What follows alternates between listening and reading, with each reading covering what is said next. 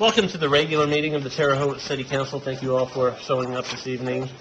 It is about 6 after 6, Thursday, December 6th, 2018. We begin each meeting with a moment of silence and the Pledge of Allegiance. This evening it will be led by Councilman Morris.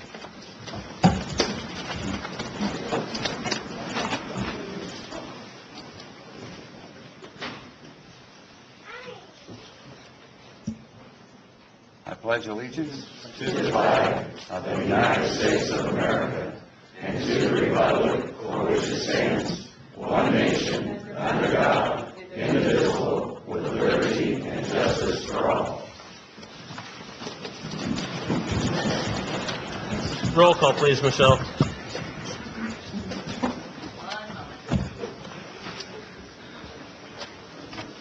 Councilperson Aller. Present. Councilperson Azar. Here. Councilperson Crossan. Present. Councilperson DeBon. Here. Councilperson Elliott. Here. Councilperson Garrison. Here. Councilperson Morris. Here. Councilperson Nasser. Present. Councilperson Nation. Here. All are present. Thank you.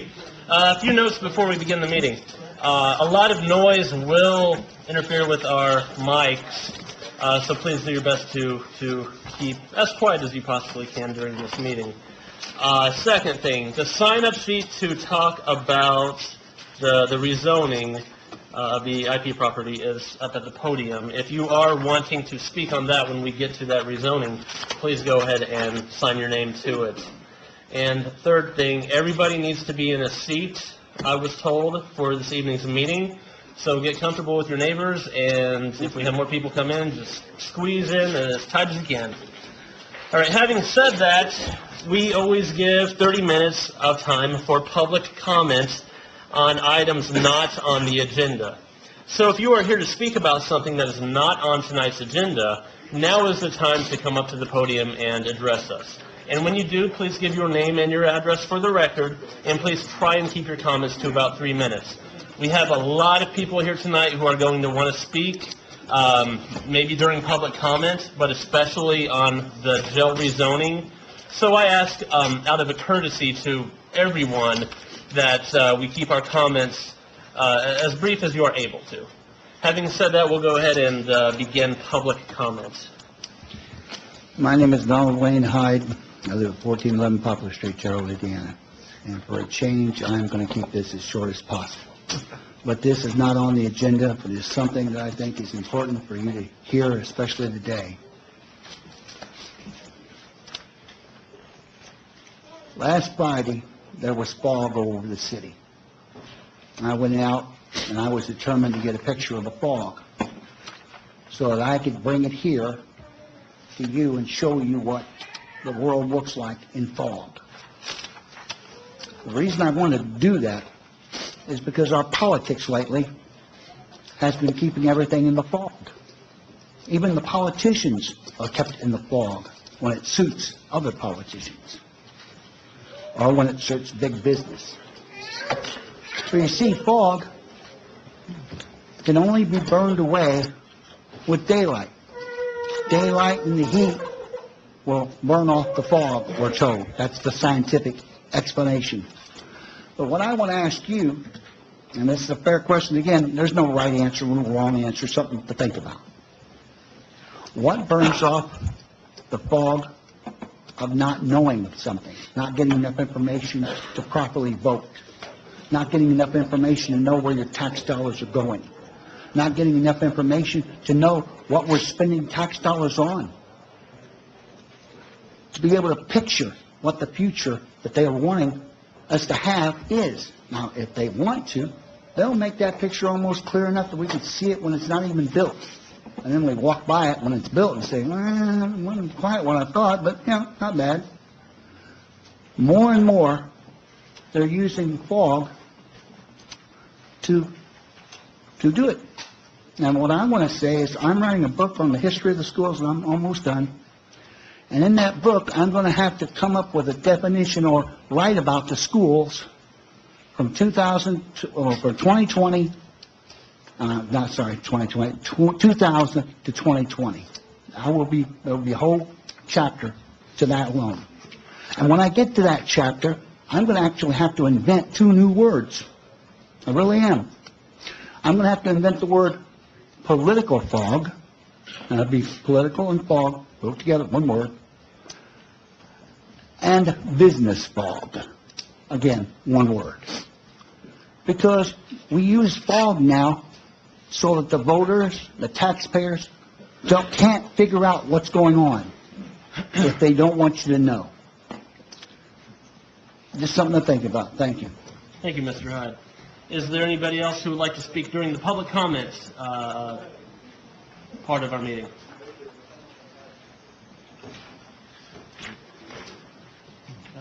Oh, okay, good, go ahead.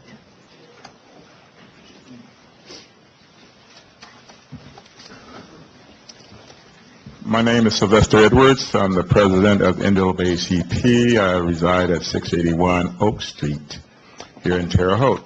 I'd like to thank the council for what they have done in the past. In 2008, there was a resolution from the NAACP, and the council wholeheartedly put that into practice. It was the hate crime bill.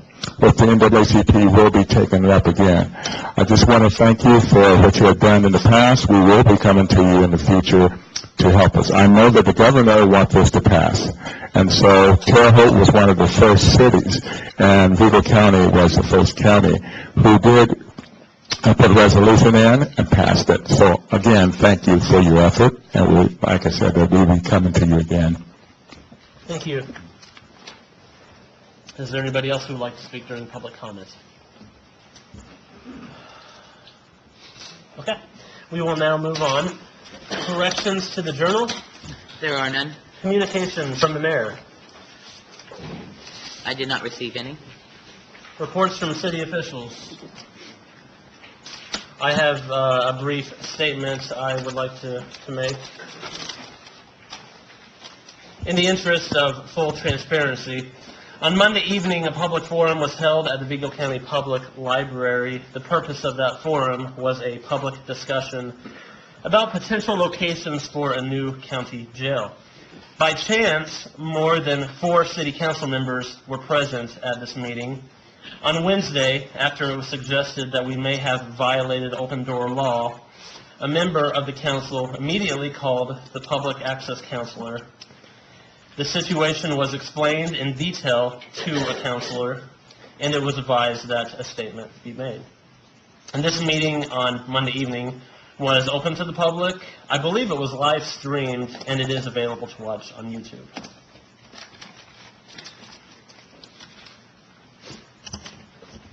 Are there any further comments from city officials? No. Okay. Reports from Board of Public Works and Safety. There are none. Reports from standing committees. There are none. Reports from non-standing committees. There are none. Items previously tabled. Resolution 16, 2018, transfer of $323,788 in the edit budget. Petitioner.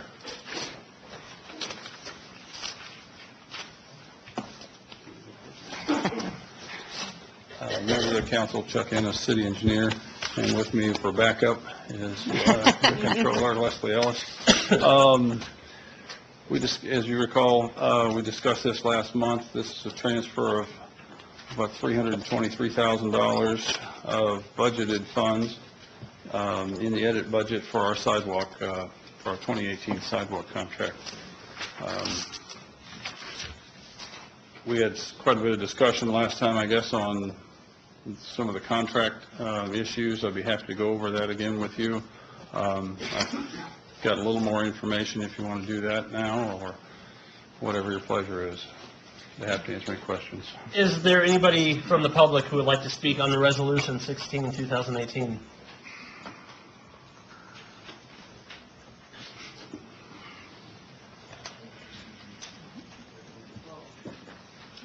Donald Hyde again. I'll be short and quick. I got one question to the people and to the board. How many sidewalks in 2018 were built that were new? And how many sidewalks in 2018 were repaired? In other words, what did all this money pay for? Thank you.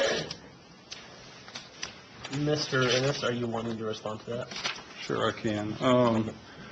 We spend about $500,000 a year on sidewalks. We have an individual in my office that receives complaints, addresses concerns, 311 calls, schedules a work order. After rating the sidewalks, the worst ones get replaced first with some slight adjustments, I guess. We take priority around schools, public facilities, but generally, the worst ones get replaced first. We're trying to stay in compliance with the Americans with Disability Act, but we've been spending $500,000 a year on sidewalks for as long as I can recall. Is there anybody else in the public who would like to speak on Resolution 16? Council. Just one.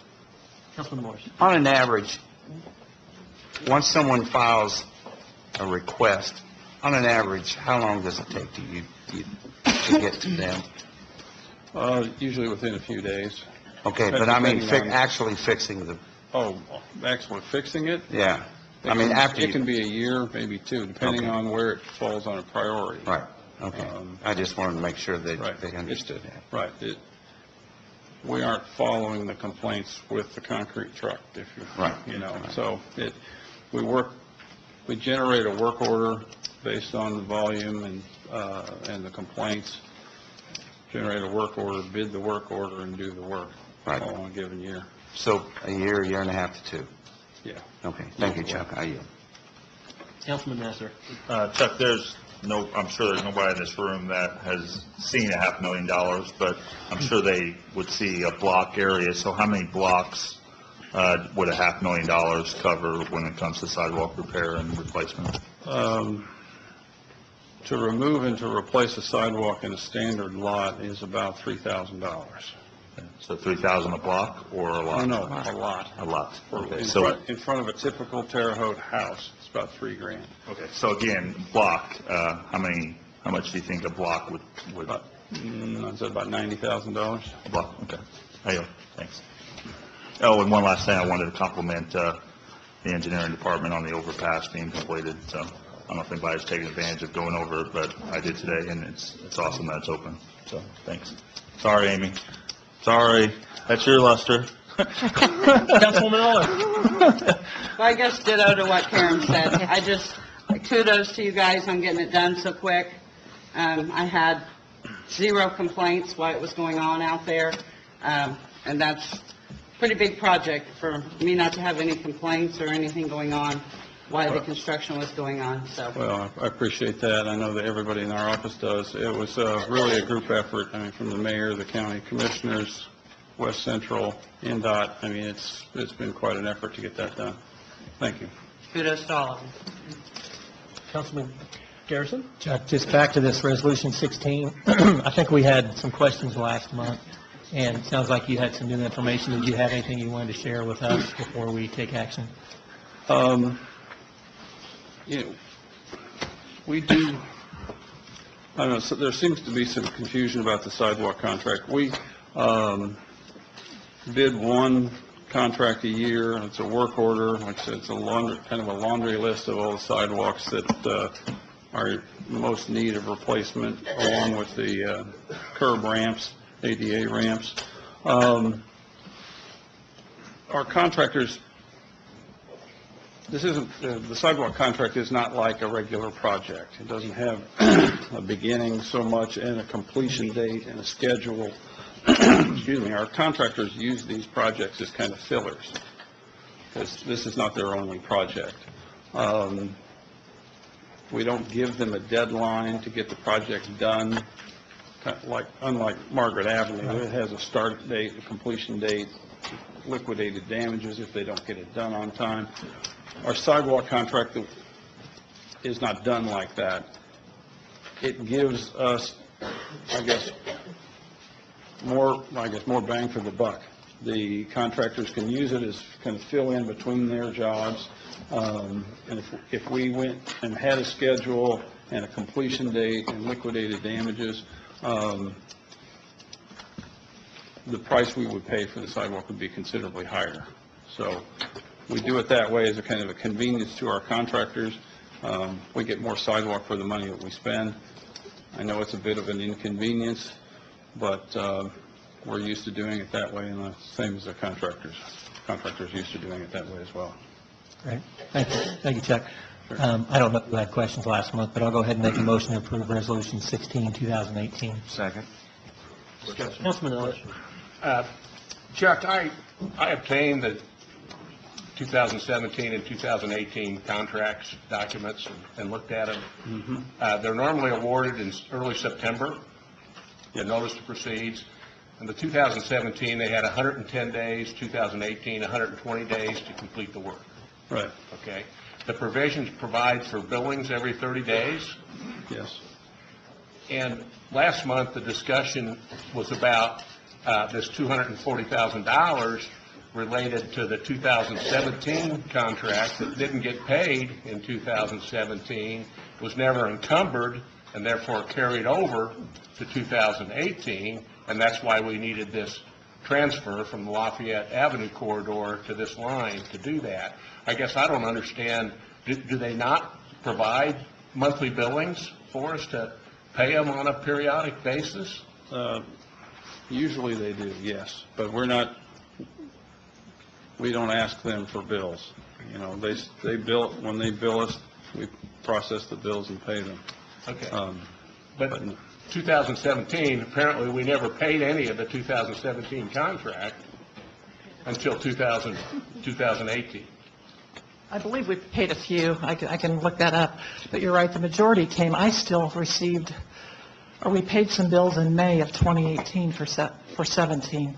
And the miscommunication on the encumbrances was on my part. I misunderstood how much we had outstanding. So I did not encumber enough. The money still is there.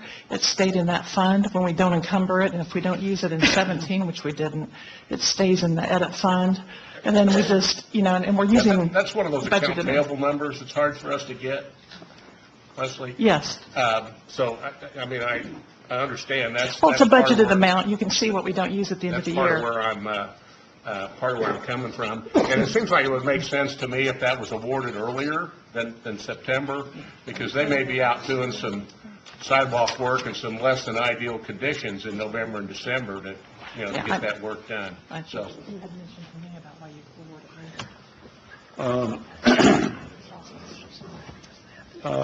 later. Excuse me. We've talked about moving the award dates up in 19 to avoid this. We can do these projects like, the Margaret Avenue project. They're still pouring concrete, earlier this week. So we're not in a big rush come spring to bid these projects. It just kind of fits with the construction cycle. But we have talked about moving the bid dates up from September to August. okay. To help to alleviate some of this. Okay. I mean, just the contractors I've worked with over the years, I know then if it gets too cold, they have to cover it and so on and so forth. So, Right. I mean, there can be issues there. So, Right. I yield. Michelle, do we have to vote to act on these appropriations? Okay. Okay, a motion is on the floor. It was moved by Councilman Garrison and I believe seconded by Councilman Morris that we approve appropriation 11, 2018. Those in favor, please say aye. Aye. Opposed? Passes. Thank you. Next item, please.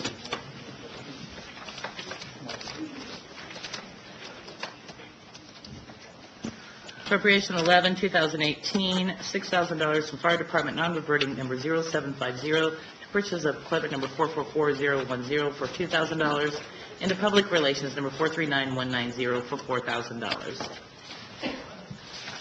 Yes, sir. Mr. President, members of council, Jeff Fisher, Fire Chief. Assistant Chief Loudermilk spoke on this last month. I'll be more than happy to answer any questions if you have any at this time. Is there anybody from the public who would like to speak on appropriation 11, 2018? Council.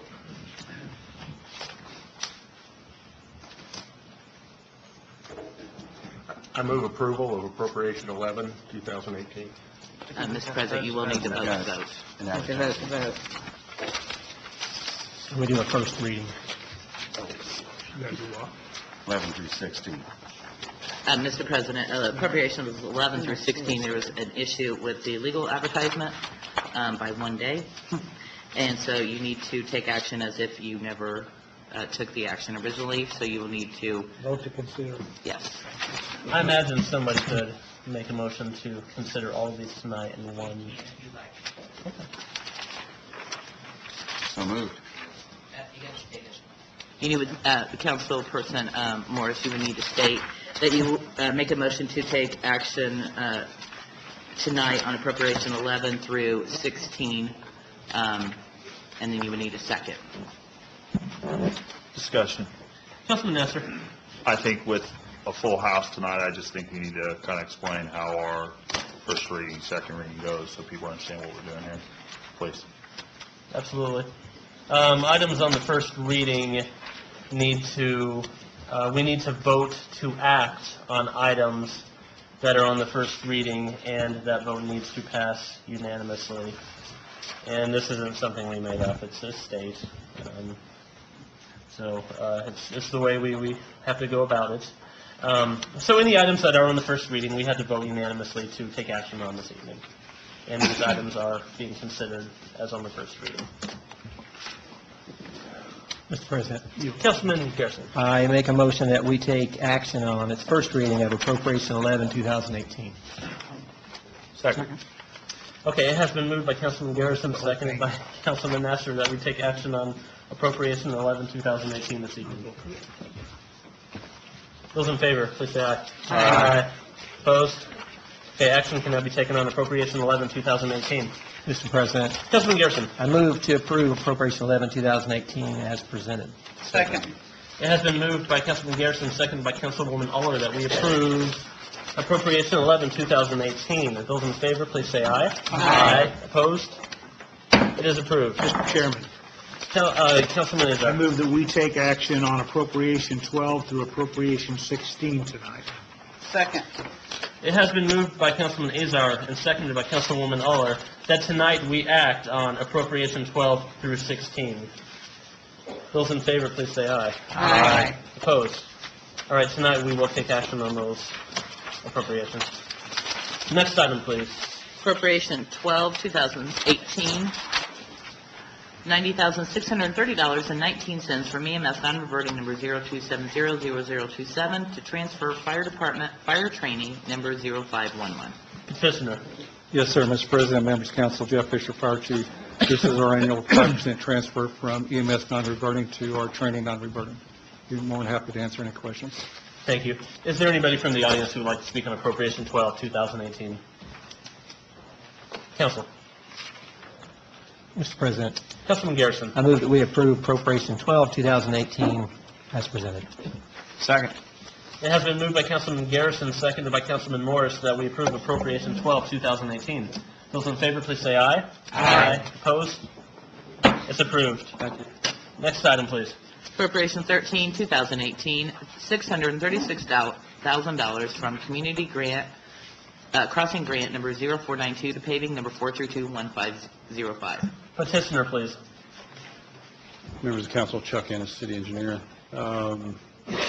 We discussed this last month, but I'd be happy to answer any questions. Is there anybody from the public who would like to speak on appropriation 13, 2018?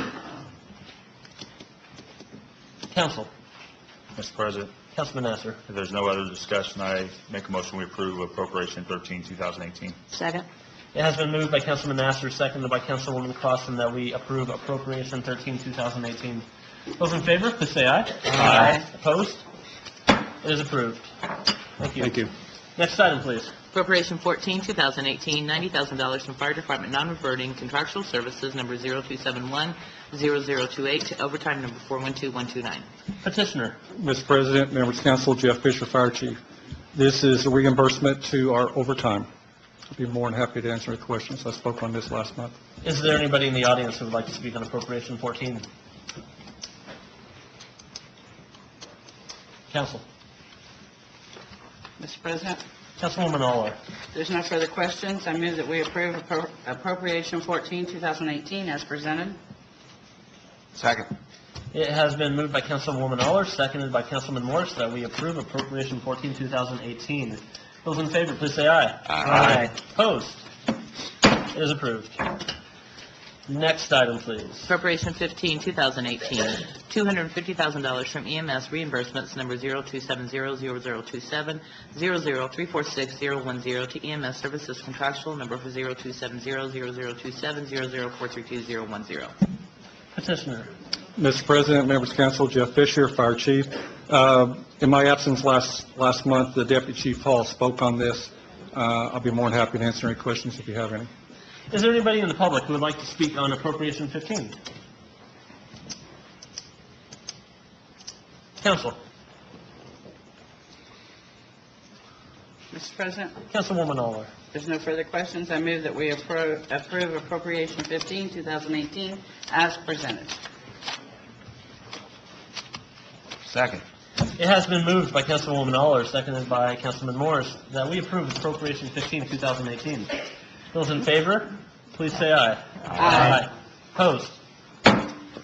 It is approved. Next item, please. Appropriation 16, 2018, $5,500 from Fire Prevention number 070750000000342 to EMS gasoline number 02700027, 0242210. Petitioner, please. Mr. President, members of council, Jeff Fisher, Fire Chief. Also, Deputy Chief Hall spoke on this last month in my absence, but this here is to transfer funds into gasoline from the fire prevention to offset the gasoline from the prevention division. I believe that Councilman Nasser had some questions about this. On my return, I sent an email to Councilman Nasser and the rest of you explaining some things on this, and we spoke briefly also. But I'd be more than happy to answer the questions if you have any at this time. Is there anyone in the public who would like to speak on appropriation 16, 2018?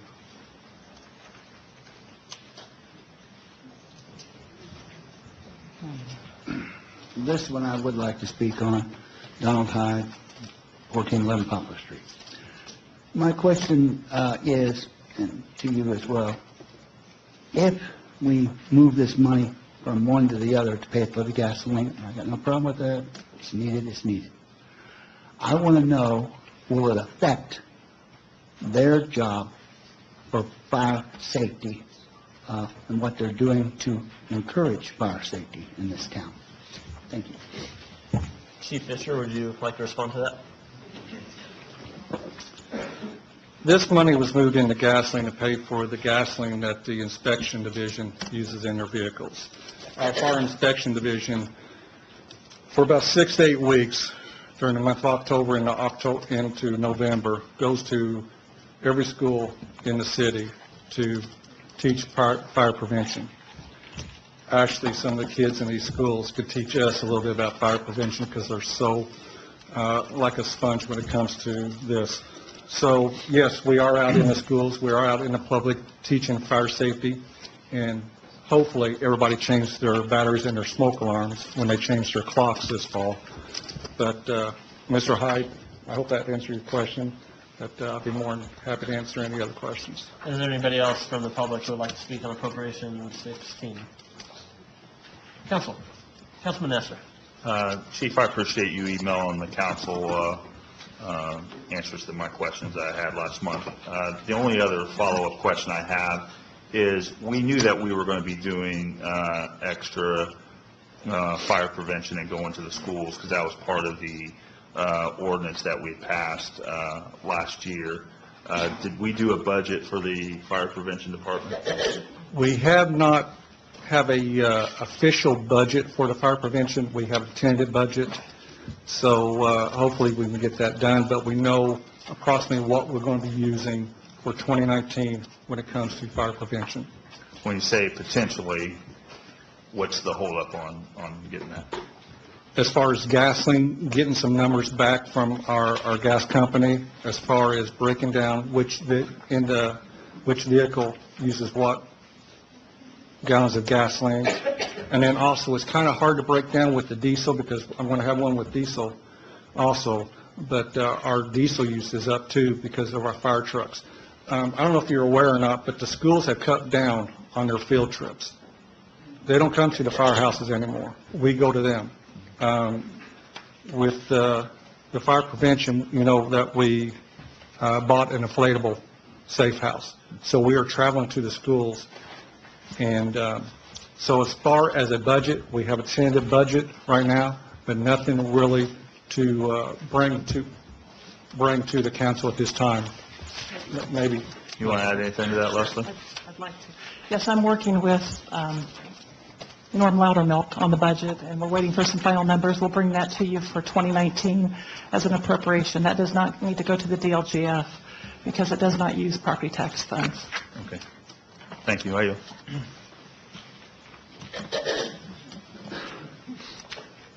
Mr. President, Councilman Nasser. if there's no other questions or comments, I make a motion we approve appropriation 16, 2018. Second.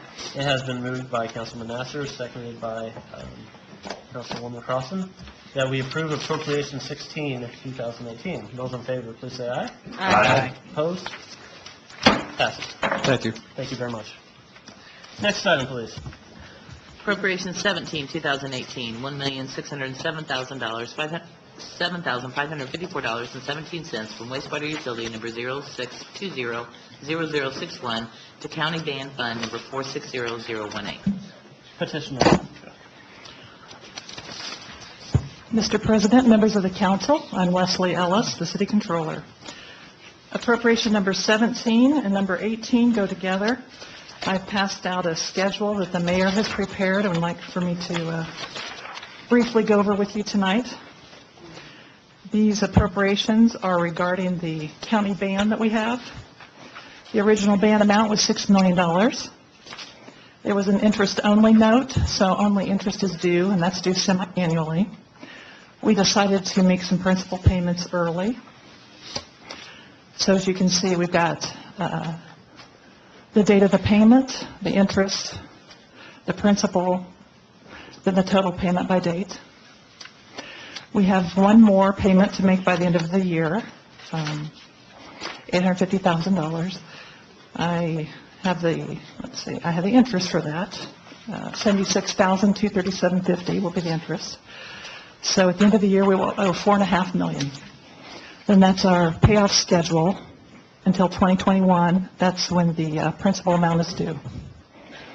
So I'd be happy to answer any questions about the schedule. Is there anyone in the public who would like to speak on appropriation 17? Council.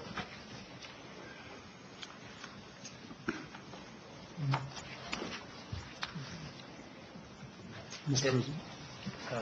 President, if there's no further discussion, I would move approval of appropriation 17. We have to vote to take action on this one, along with your 16, with the, you have to vote to take action, right? Sorry, Earl. We have to do that for 11 to 16. Yeah, we're on 17. This is 17. No, this is 17. All of them now. Now we have to do it for all of them. Because the error was made in the last month, the error was made. Can I clarify, this says 11 to 16? That's an error. You never voted on this. But what we're addressing now is number 17? But it's first reading on it. Reading. And it's first reading. Oh, it's first reading. Okay. Vote to vote. All right, I think I'm getting there. Mr. President, I'm glad you are. I just vote to vote on appropriation 17, 2018, and take action this evening. Second. It has been moved by Councilman Elliott, seconded by Councilman Nasser, that we take action tonight on appropriation 17, 2018. Those in favor, please say aye. Aye. Opposed? We can take action on that. Now, I move that we approve appropriation 17, 2018. Second. It has been moved by Councilman Elliott, seconded by Councilman Morris, that we approve appropriation 17, 2018. Those in favor, please say aye. Aye. Opposed? Passes. Next item, please. Appropriation 18, 2018, $1,747,554.17 from County Band Fund 0620-006106-460-018 to Principal Number 0624-000003-439178 for $1,500,000 into Interest Number 0624-000003-179 for $247,554.17. Petitioner. My name is Leslie Ellis. I'm the city controller. Appropriation 17 was to transfer money from the wastewater utility fund into the county bond fund, or band fund, which is what you just approved. Appropriation number 18 is once the money is in the county bond or band fund, I need to put it in the line items of principal and interest. So this is designating how much goes to principal and how much goes to interest. Is there anybody from the public who would like to speak on Appropriation 18? Council. Councilman Nation. First, I'd like to thank our friends in the county government for helping us out like this. What we're doing is approving the means by which we're going to pay back this loan.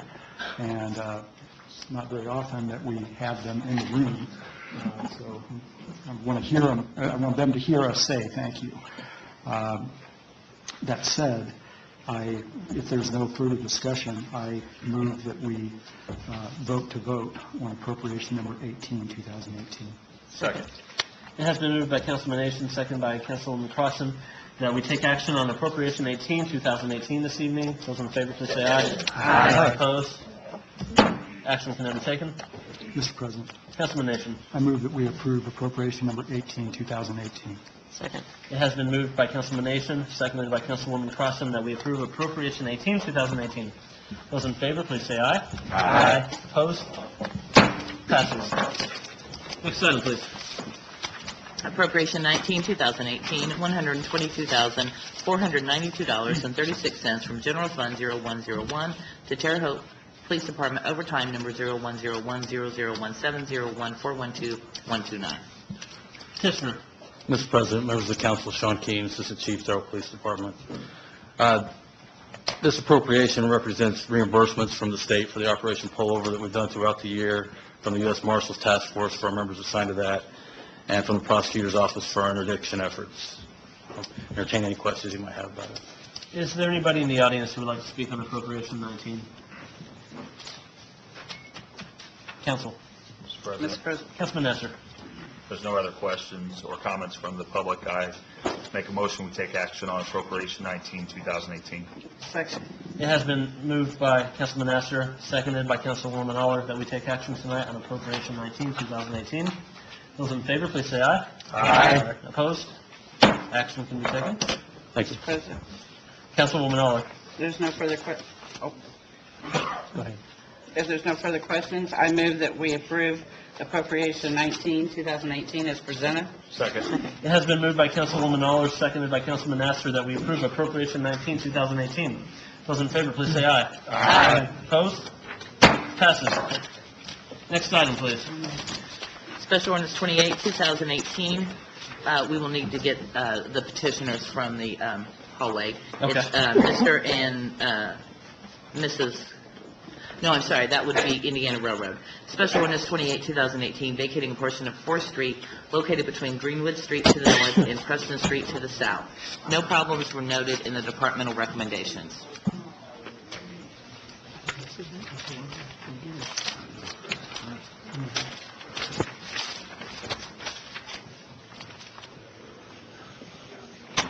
Mr. President? Yes. Could you give everybody an update on when we're going to... I'm sorry. Can you tell everybody when we're going to get to the fund ordinance, so they know about how much time we have? The jail rezoning issue... About 4 more? It's toward the end of the agenda tonight. There are 2 shorter items after it. I do intend to move those shorter items before it, out of courtesy to those who are petitioning those 2 resolutions. They should be much shorter than the jail ordinance. And I will make that comment before we get to it. Thank you. Having said that, petitioner for Special Ordinance 28. Thank you. My name is Tom Densford. I'm here representing the Indiana Railroad. We have a petition before the council to vacate a portion of 4th Street where it intersects with Preston.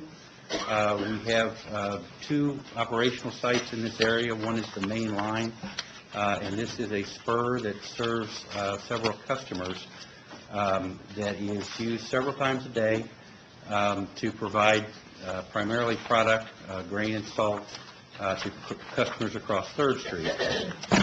This particular location was called to the railroad's attention about a year ago when there was a train automobile accident. Fortunately, no one was hurt and the property damage was minimal, but it did shine something of a spotlight on this location that is a very peculiar alignment. It is not a traditional four-cornered type alignment where Preston and 4th Street meet. 4th Street in this area is platted at 65 feet wide, but it seems to have taken on something of a life of its own. It heads north-south and makes kind of a J-hook where it parallels the railroad and intersects with Preston Street. So there's a few drawings, I think, in your materials for your reference, but the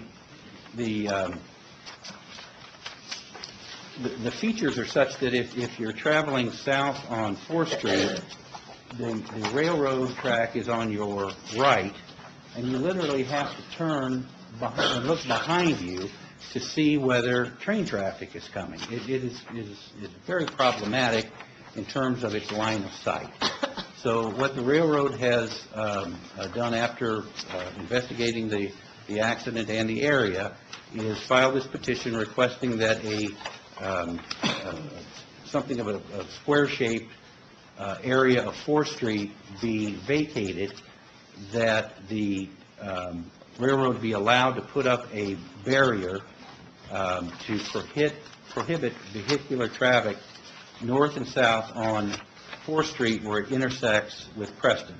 Preston, which runs north and south, or east and west, would remain open to vehicular traffic and would continue to serve the area businesses. The railroad has been in contact with the neighbors. We continue discussions up until just a few moments ago, and I'm here to answer any questions that the council may have, understanding that no decision and no vote will be made this evening. Is there anybody in the audience who would like to speak on Special Ordinance 28?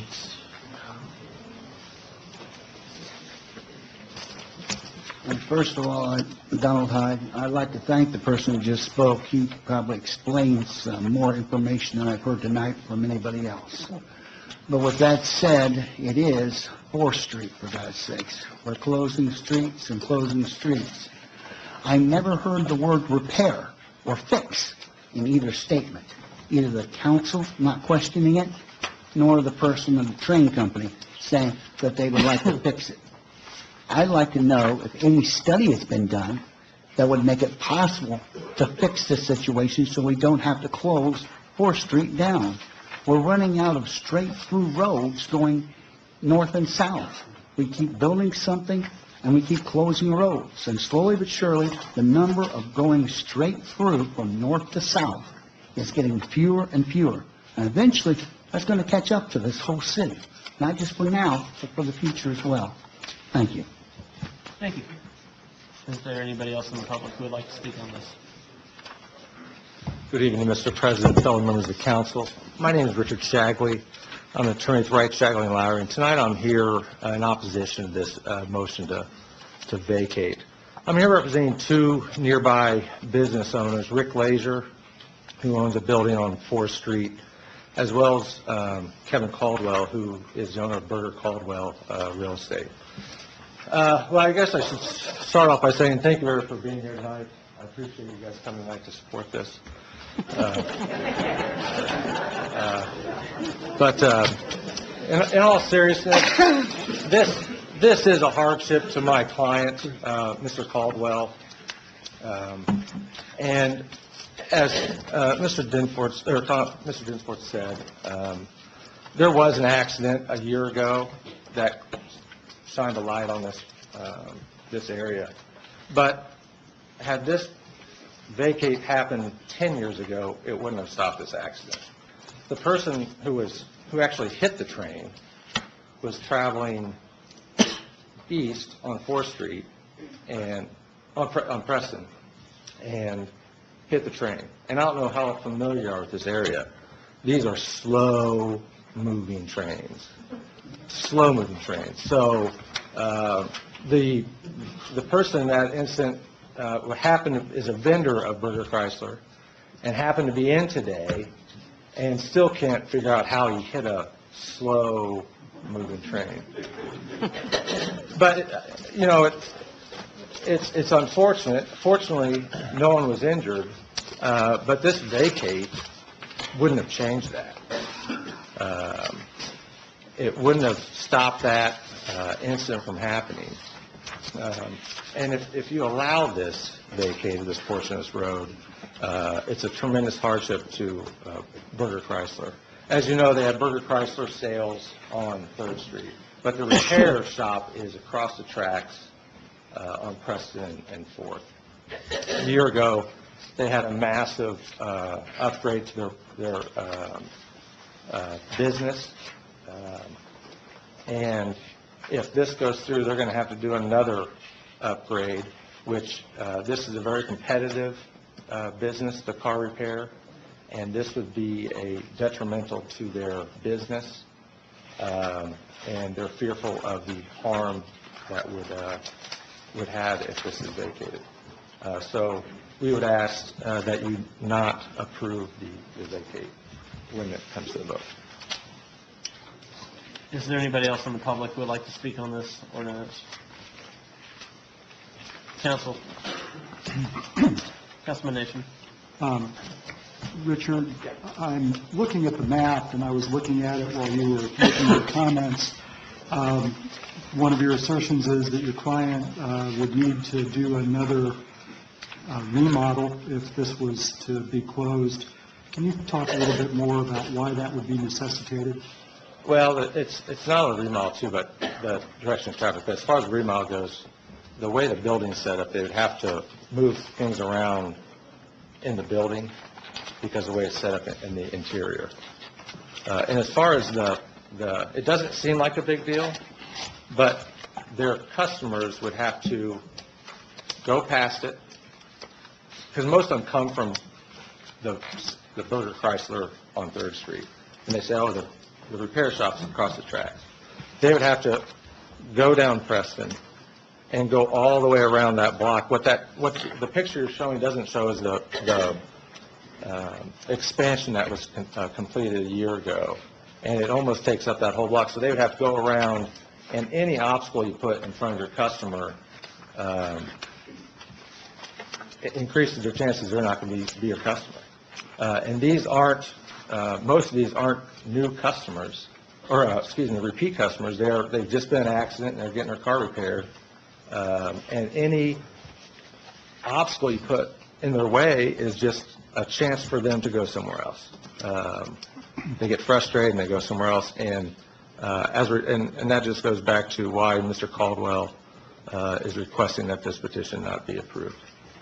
So if I understand you correctly, well, first, I guess I should say I'm pretty familiar with this area back there because it's the way that I get into Goodwill, or used to when I took my recycling there down 5th Street to get in the back way. And I saw that work going on that upgraded this facility that we're talking about between 4th and 5th Street north of Preston. But what I think I see here is that Preston would remain open. All of these are two-way roads, and they just go down Preston and 5th Street and then in. Is that not the case? They would have to go up to 5th, all the way down to the next street and then back. Sure, yeah. The entrance. We're talking about this building, right? Yeah. That was one of my questions. This is the entrance right here, so they'd have to go all the way. Or do a massive, reconfiguring of that, whatever area's left. Richard? Yes. Is it this one? That's correct. Okay. You see what he's talking about? The entrance is right This here. is the building that we're talking about. As stated, it doesn't seem like a huge ordeal, but again, anybody in business knows any obstacle you put between you and your customer is a big obstacle. And Mr. Caldwell's fearful that these are too many obstacles and it diminishes business. Thanks for answering my question. I yield. Councilwoman Crossen? Yeah, I just wondered, a concern I have, again, I'm fairly familiar with that area myself, and I understand the concern about that little piece of road curving there, but I also wonder if anybody has talked with, and I don't think he's here any longer, Chief Fisher or anyone about any problems it might cause with access for emergency vehicles. Oh, he is here. Oh. No problem. No problem? Okay. Okay. Thank you. All right, I yield.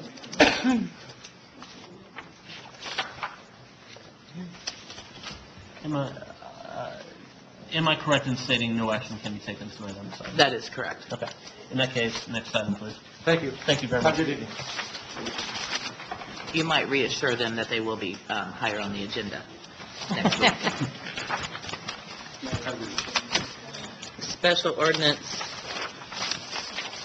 34, 2018, if someone could get Mr. and Mrs. Grizzle, vacating a north-south public alley and a northwest to southwest public alley located at 500 through 506 Helen Avenue. No problems were noted.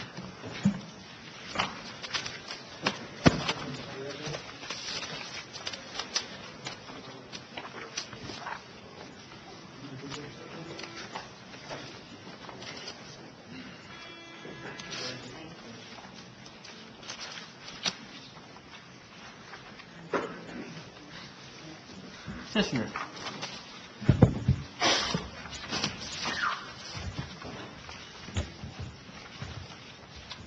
Mr. Gissel, if you'll just introduce yourself and your wife and your address. What's that? Go ahead and give your name and your address. Ernie Grizzle, 506 Helen Avenue, And if I may, Mr. President, Terre Haute, Indiana. I have spoken with them on numerous times. If you have your document in front of you or from last week, this was an interesting situation that the railroad used to come behind their property. They removed the railroad at basically 6th and Helen. It used to come south. So there was a railroad located north of Helen that runs east and west. There was a railroad line that came off of that one and went southeast off of there. And when the railroad was vacated, the deeds were not updated on who owned the property. An alley was left there, and he has a garage on top of it. Mr. Grizzle, if you'll explain more on that. What's that? About the property on top of that. It was... There, you can go ahead. No. You can do it. You can do it. Well, the property at 506 has the alleyway. It's like a drive now through it, and the garage is sitting off to the side, and it's part of the parcel of, on the that we own there. What else do you need to know, Michelle? If I may, Mr. and Mrs. Grizzle, they did work closely with Indiana Railroad. In fact, the attorney who was just here, I believe you worked with Mr. Yep. Right. And they were able to work out so that the property could change to their name. So this is basically a cleanup on an alley that hasn't existed in probably 50 or 60 years. And they are looking forward to full-time retirement, I believe, and maybe moving to a warmer climate at some point in their life. Makes two of us. And again, Mr. President, there cannot be any action tonight. I have not had a chance to speak with them. We will need to continue this till next week to take an actual vote. But tonight, you've been able to speak with the council, and we'll see if they have any questions for you. All right. Is there anybody in the audience who would like to speak on Special Ordinance 34? Council. If there be no comments from council, we'll move on to the next item. Thank you very much. We'll see you next week. All right, thank you. Special Ordinance 35, 2018, rezoning of property located at 1770 Margaret Avenue. Area Planning got a favorable recommendation. I do believe Mr. Llewellyn is representing the clients. And you can, if you desire, you can take action on this tonight after you take a vote to take action. While waiting for the petitioner, I will go ahead and state that I am moving Resolution 17 and 18 above Special Ordinance 36. Petitioner. Thank you, Mr. President, members of the council. My name is Jeff Llewellyn. I'm an attorney with the Wilkinson Gola Law Firm here in Terre Haute. I'm here this evening on behalf of the rezoning petitioner, Cornerstone Builders of Terre Haute, Inc., and I have Mr. Scott Mundell, who is the principal, or one of the principals of that company as well. We're seeking to rezone property that has a common address of 1770 Margaret Drive. It is no longer accessible from Margaret Drive now due to the overpass. This property is located and accessed now from Lockport Drive, coming up of 13th Street. As Lockport will dead end toward that Margaret overpass, that's where this property sits. So it's bordered by the overpass on the south, the Grandview Cemetery to the west, the train exchange yard to the east, and then to the north is currently unimproved ground that is zoned M2. The R3 zoning that exists came into being in 2007 as a result of a request for that designation to allow for an apartment complex development to take place on this site. The site's approximately 4.77 acres. That development never came into being, and the lot has sat empty since that time. So we are seeking to rezone to an M1 light industry classification, and then Mr. Mundell and Cornerstone Builders would use this property to build a facility for their business to have a small office building and primarily for storage for their equipment, tools, machinery used within their business. And that would be the intended purpose for the site and the reason for the rezoning. I certainly would be glad to answer any questions that you might have. Otherwise, we would respectfully request your approval of the rezoning. Is there anybody in the audience who would like to speak on Special Ordinance 35? Council. Mr. President? Councilwoman Crossen. If there's no further discussion by council, I move approval of Special Ordinance 30. Oh, we have to vote on this? I'm sorry. I move that we vote to vote on this. Thank you. Second. It has been moved by Councilwoman Crossen, seconded by Councilwoman Aller, that we take action tonight on Special Ordinance 35, 2018. Those in favor, please say aye. Aye. Opposed? Action can be taken. Mr. President? Councilwoman Crossen. I now move that we approve Special Ordinance 35. Second. It has been moved by Councilwoman Crossen, seconded by Councilwoman Aller, that we approve Special Ordinance 35, 2018. Those in favor, please say aye. Aye. Opposed? Passes. Thank you very much. Thank you very much.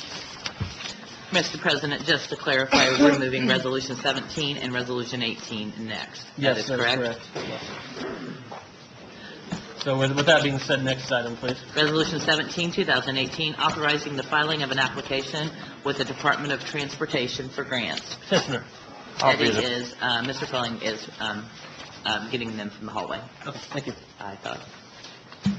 Well, I'll speak on his behalf also. This is a formality that we do every year, and this is just giving West Central the permission to file for grants.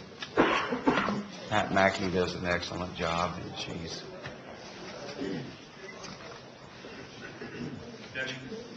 Debbie, Department of Transportation.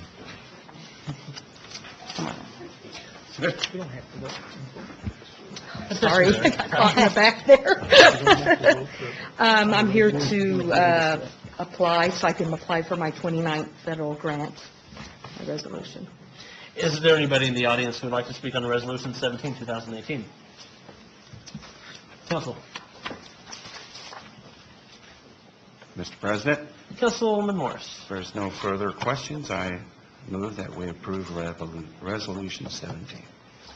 Second. It has been moved by Councilman Morris, seconded by Councilwoman Aller, that we approve Resolution 17, 2018. Those in favor, please say aye. Aye. Opposed? Passes. Thank you very much. Next item, please, Michelle. Resolution 18, 2018, authorizing the extension of a temporary revolving loan from the Terre Haute Redevelopment Commission. Petitioner. Council, Eddie Felling, City Attorney.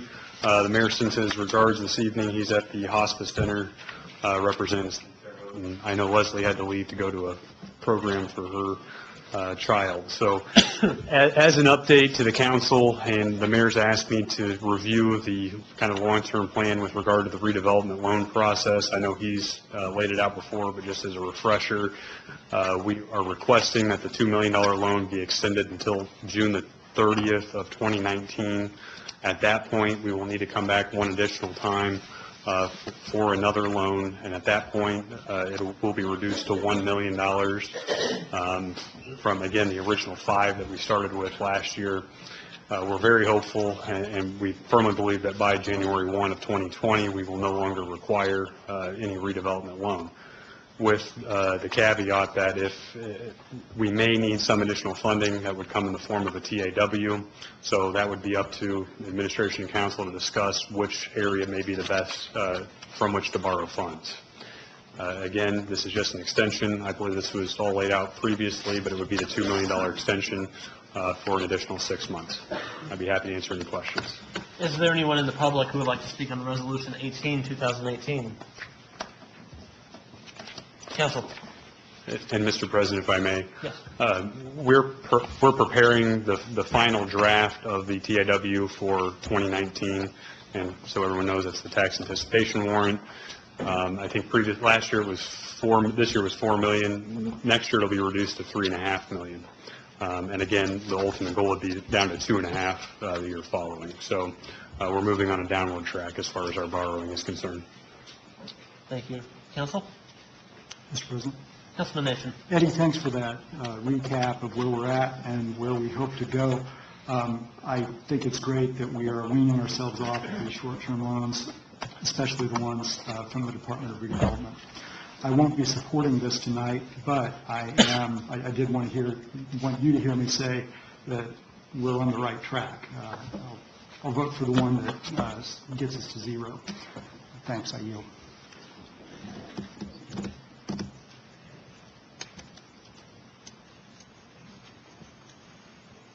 Mr. President, Councilman Azar. if there's no further discussion, I move for approval of Resolution 18, 2018. Second. It has been moved by Councilman Azar, seconded by Councilman Garrison, that we approve Resolution 18, 2018. Those in favor, please say aye. Aye. Opposed? No. All right, it passes 7-2. Thank you. All right, with that finished, next item, Michelle. Mr. President, is this where you would like to have the presentation? Yes, there will be a brief presentation by Mr. Fred Nation of Riverscape. After that, we will go through the public comments sign-up sheets, which you all had the option of signing up here at the podium before the meeting. With that said, Mr. Nation, whenever you would like to begin. Sign on me.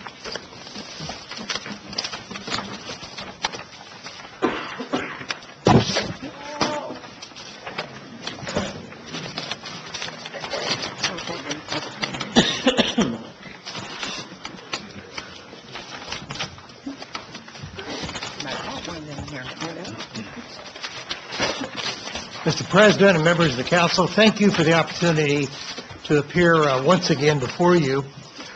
My name is Fred Nation. I'm the Vice President of Wabash River Development and Beautification, Inc., better known as Riverscape. I'm here tonight for the third time in the last 7 years to address dreams that we have, for the Southwest Industrial Corridor. And that area on First Street and Creighton Road, south of the U.S. Federal Penitentiary. You see it, that's this area right down here on this map. See the river, and this is known as the Oxbow over here, which I'll reference, and this is Interstate 70 that crosses that area. And this is the property in question, right here. In 2011, Riverscape opposed plans of the Terre Haute Sanitary District to use the International Paper settling ponds as open sewage lagoons as part of a solution to our stormwater problem. Our point is pretty simple. Terre Haute had lost the industries that caused us to have a reputation for odors. And we were about to spend $125 million on a reform of our sewage disposal plant, which was supposed to and have removed those odors. So Terre Haute was without those odors. Our reputation may still have it, but the reality is we don't smell anymore. And that's a great thing for our community. Why should we take the risk of open sewage lagoons in the same location that could cause that problem? That's why Riverscape opposed that transformation. Plus, there were new technologies available. I want to give credit to the State Council, to Mayor Bennett and his administration for listening to us and finding a better solution. Right here, I have a copy of the front page of Terre Haute Tribune Star for June 28, 2014. And the story here is that new technology renders lagoon controversy moot.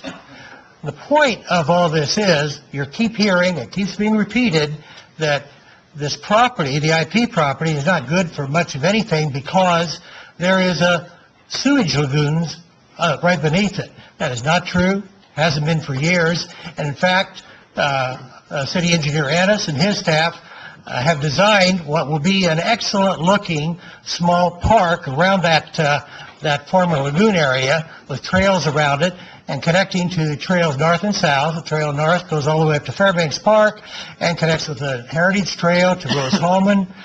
Soon we will connect with across the river bridge to West Terre Haute to Dewey Point. And in the future, we'll be connecting with St. Mary of the Woods College, making a great network.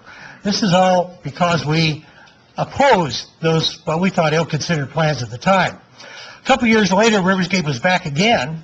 Again, we're opposing something on the International Paper project. This time it was Powerdyne, an ill-considered plan that would have been unhealthy for our city's environment and probably unhealthy for our checkbooks too. Once again, thanks to the leadership of the City Council and cooperation of the Mayor, that ill-advised plan was abandoned. And now I come before you to express Riverscape's opinion about the location of a jail on the International Paper property not being the optimal use of that property. You might ask, why does our opinion matter? What have we got to do with this property?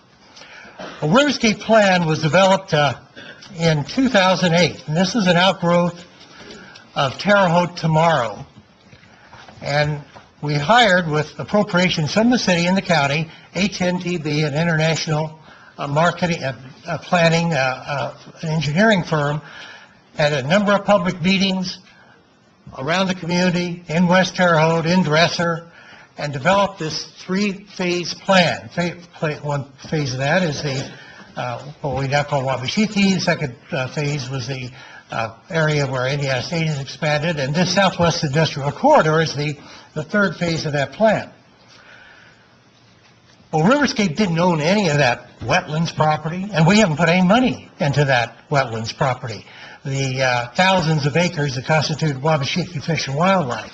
But by working with Indiana DNR, with our Vigo County Parks and Recreation Department, and with a number of wildlife organizations such as Ducks Unlimited, etc., that area has been restored and is now going to be the key property in Governor Daniels, former Governor Daniels, Indiana Healthy Rivers Initiative, which will eventually expand that park area, that wetland park area, which abuts the city of Terre Haute, to 43,000 acres from Sullivan County to Park County. Riverscape didn't do this. Riverscape advocated for it. We helped raise some money for some planning for it. But it was you and the citizens of this area and the governmental units who did that.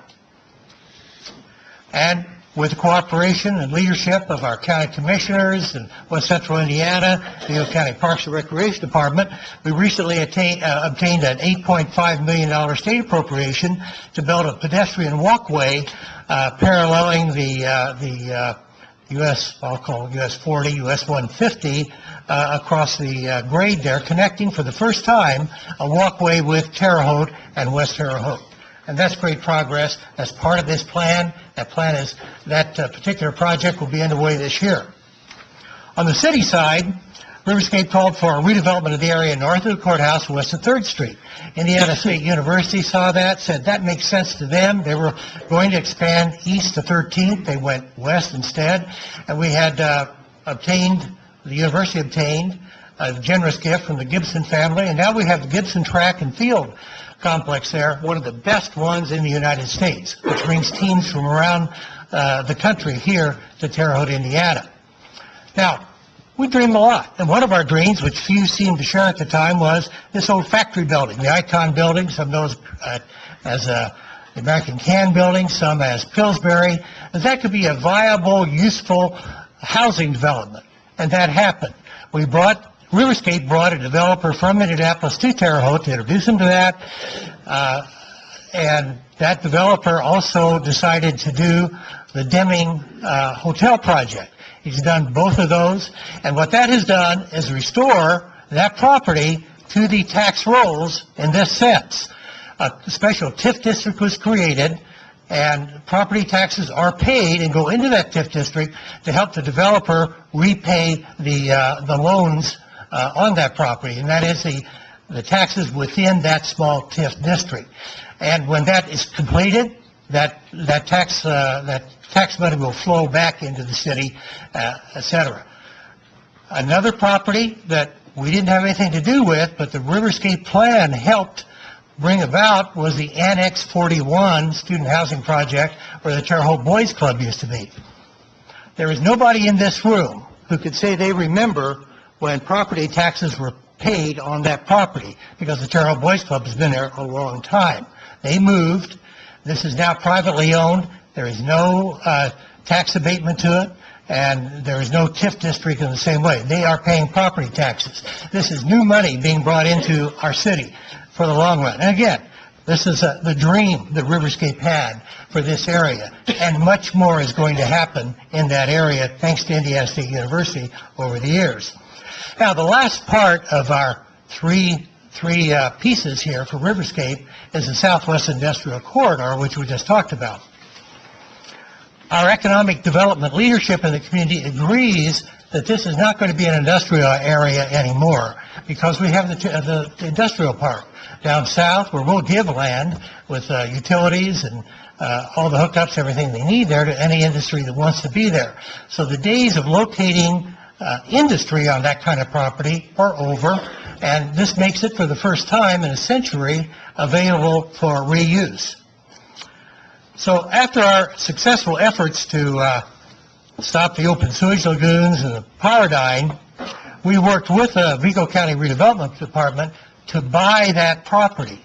And with the support of the Vigo County Commissioners, that was done 2 years ago.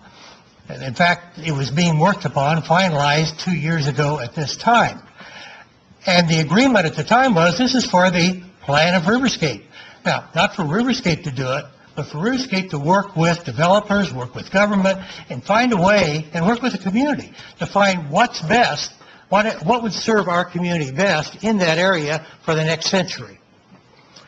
Well, it was only a couple of months later that the commissioners told us they had another idea, and that was to put a jail on the property. We opposed that by unanimous vote of the Riverscape Board in February of 2017. That is the only action Riverscape has taken in regard to that property. Opposition of the jail being located on the property. We have taken no position on where the jail ought to be, just that it shouldn't be there, because that's where our interest area is. Why? Well, when we talk to major employers, and I see some of them here, I see people work for them, I think you know what I'm going to say. whether it's the hospitals, medical community, the colleges, the universities, our factories, we hear about the difficulty of bringing people into our community, professionals into our community, because of quality of place issues, quality of life issues, that we find it difficult to compete with other communities with. In fact, a couple of years ago, we lost the engineering department of one of our industries down at the industrial park because they couldn't hire engineers to come here. This is in a city with the finest engineering school in the United States, and it went to Carmel, Indiana, losing great jobs, good-paying jobs that we need in this community. Riverscape is only one of the agencies working to remedy this problem, and this is only one of the efforts in that. In fact, Wabashiki, when you talk about quality of life, it's a major hunting, fishing, and hiking area right next to our city. In fact, we have the equivalent of a linear state park from Sullivan County to Park County, eventually, right across the river from downtown Terre Haute. It's almost like I can't call it Central Park, but it's certainly pretty central to our lives. What we lack are the elements most cities our size or smaller now have. Modern community pools, water parks, indoor soccer, basketball facilities, adequate tennis and pickleball courts, a baseball stadium, baseball, softball complex, fields complex for our youth. Indiana, Terre Haute is a baseball town, but we don't serve it well. Let me be clear.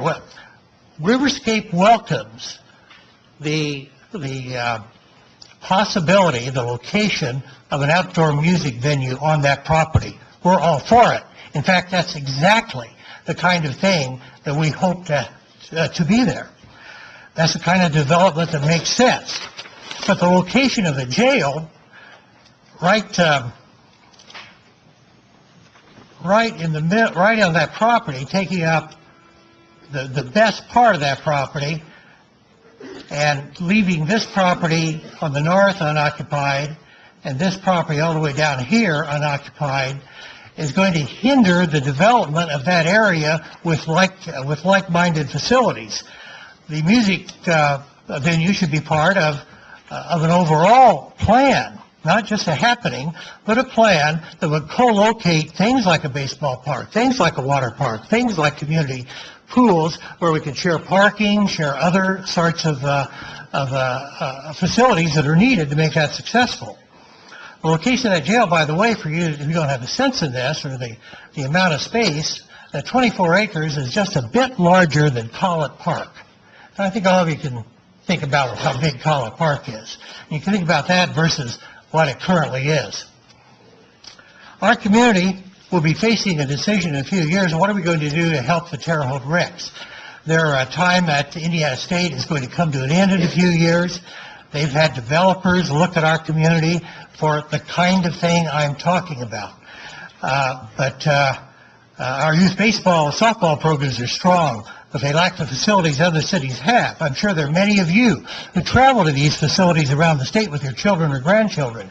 That brings hotel nights, it brings restaurant, it brings retail business to our community. We need that. What better place to put it than where it can be seen from the interstate, right off of a mile to 3rd Street there, and right at the core of all of that economic activity. We have 2 city pools at the end of their life. We have no water park. And we give 10% of the business of Splash Island in Plainfield comes from Terre Haute, because we don't have anything like that here. As a community, we need to address these as Kokomo has, Plainfield has, Evansville, Westfield, Noblesville, and other Hoosier communities have. What this is across the top of the chart there are not what we're saying will be here. It's what space some of these facilities take. And it's also, some of these are publicly funded, some of them are privately funded, some of them are public-private partnerships. Whatever happens down there won't be a decision made by Riverscape. Our city and county parks, hopefully city and county parks working together right here in our city. Can you believe that? Together with the city council, the county council, the mayor, the commissioners, and private developers, if we can move ahead with some certainty, which we have not had for the last 2 years, we can make some progress on this.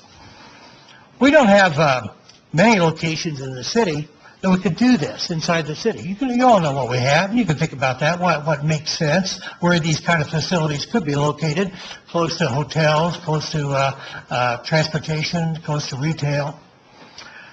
But this area makes sense because it's connected to the north, to the trail system, and is in an area close by a lot of other facilities. Now, for those who don't believe we need the recreational elements here that other cities have, well, let's consider a few other things. Wouldn't it be prudent to keep this acreage available for the possible use of the Vigo County School Corporation as they look at new locations, possibly for new high schools, possibly? North and south each sit on 60 acres of land. It's hard to find 60 acres of land in the city of Terre Haute where another facility like that could happen. Wouldn't it be prudent to keep this available for the possible location of a casino? There are other locations here for a casino. I wouldn't say this was the best one, but you never know. That has a lot of positives, especially its proximity to the 3rd and 3rd Street corridor there. You never know. And this property that we're talking about, and the jail will be seen, or whatever's on there will be seen from I-70, which goes right across that white line diagonally across there. Once the jail is located there, there'll be limited area for other development. Opinions will differ, of course, but Riverscape's track record is good at helping to advocate and organize and pursuing a vision which has come true. At the beginning, I admitted that we're dreamers. We've been called dreamers, and we're guilty of that. We dreamed that Wabashiki would become a reality, and it has. We dreamed that the Icon building would become an apartment building on the riverfront, and it has. We dreamed the Wabash River might once again become the center of our community life, and the Wabash Valley Crew is leading boaters back to that river, young people using that river, a regatta coming soon to Terre Haute, with bringing people from all over the Midwest to that. And we have the largest population that anybody has ever seen in this area of American bald eagles on our river. And the river today is cleaner than it's ever been in the last 100 years. It will become more clean soon thanks to the investment that the sanitary district will be making in the new sewer and the closing of the stormwater outlets onto the river. We dream that working together with you, Mayor Bennett, the commissioners, the county council, city council, and our redevelopment departments, and the private sector, we can transform this area into a community asset for our children and our grandchildren. So Riverscape asks you to take the long view, and we pledge to work with you in doing that so we can make Terre Haute and Vigo County a better place for our children and grandchildren, and start planning, not just reacting. Thank you very much for your attention.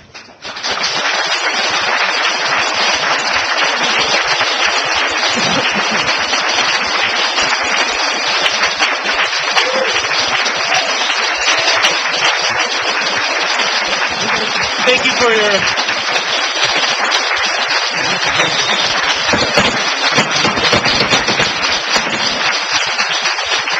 Thank you for your presentation, Mr. Well, thank you, Mr. President. Let me assure you, I'm not going to run for anything. Again, thank you very much. Any questions? Well, I'll ask that when we get to the comment during the rezoning, if anyone would like to do so, they can. But again, thank you very much for your presentation, and thank everybody here for your patience this evening. We will now get to the next item, which is the item you are all here for. Next item, Michelle. Special Ordinance 36, 2018, rezoning of property located at 2403 Prairton Road. Area Planning gave a favorable recommendation. Petitioner.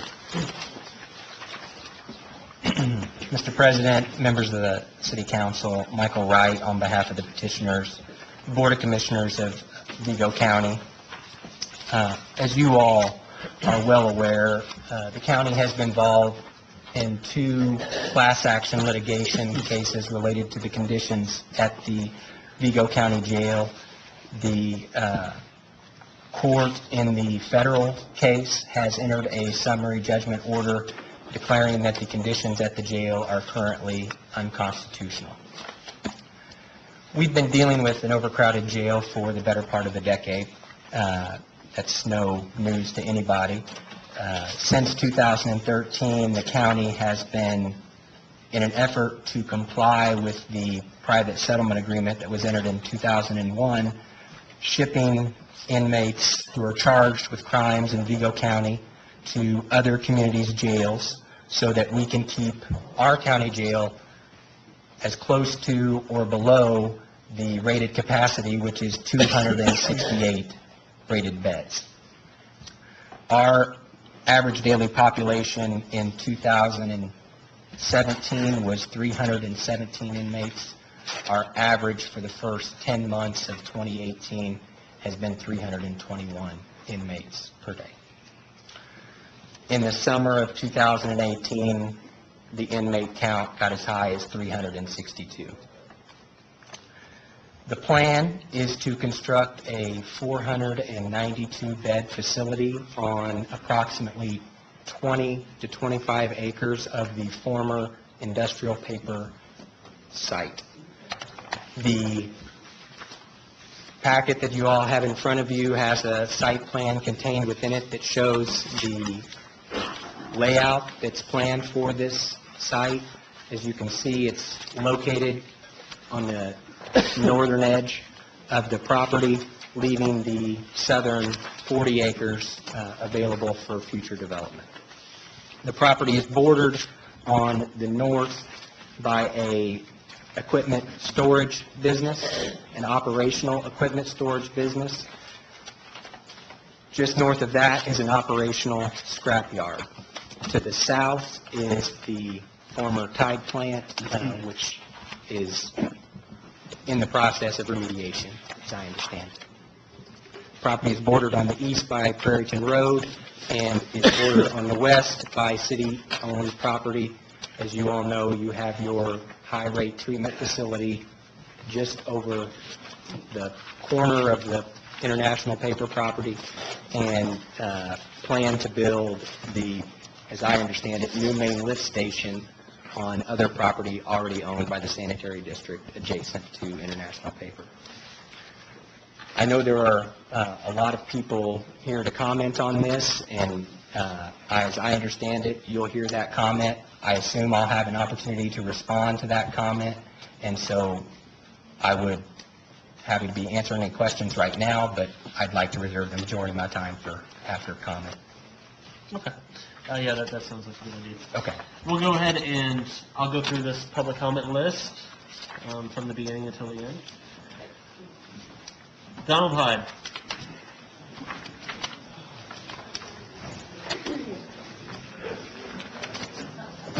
My name is Donald Hyde, and I'm here to speak once again about the jail.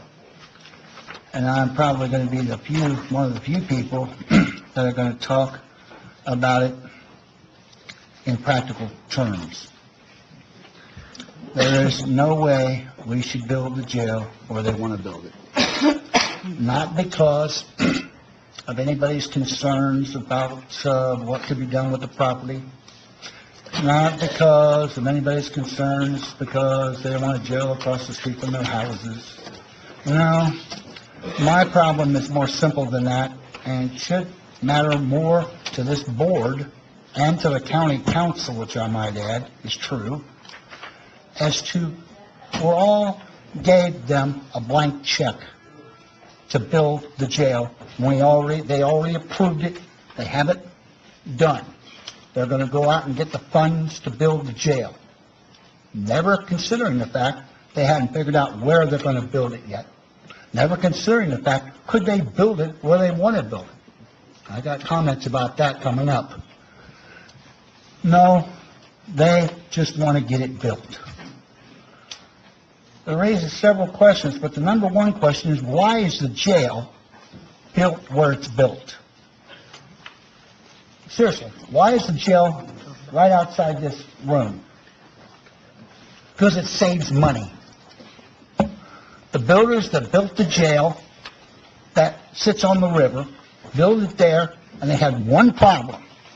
And if you bother looking at history books, which apparently the government no longer does, they would find out that the problem of the old jail wasn't it was too small, or wasn't too big, it wasn't not modern.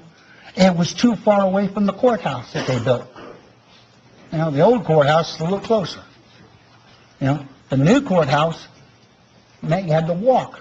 And back in those days, they still walked them there. So when they decided to build a new jail, they wanted to end that problem.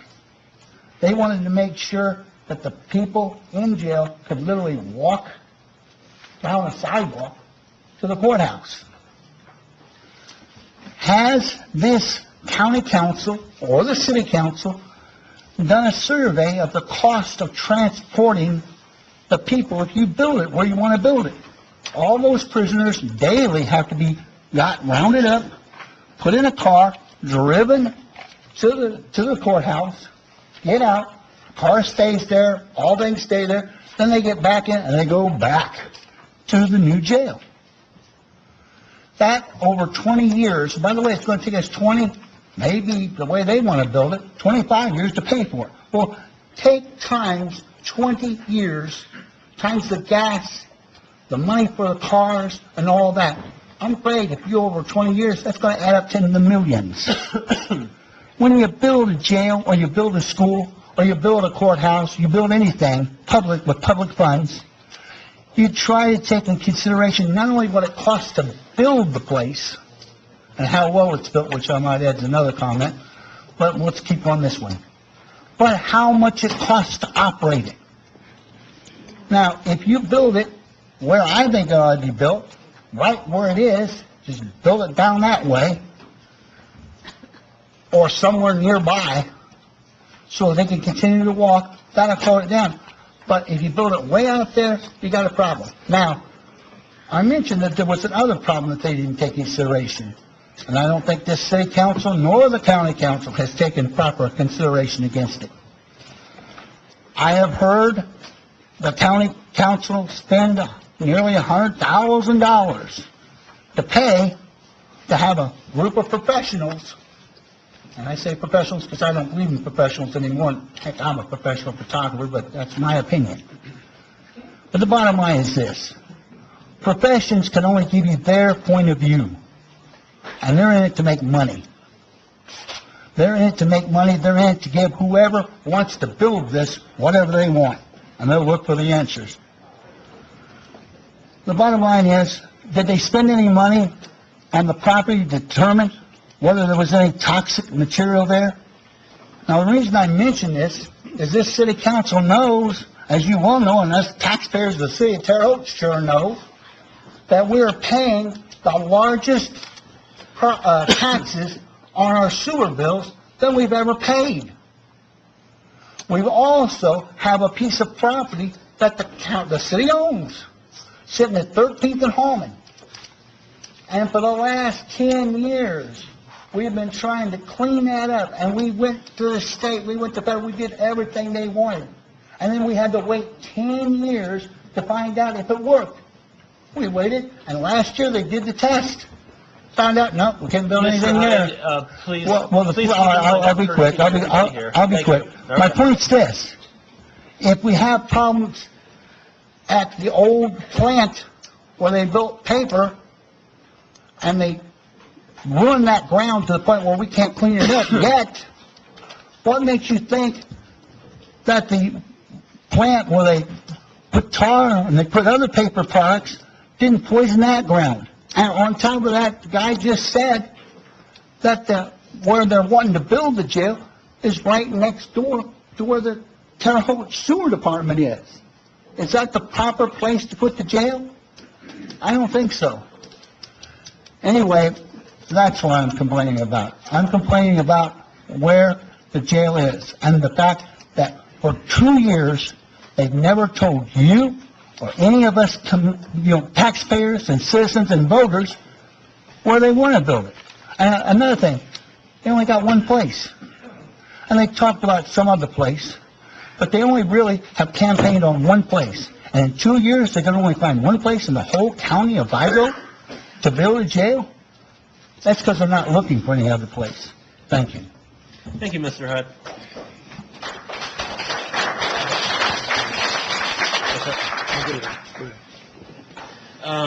Fred Nation, were you wanting to speak again? Where you at?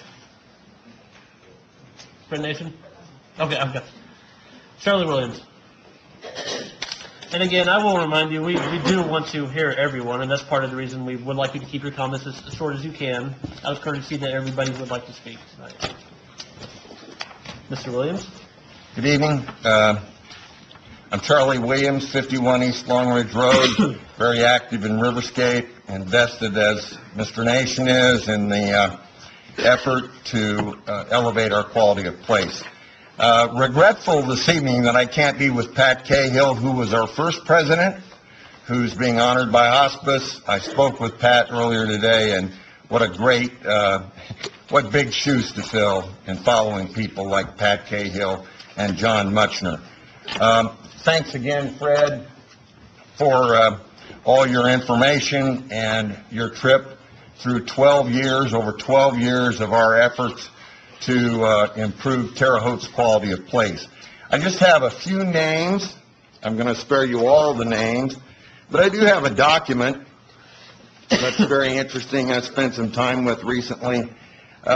Names like Grand Junction, Bozeman, Lafayette, Indiana, Lima, Great Falls, Parkersburg, Mankato. It's a long list online of the cities in this country that are improving their quality of place through their river and the rehab of the riverfronts. This is not something brand new to the world or to this country, and it's working very successfully. So, those were some names I wanted to use, but I'm not going to use all the names. Let me use some numbers, because I was asked last evening, and it was in a context which I felt like it was inappropriate for me to respond with some of the numbers I'm going to use tonight. Over $9 million has been invested in the Wabashiki via Riverscape. Not Riverscape money, but through the efforts of Riverscape and this public-private partnership to improve our quality of place. That's a number that actually two of our senior members of the Riverscape board, both the late Max Miller and Keith Rubel, helped us put together to create that very unique feature of Terre Haute and Vigo County named Wabashiki Fish and Wildlife. The riverfront loss, a $25 million investment. When I can still remember standing in the bitter cold with John Muchner and Max Miller the day that Indiana State bought it at auction.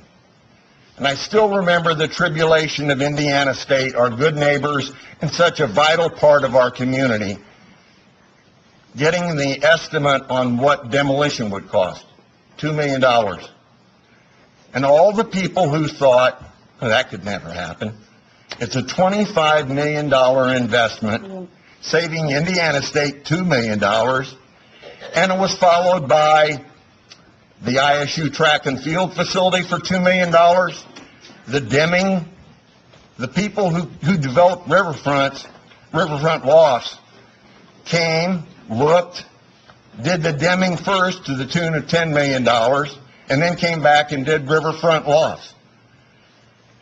Now we also enjoy the prospects of what we call a connector, which will resemble a boardwalk, but will be a very functional link between West Terre Haute and Terre Haute, Indiana. And right beside it, as we get to its eastern edge, is the emerging Bicentennial Park, thanks to the Vigo County Parks and Recreation Department. And it's an $8.7 million improvement. Included in that is the elimination of the salvage yard that we used to see in Dresser, and Duke Energy's investment of $25,000 in the butterfly garden. These are things that will bring vitality to our residents and to our visitors. Fred also managed 41 Annex. I think success begets success, and so another very significant investment. And there are a number of smaller victories that we've had that are the result of 12-plus years of investment in improving our quality of place. We don't think that the International Paper property is the place for a jail. We think it holds great potential for development, and that's been reinforced by outside developers who've been in, looked at it, but they said, we're not going to come there if there's a jail. So I'm just going to end it with that, and if you have any questions, I'd be happy to address them. But Riverscape has a great start on our improved quality of place. Thank you very much.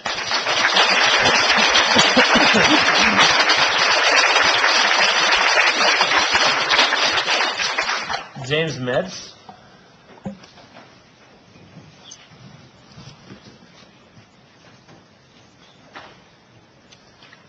I have a different idea on it. I think the jail needs to go down there on the... I'm sorry, would you please state your name? Oh, I'm sorry, James Kometz, 2000 Blue Ridge Drive, Terre Haute. I think the jail needs to be put down there. If you don't put it down there, Judge Magnus Stinson is going to say put it down there anyways. We're under a lot of pressure to get the jail somewhere, and Riverscape has done nothing. They brag about all their accomplishments, but Fred Nation came up here and said they haven't really done anything. They don't have any money. How are they going to develop all of that property? Hey, please keep it quiet. I didn't say anything when you guys were talking. Be quiet. That's right. You had the big sign up here, the Southwest Corridor Future. In the left corner, you listed Municipal Stadium, Kokomo. That was $9 million in 2016, $750,000 an acre. Is Riverscape going to be able to afford that? Federal Hill Commons in Noblesville, $750,000 an acre, $6 million for 8 acres. The big one is Grand Park in Westfield, Indiana. $50 million. They had 400 acres. That still works to $125,000 an acre. Who's going to pay for that? That type of development. Who is going to pay for it? Nobody.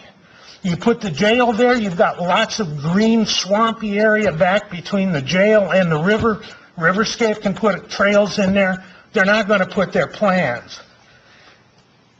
We go back to all of their plans, and I've got a couple of copies here if you guys would want to see what I'm talking about. Anybody want a copy? I'm not asking you guys.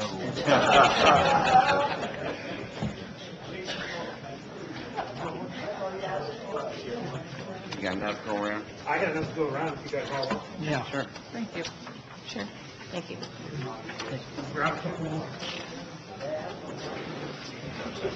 Okay. It sounds like it. I do. Thank you, Mr. Kometz. I have two. One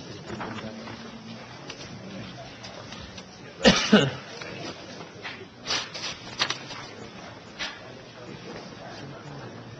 What I'm talking about, let's look at the first plan here.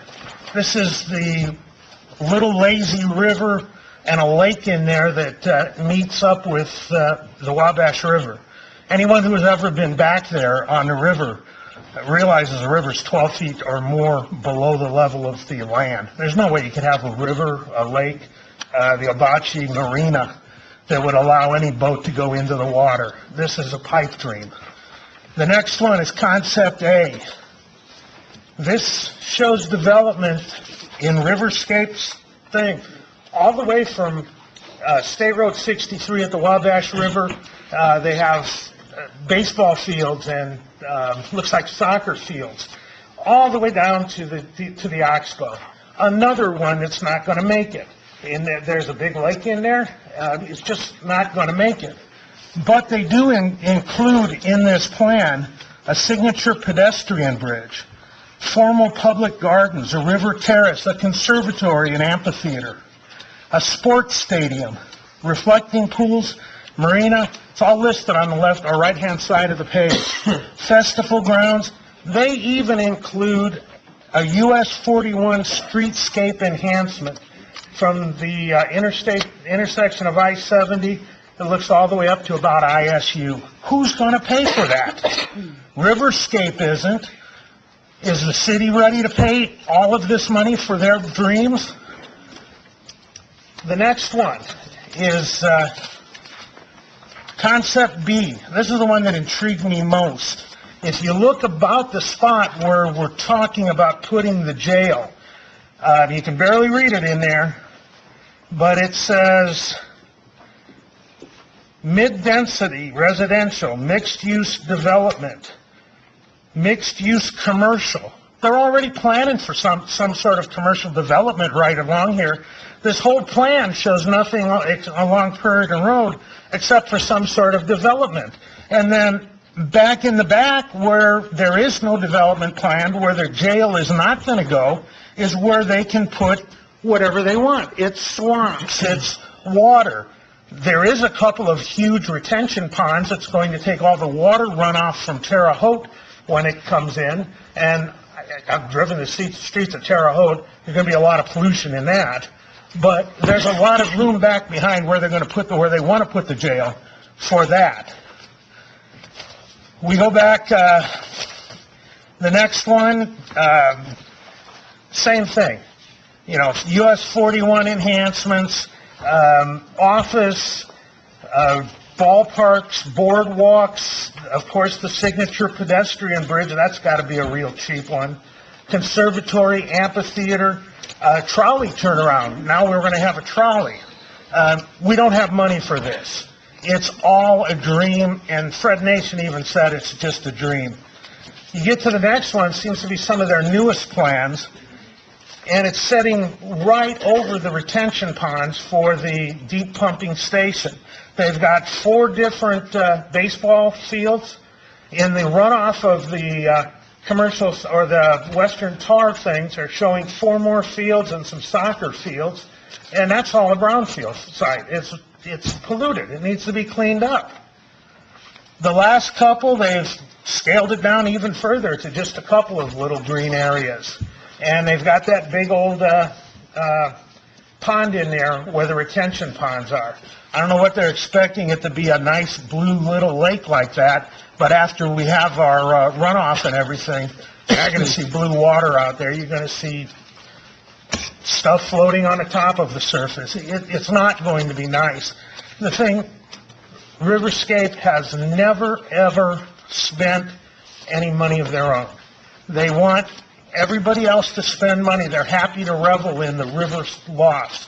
They're happy to say this 1.17 mile trail between West Terre Haute and Terre Haute is their crowning accomplishment, is what they put, or something similar to that.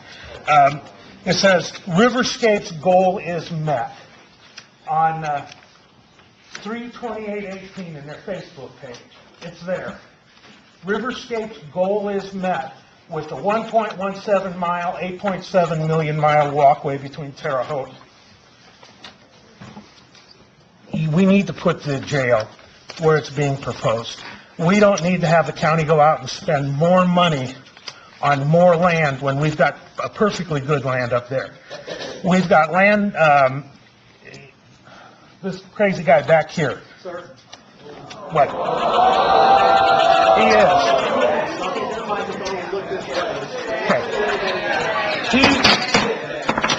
Let's please be respectful in this place to everyone, sir. Okay, Mike, I apologize. Please finish up.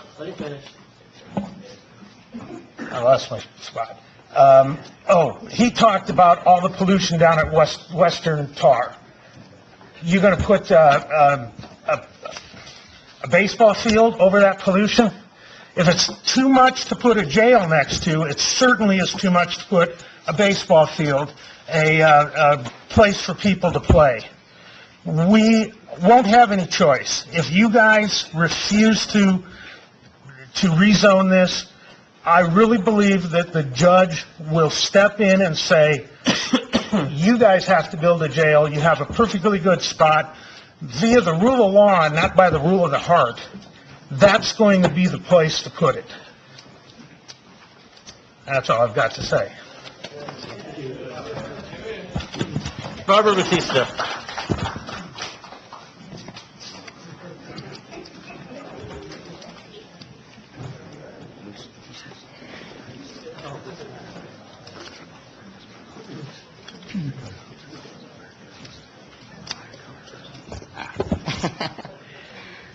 Barbara Batista, Sister of Providence at 235 South 24th Street. You know, our concern is about the particular use of the former International Paper property, and I want to speak to that concern.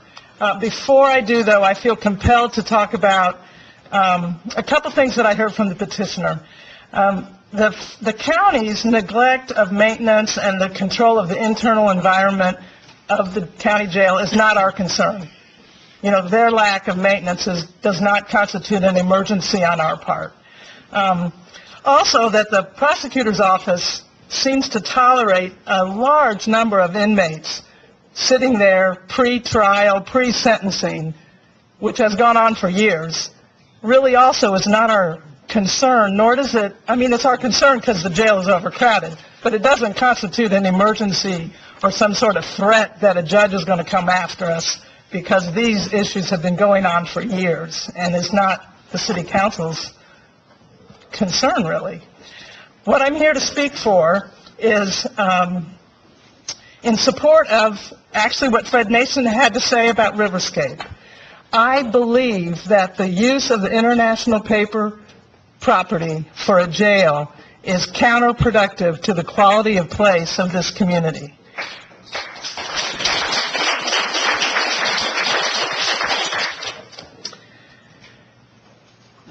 The ongoing dreaming of Riverscape is an important aspect to the thriving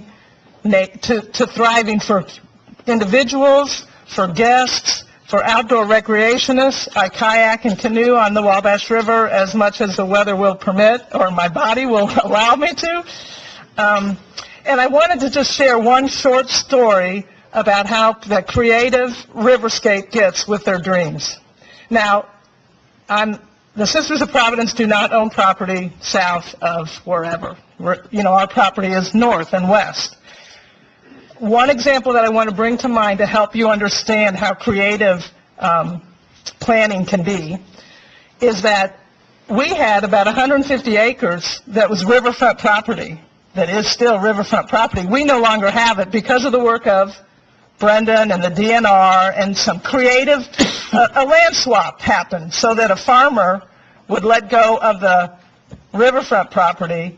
We swapped some of our tillable agricultural property and then gave over, I think this is right, gave over that property to Riverscape, something like that.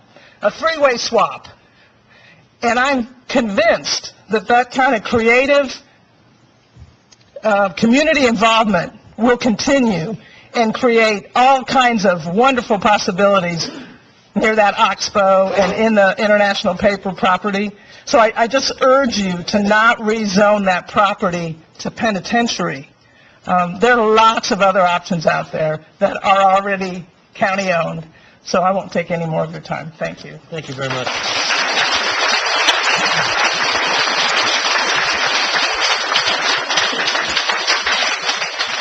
Kylie Carruthers.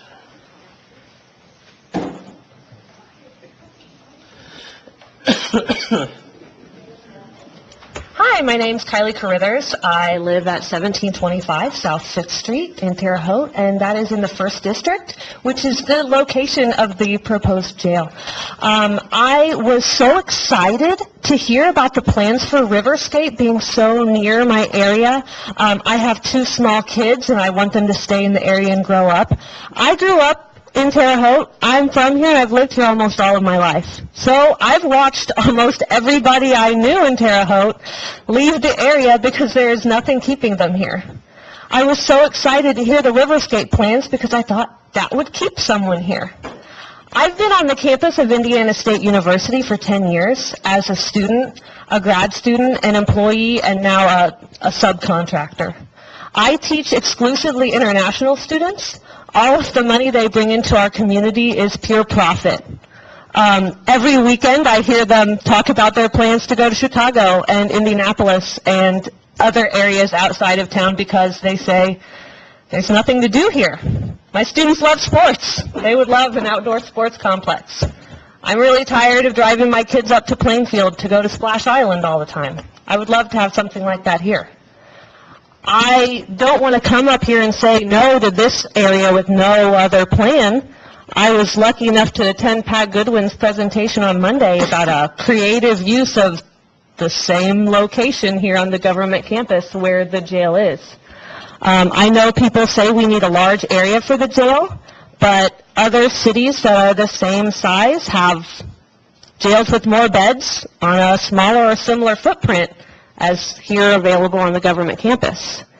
I was excited to hear his visionary idea, this creative way to solve a few problems, and I'm hoping to see more vision and ideas from other people in Terre Haute.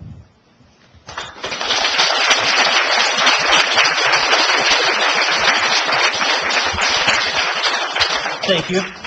Brian Bennett.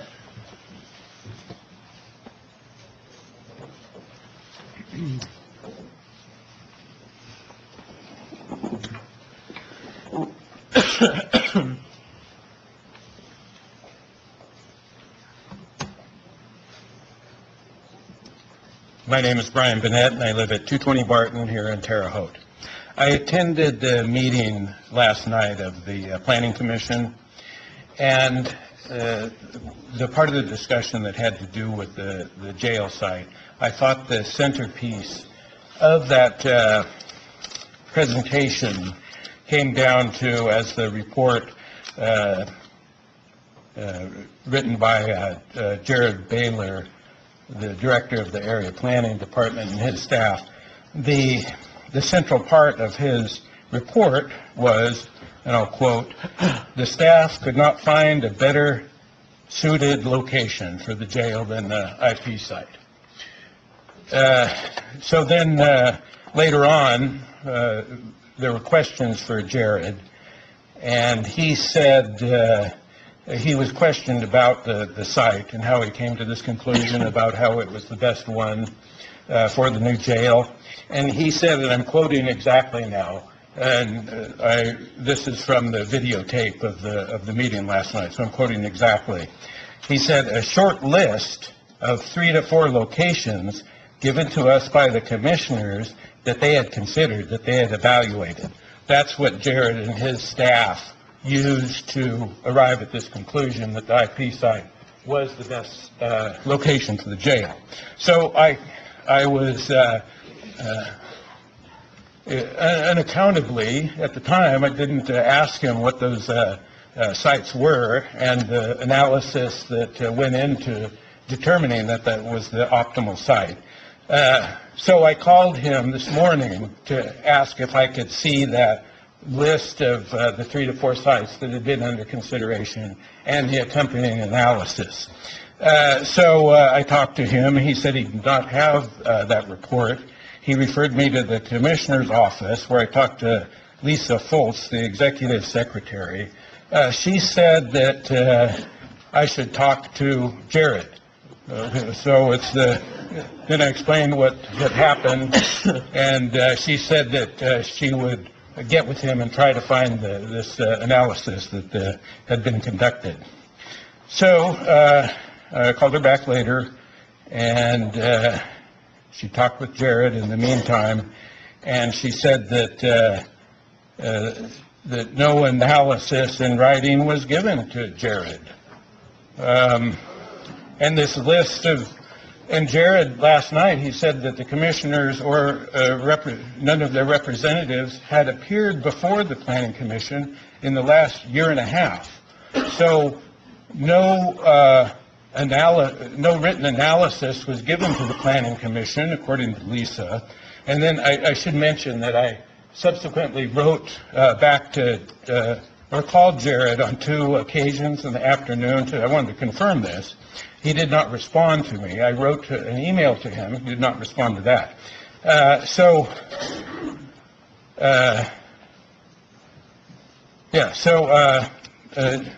No, he had not, before last night, none of the commissioners had been before the commission. No written analysis was conducted, apparently, none given to Jared, according to Lisa. So I just have a question for the commissioners, and that is, can we see this analysis and the short list of 3 to 4 sites that were under consideration? And if I may, could we hear directly from the commissioners, our elected public officials, rather than from Michael Wright for a change?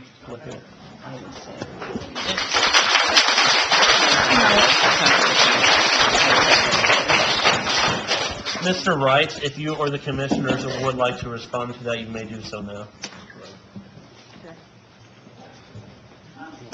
Yeah, I don't have a problem. I happened to be in the office and overheard the girls talking to you today. And there was no analysis done by Area Plan. Area Plan, that is not their job. No, the analysis was done, Jared was saying that the analysis was conducted by you all, and this list of 3 to 4 sites was created by the commissioners. Well, yeah, we did, and we've done probably as many as Pat Goodwin over the period of time. And Pat Goodwin's are the ones that I would refer you to, because they're not the ones that we did. Those sites are all the same ones that we looked at. And an example, they've already told you, 13th and Holman is not available, okay? 13th and Holman. The other one was brought to us by Brendan Kearns, which is Ford property up north of Maple Avenue, which is a small area. It is very narrowly set inside of a very close residential area. The south side of that is bordered by a girls' softball field. The east side is bordered by a railroad. The north side has a great big gully that can't go through.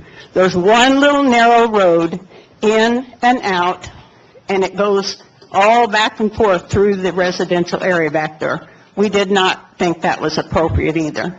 Could we see the list of ones that you... I am talking. You asked me for a question. I'm talking, okay? My apologies. Thank you. I'm telling you, the property that we also looked at up on North First Street that ISU pushed, wanting us to have, too narrow, dropped off right into the river. Wasn't enough property. Okay? Industrial Park, that would be a very last resort. That is not, doesn't prove anything to anybody other than the fact that we own the property and it wouldn't cost us very much, okay? Mm-hmm. The footprint over at Honda is not big enough. And I can tell you right now, I did not attend the forum on Monday night, but I did see the breakdown of the sites that Pat Goodwin gave to y'all. Mm-hmm. He says we only need 3.5 acres for the footprint of our jail. Where are you going to park people? Where are you going to do all that stuff? 3.5 feet. No, you listen. Please allow Commissioner Anderson to finish. I'm telling you, 3.5 acres will not build this jail. And we have talked to the city, the mayor, and everybody talks around this stuff, but we talked to him a long time ago about buying this whole block for a jail. That's not feasible either. The city does not want that, okay? I'm just so tired of you talking about all these places that are, I mean, you tell us there's every place in the city to put this jail, and that is not true. It is an untruth. They're not out there. We have looked at everything. We have gone over and over the maps, looking for places, and it's not out there, okay? Mr. President. Thank you. Please, 1 second, please. Councilman Nasser. You know, I think that we need to hear from all of the people that are wanting to speak and ask the questions, and I know that there are 9 council members up here that are going to be taking notes of questions that our constituents are wanting to be asked. So I just ask that we don't have this back and forth throughout the evening. This is, you know, it's hurting our community. I mean, so we need to start being a little bit more respectful to one another, and we will get these questions answered, but I just think for the sake of being respectful to one another, we just need to have people come up, speak, ask their questions, and then we will have those questions answered in a timely fashion. So you asked... We will ask that. Yes. May I continue? Please wrap up your, yes. Okay, thank you. Thank you for the... So my question was, what were the sites that were under consideration, and then what are the criteria you used to evaluate those sites? And Mr. Burnett, we will ask that when we turn into council discussion, okay? And Mr. Burnett, it is on my list. Good. Thank you. Thank you. Thank you very much.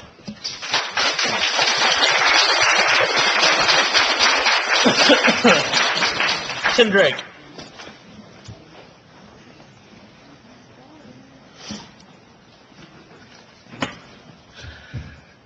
Tim Drake, Terre Haute, Indiana, 5876 McDaniel Road. One of the Situates that is going to be looking to put what we're calling the Mill Event Center and Amphitheater out there at the International Paper property. Short and simple, we do not feel that the jail being on the property will interfere with anything that we do there. Thank you. Thank you. Mr. Drake, do you mind? I have a few questions I was wanting to ask.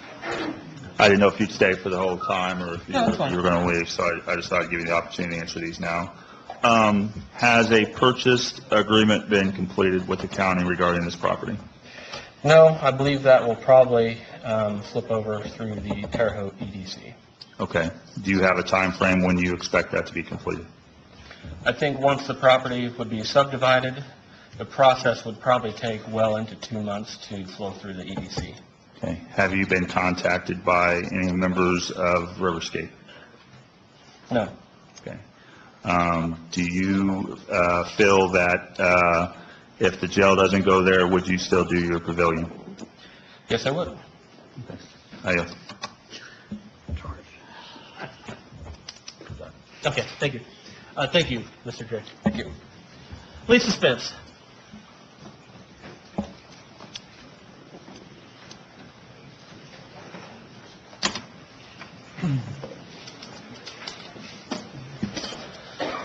Thank you, Lisa Spence, 220 Barton Avenue. I don't want to repeat things that others have said, and some of my comments probably were addressed earlier.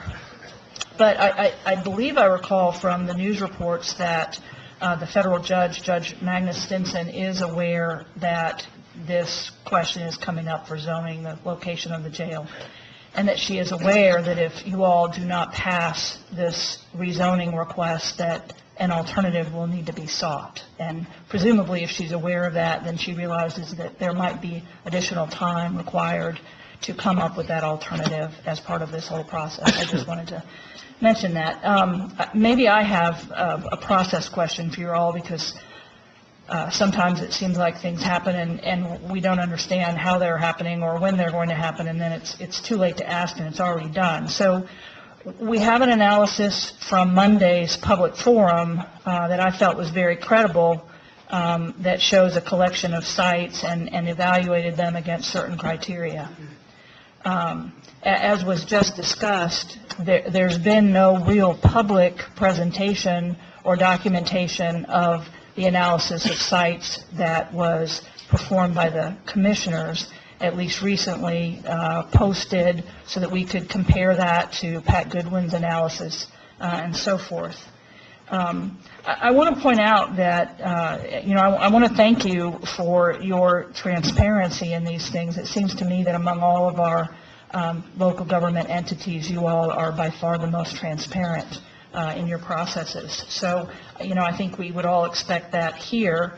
I want to point out that we've seen an example of this tonight, and if you've attended any of these meetings, you've seen one or more examples where perhaps a corporate or business entity wants to do something, make some change, and there's a citizen who is concerned about that. I'm recalling in particular a rezoning request, I believe I recall, where the hospital wanted to make a change to a parking lot or build a parking lot, and there was a homeowner who was concerned about her ability to exit her property if that request or that project went forward.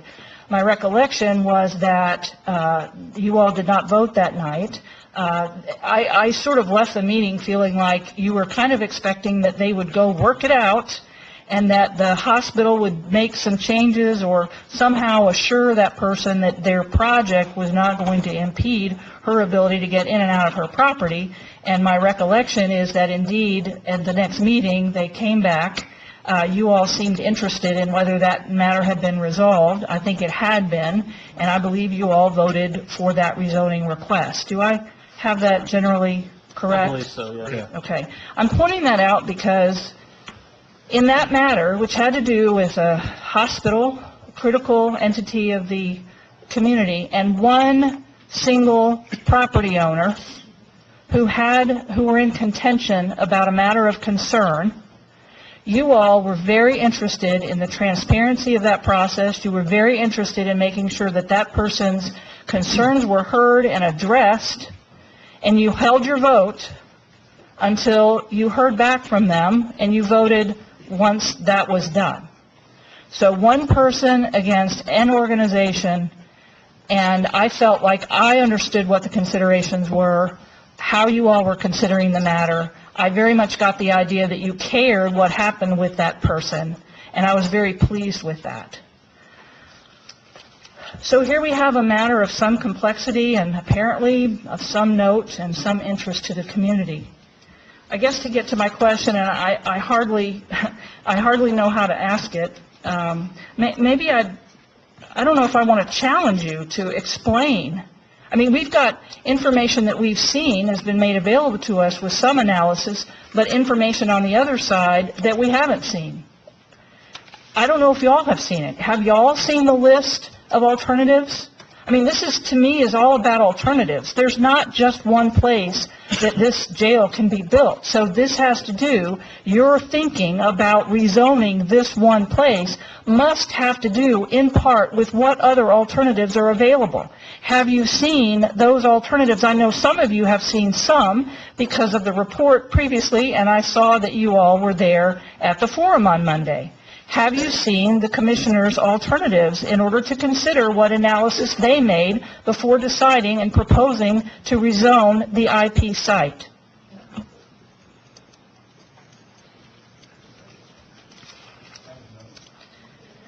From a process perspective, can you tell us all here when you expect to see them and how you will review them? I heard that you will ask questions.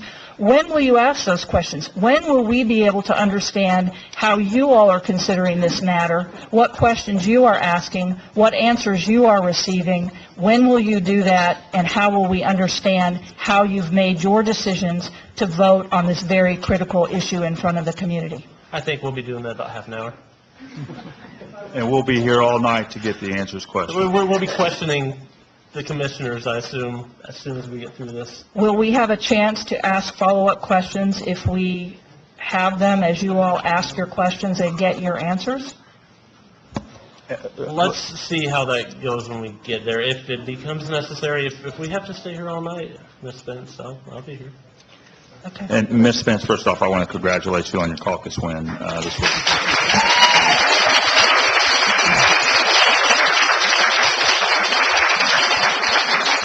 And I'm sure you're going to notice that you're going to have to make some tough decisions in our community too. So And I would expect to do a complete analysis with full information before me, before I make that decision. And with all due respect, Ms. Spence, this council is going to do that. I will tell you that we will not be voting on this tonight. We have to have a unanimous consent to vote on it this evening, and I will not vote to move forward with voting on it tonight. I feel there are a lot of questions that still need to be asked. I plan on asking those questions.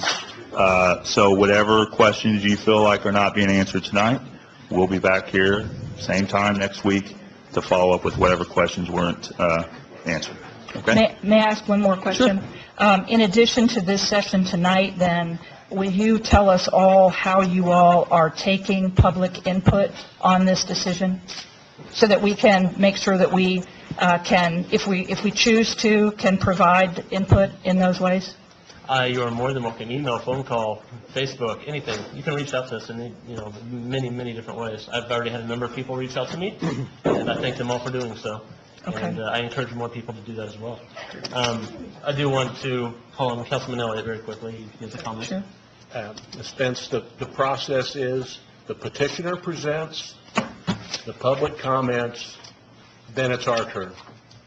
So when this public comments have all been made, those that are still here will hear plenty of questions from members of this council. Okay.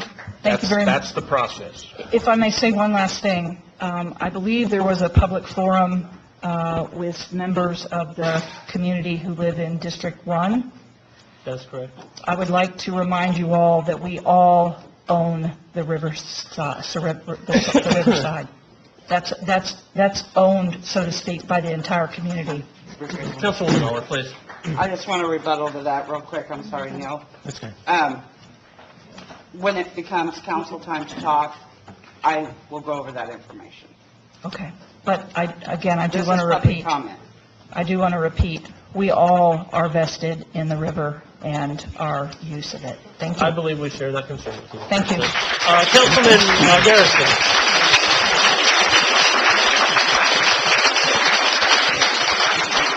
Councilman Garrison.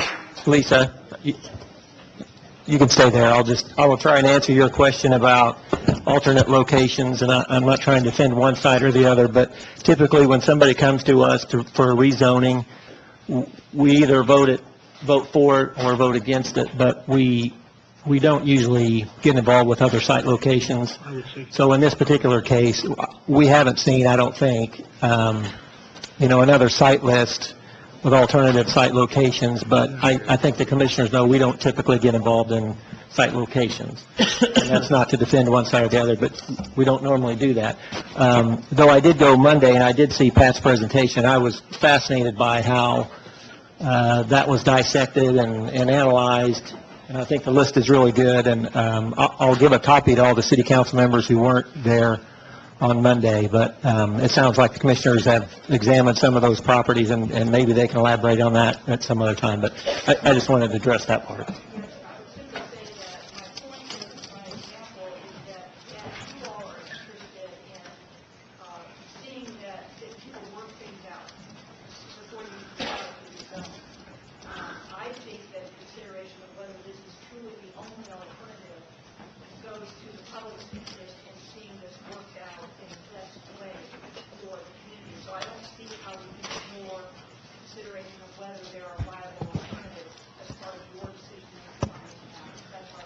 Sure.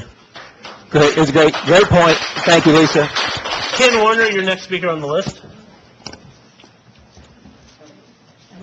Ken Warner. Ken Warner.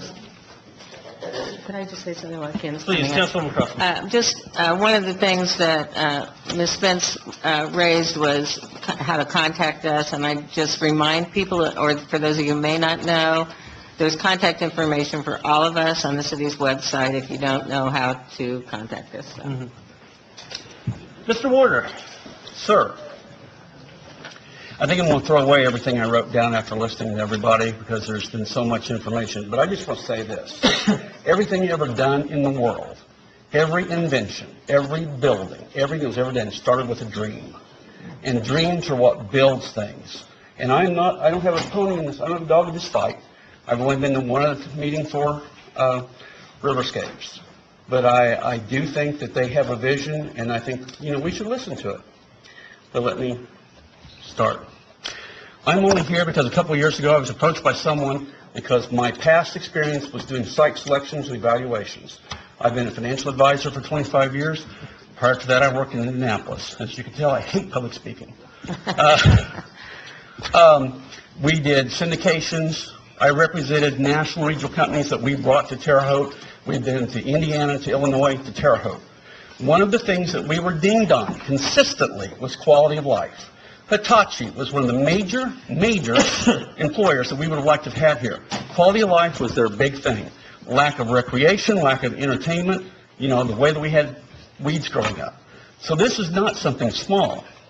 But we're here tonight because this entire process has been flawed from the very beginning. It was never developed the way it should be. There's only two things when picking a site that are relevant. Is this the optimal location for what you want to build? And two, what is the highest and best use for that land, including all the sites? Everything else is secondary. So let's look at what we're talking about. I did not know Pat Goodwin. I'm not sure where he's sitting here, but I did a matrix.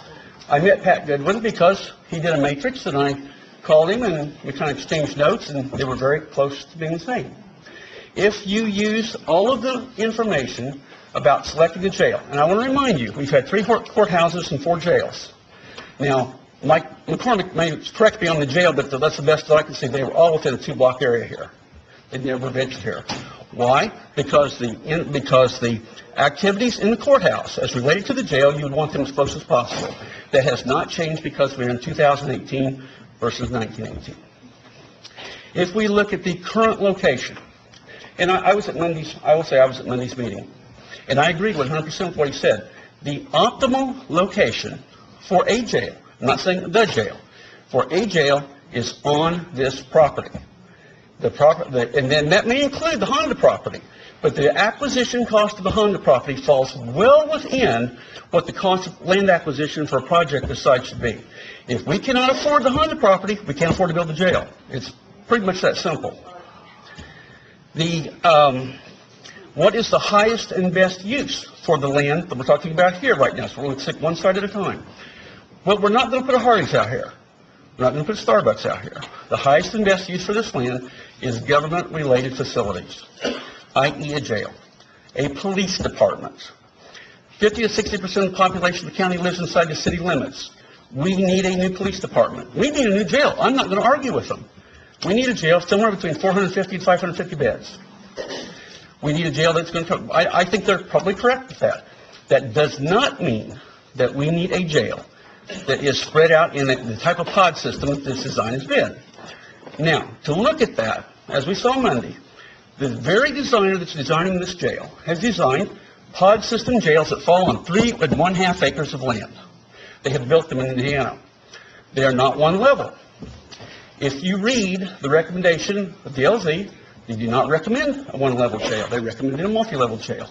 And if I have looked at the plans correctly, part of the jail we have is multi-level. Part of the jail that they're thinking to build is multi-level. So the idea that multi-level, we can't do it because it's single, is not relevant. So now let's go down to the IP property. Highest and best use. So what's optimal for that? Well, the property was industrial. Ingress, egress says we will not have industrial down there again. It's just not feasible. And there's not demand for it. We drop down to the next level of commercial. We're not going to build commercial buildings down there. We don't have a demand for flex space in those type. Again, ingress, egress, we're not going to be there. We're not going to be putting residential there. The highest and best use for that property, and I'm not advocating that they have to do it. I'm just saying the highest and best use for that property is to develop a community-related property for recreation and entertainment. Period. I don't see it. That means you could have the front of it being in some sort of commercial use that ties into that. But I do not believe that it can coexist. There's about 65 acres.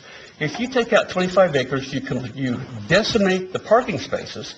So again, you start limiting right off the bat what you can build down there. Yes, we could build a complex of of baseball fields and bring in regional Babe Ruth and Little League tournaments. We could do the same thing with softball. We could do a lot of things with athletics.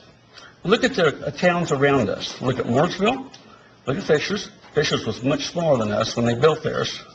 Carmel was much smaller than us when they built theirs. Plainfield, Brownsburg, and Zionsville. They're all growing. Now look at Lebanon. Lebanon is close to Indianapolis. It's right down at 65. If you read the IBJ, Indianapolis Business Journal this week, they didn't build family-friendly facilities. And what was their headline? They cannot fill the jobs. They have the location, can't fill the jobs because they haven't built family-friendly facilities. Mooresville is bigger than this. Every one of these is bigger than 65 acres. This is not a huge development in terms of what we see with like other properties. I think it's a quality property.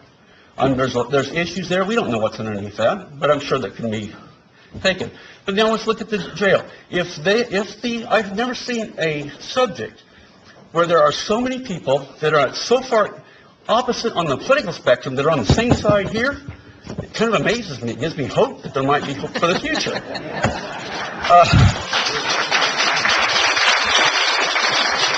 Monday was Republicans and Democrats and conservationists and capitalists. And they were almost all on the same side. That's pretty rare. It amazes me that the commissioners that represent all of the county, and approximately 60% of that lies within the city of Terre Haute, does not want to do what's financially the most feasible thing for the majority of the county, which is the city of Terre Haute. It amazes me, too, that I hear all these different things, and I have gone around since I started the Matrix and talked to individuals, and I don't always hear the same story.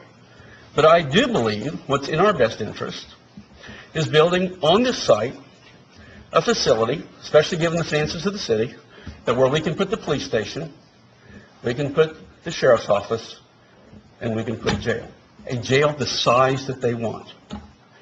If they are so bent on a jail that takes that many acres, and if I read that correctly, the 13th and Holman Street has 23 acres that are clean and buildable on.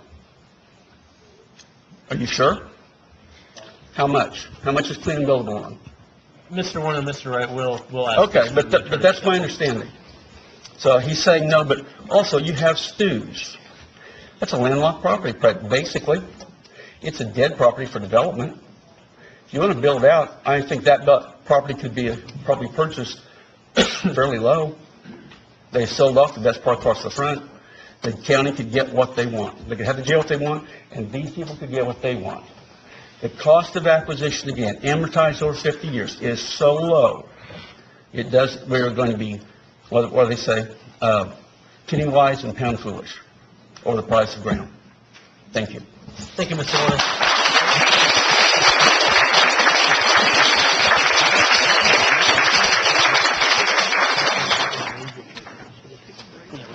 Terry Varner.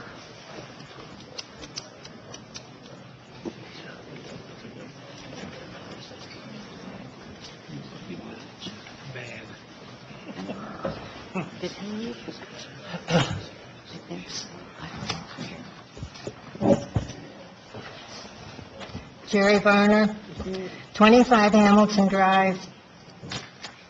I've been sitting back there thinking, what am I going to do? All these people have come up and said such fascinating, good things. But I guess I have to. I'm the lady who put out the signs. And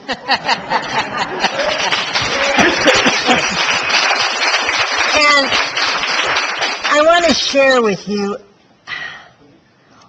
what difference does it make what your population thinks? And having had that experience, and we didn't, because, those signs are expensive. So we didn't buy that many. So we wanted to put them on public thoroughfares so the most people could see them. So I was knocking on doors. And I will tell you, I did not find one person who didn't know what was going on who said to me, "I'm sorry, I don't know anything about that." I did not find one person who thought putting the jail on the river was a good idea. And what surprised me the most, because I thought, well, I'm on busy streets. There are businesses. I went into businesses. Businesses, no, we can't put a sign up. They said yes.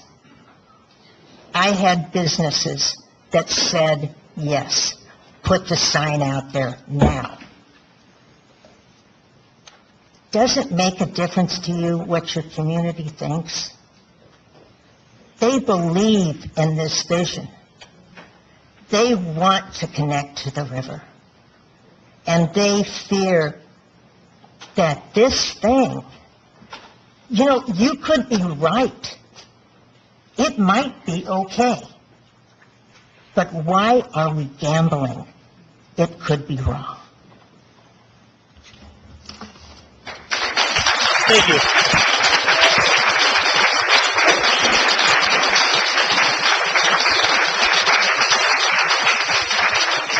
Jerry McGlone.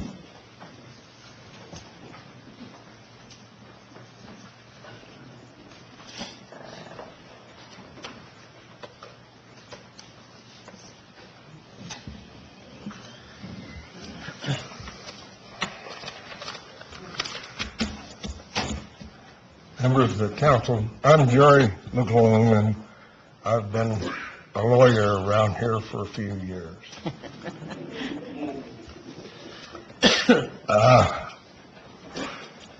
I think you may have been given some misinformation about the law, and that's all I want to talk about.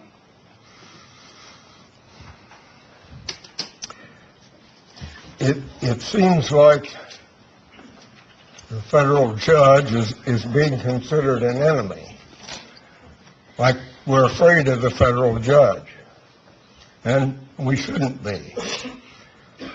The federal judge knows what she's doing, and she will follow the law, and that means to do things right. Now, two things have been suggested that she may do. One is that if you don't rezone this property, she will. And you all got an opinion from the lawyers in Indianapolis, and they said, yes, that's a possibility. And it is. Is it a good possibility? No. The federal cases say that zoning is a local matter, that you people know what's best for Terre Haute, not somebody in Indianapolis, not a judge, but you people that know what the uses are and what they ought to be, you people that have the dreams and the visions for Terre Haute. And that's what the cases say. So, number one, she probably would decline to consider rezoning. But if she doesn't, that might be even better yet. She'll consider the alternatives. She'll consider the public interest. And all of the public interest that you're hearing here today, she'll hear and do the right thing. I think that means that if you choose to not rezone this, it will not be changed. Now, what's the other thing that you're being threatened with? And I think you really are being threatened with it. I think this is part of, make people afraid, and maybe they'll do what we want them to do. The other thing is, the federal judge is going to build a jail for us. Well, the courts aren't in the business of building jails. The courts are in the business of making decisions as to what is right and not about the law. Building a jail for a court would be a quagmire. And I think the judge would consider other things first. Maybe making the county treat its prisoners right, and if they don't, well, if the jail's bad enough, we can just close it. Or we can fine the county. Or maybe appoint a receiver and hire a jail manager who will do it right. And there may be some other possibilities. Now, if you were deciding something, would you pick the toughest way to do it? What the law says is that those people need to be treated right. The people in the jail, they need to be treated according to the jail standards. And that's what the judge, that's what she is about getting done. She's not about picking a location or deciding how big it is, and the courts don't care whether the jail is bigger or the population is smaller, just as long as those people in jail, the inmates, are treated right. So I don't think that you're running any risk of the federal court building a jail for us. I really don't. I think that's a scare tactic. I think that's the kind of approach that got us in the Gulf War, where we went over there because there were weapons of mass destruction, and spent a lot of lives and a lot of money and a lot of other things, and there were no weapons of mass destruction. So, what I urge you here to do is not be bullied, not decide this because of scare tactics. Now, one personal note aside from the law, if I may. All my life, all your lives, we've had commercial solvents, we've had the paper mill, we've had the creosote plant down there, and we're finally rid of all that. We finally got a riverfront. And this is the Wabash River. This is a famous river. The state song has got the Wabash River in it. And here we are in Terre Haute. We're on high ground. This isn't swamp. This isn't like much of the Wabash up and down.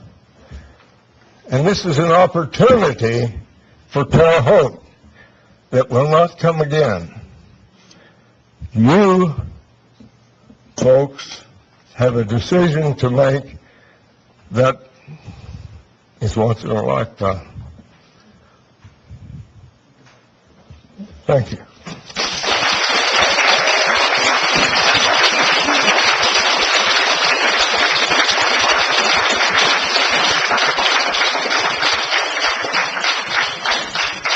Thank you. Mike Morris.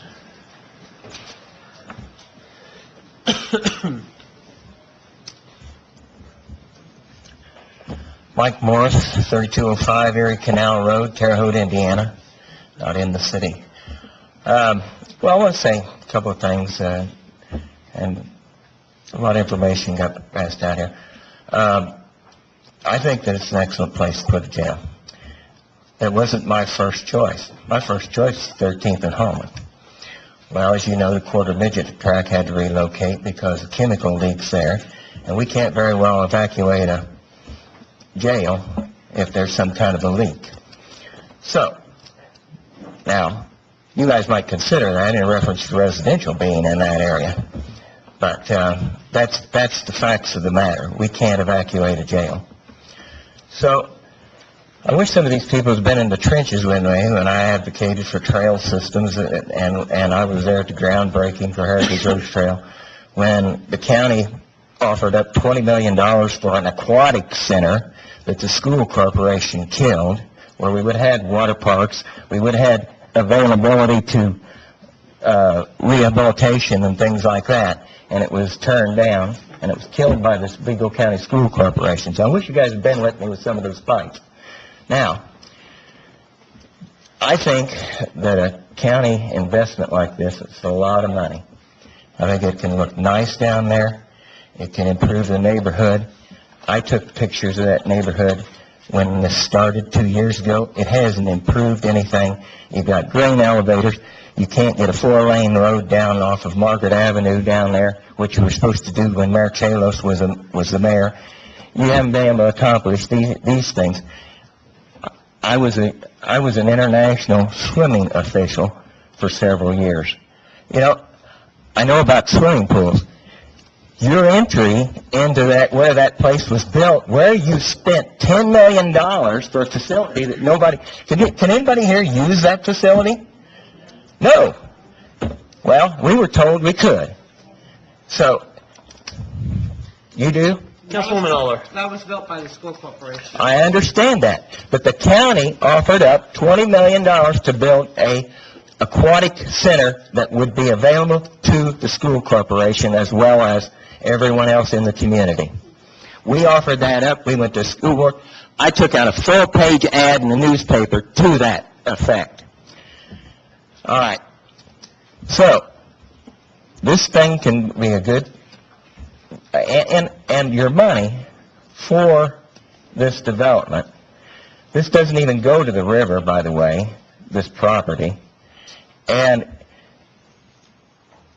we're not fishers. We're not going to come up with $20 million to put a recreation center there, I don't believe. Now, if you guys believe that, vote for this deal and figure out where to get the money. But I'm telling you that on the county council, that we worked and we worked and we worked to manipulate that budget to give our employees a small raise, and we dug and dug and dug for about $800,000. And that's not much money across almost 700 county employees. And that's how hard that money is to come by. Now, you figure out where to get it, go for it. Hey, Councilman Nasser. I have a quick question for you. Since you're here as a citizen and as a county council person, I was seeing if you could kind of explain to the council how the process went with purchasing the property from redevelopment. It seems like Riverscape has mentioned that it was purchased with the notion that it was going to be used for, quality of life development along the river. Was that the notion? Their notion. Okay. I'll tell you exactly how that happened. Yeah, and you were part of that Rick Berger, transfer, right? Rick Berger and myself were invited into the Economic Development Corporation. We met with Steve Witt. He said that the Economic Development Corporation feels that this is a good piece of property to buy. It was at the time ready to go into have tax lien put on it. You understand that? So, but it was recommended by, not for any specific purpose, but that it might be used for something. Riverscape jumped on the bandwagon with their ideas, which are not bad ideas, don't get me wrong. I would advocate for this in a minute if I thought we were going to come up with $20 million to build this facility. It's not going, but that's how that went down. Rick brought it to the county council. It was purchased through edit money, and that's how it was bought. Was it ever mentioned that it could possibly be used for a jail at the time of purchase? I did.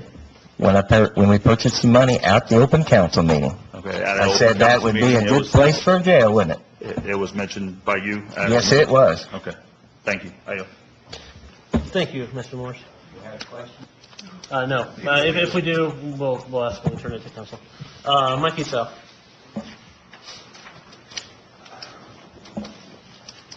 My name is Michael Esau. I live at 2147 Poplar Street. How y'all doing tonight? We're doing well, Mike. Thank you. Okay, it's short and sweet. I heard apparently this besides that the citizenry really wasn't interested in this and we were apathetic. So I'm a Democratic Precinct Committeeman for 3F. That's between Crawford and Poplar, 19th and 25th Street. So I did a little door knocking, and I did a little anecdotal poll. I got to talk to 63 people. There's about 250 voters in my precinct.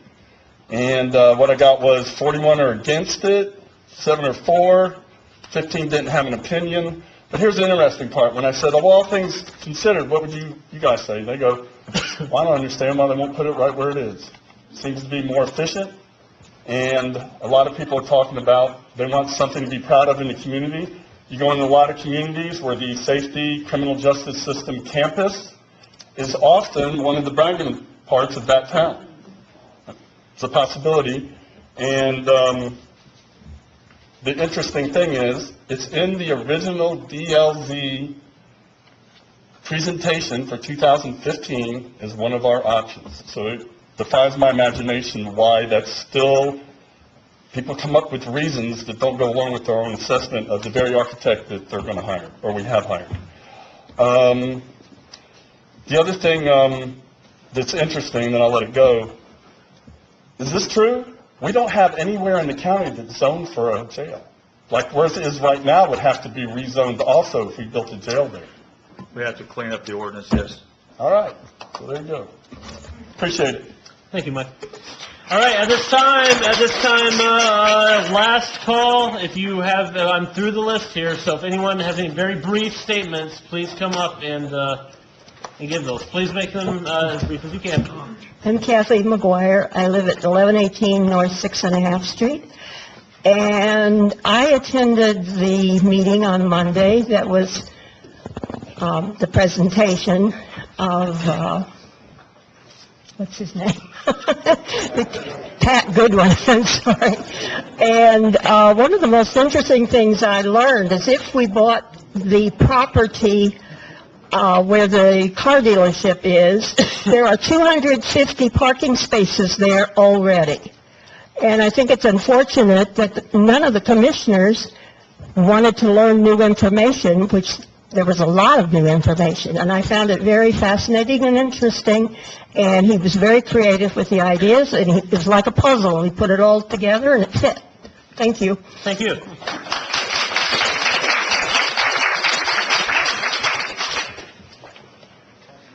I'm Chris Gamble. I live at 951 West Sutliff, and I own property in the city. Jerry, I did the same research you did. This idea that a judge is going to order where you're going to build a jail is without precedent as far as I can find. And the fact that that's been floated as a reason to coerce approval of this rezoning is based in balderdachery. That's the word I'll use. The second thing that I would say is, and this would support what was just said,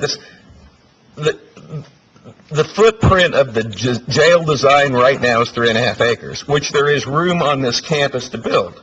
And it is a fair question that Commissioner Anderson put us where we're going to park folks. And as we know, as was mentioned, the Honda dealership not only is available, but interested in providing temporary parking should the footprint of the presently designed jail be put in the northwest corner of this campus. One of the other things I would say and request is that when the city council, if the city council turns down this request for rezoning, part of that decision, I would suggest that the record reflect the reasons for doing so. In other words, that there is an alternative that is available, would not include the transportation, and the fact that this property at the IP location has a better and higher use. And that will protect in any review by a federal court judge that there was a reasonable, legitimate interest, community interest in denying it. And I would encourage you to make that part of your findings should you reject this petition. Thank you. Thank you, Mr. Hernandez.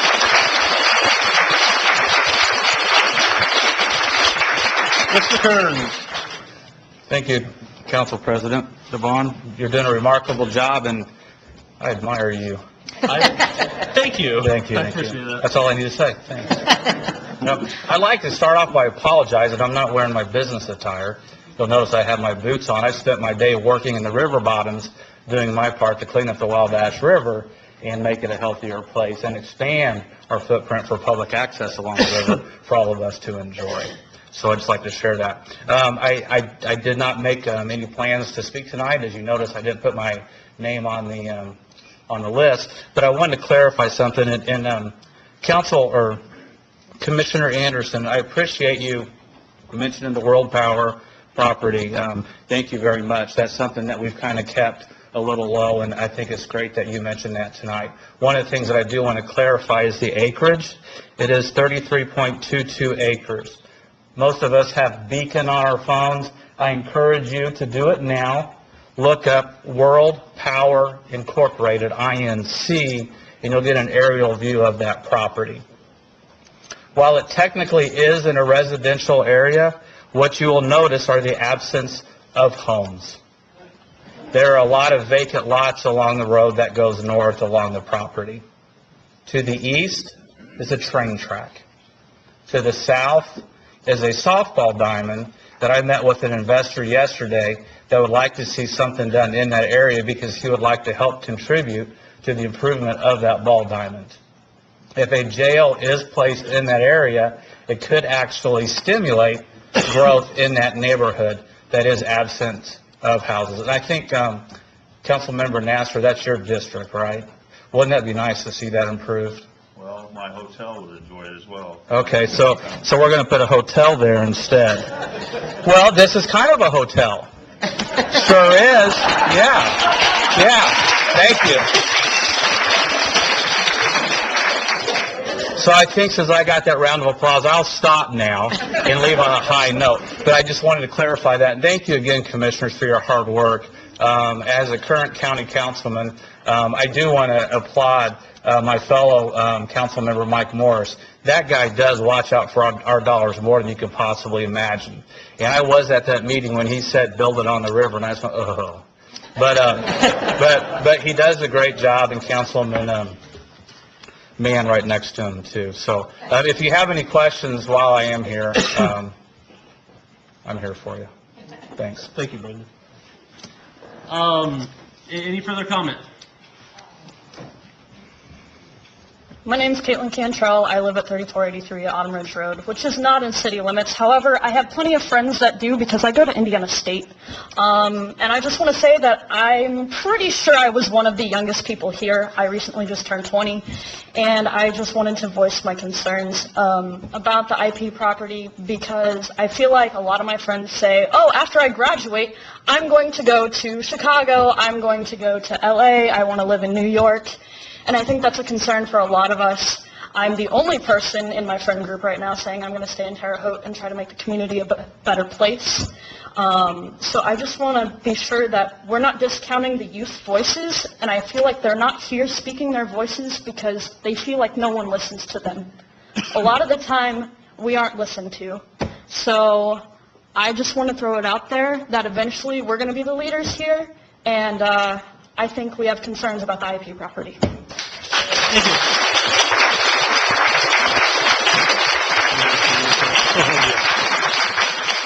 All right. At this time, we are going to take a 10-minute recess. We'll meet back here at 10 after 9, and we will talk within the council.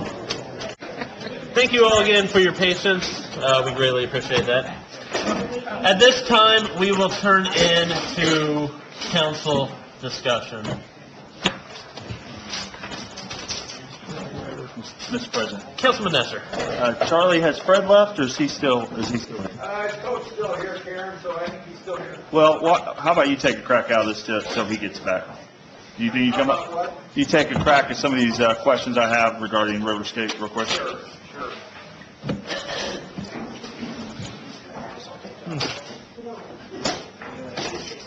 A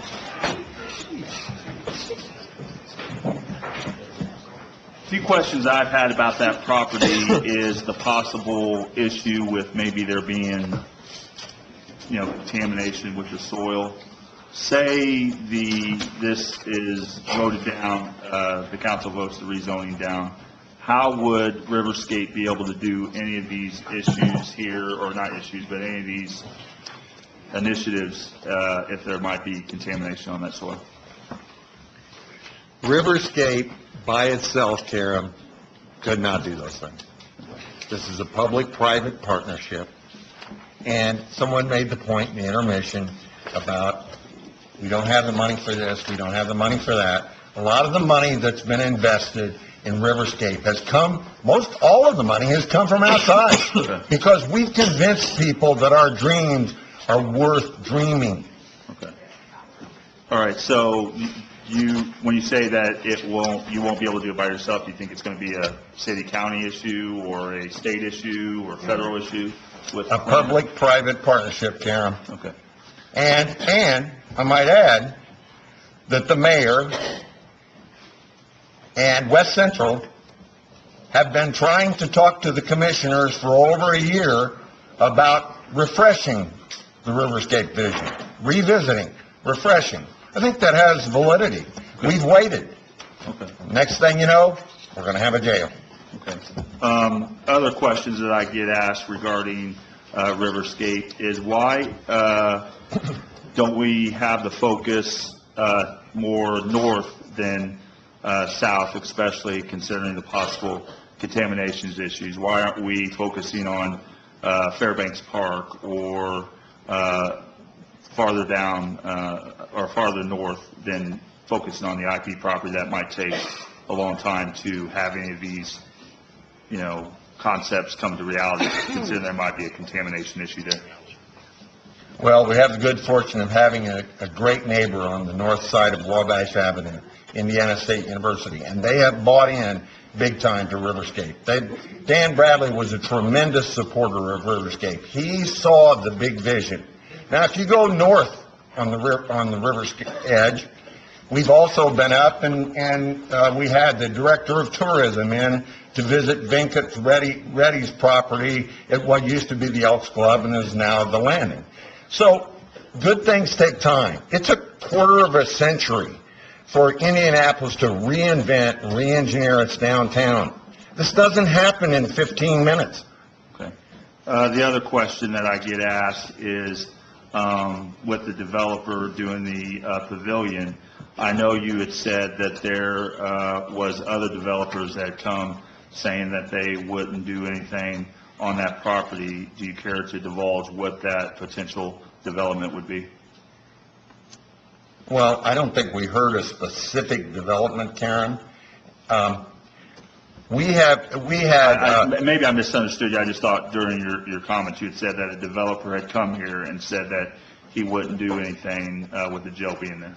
Well, Mike Higbee, a former city planner for the city of Indianapolis, who had a large role in a lot of the work and expansion at the airport, has been over here more than once.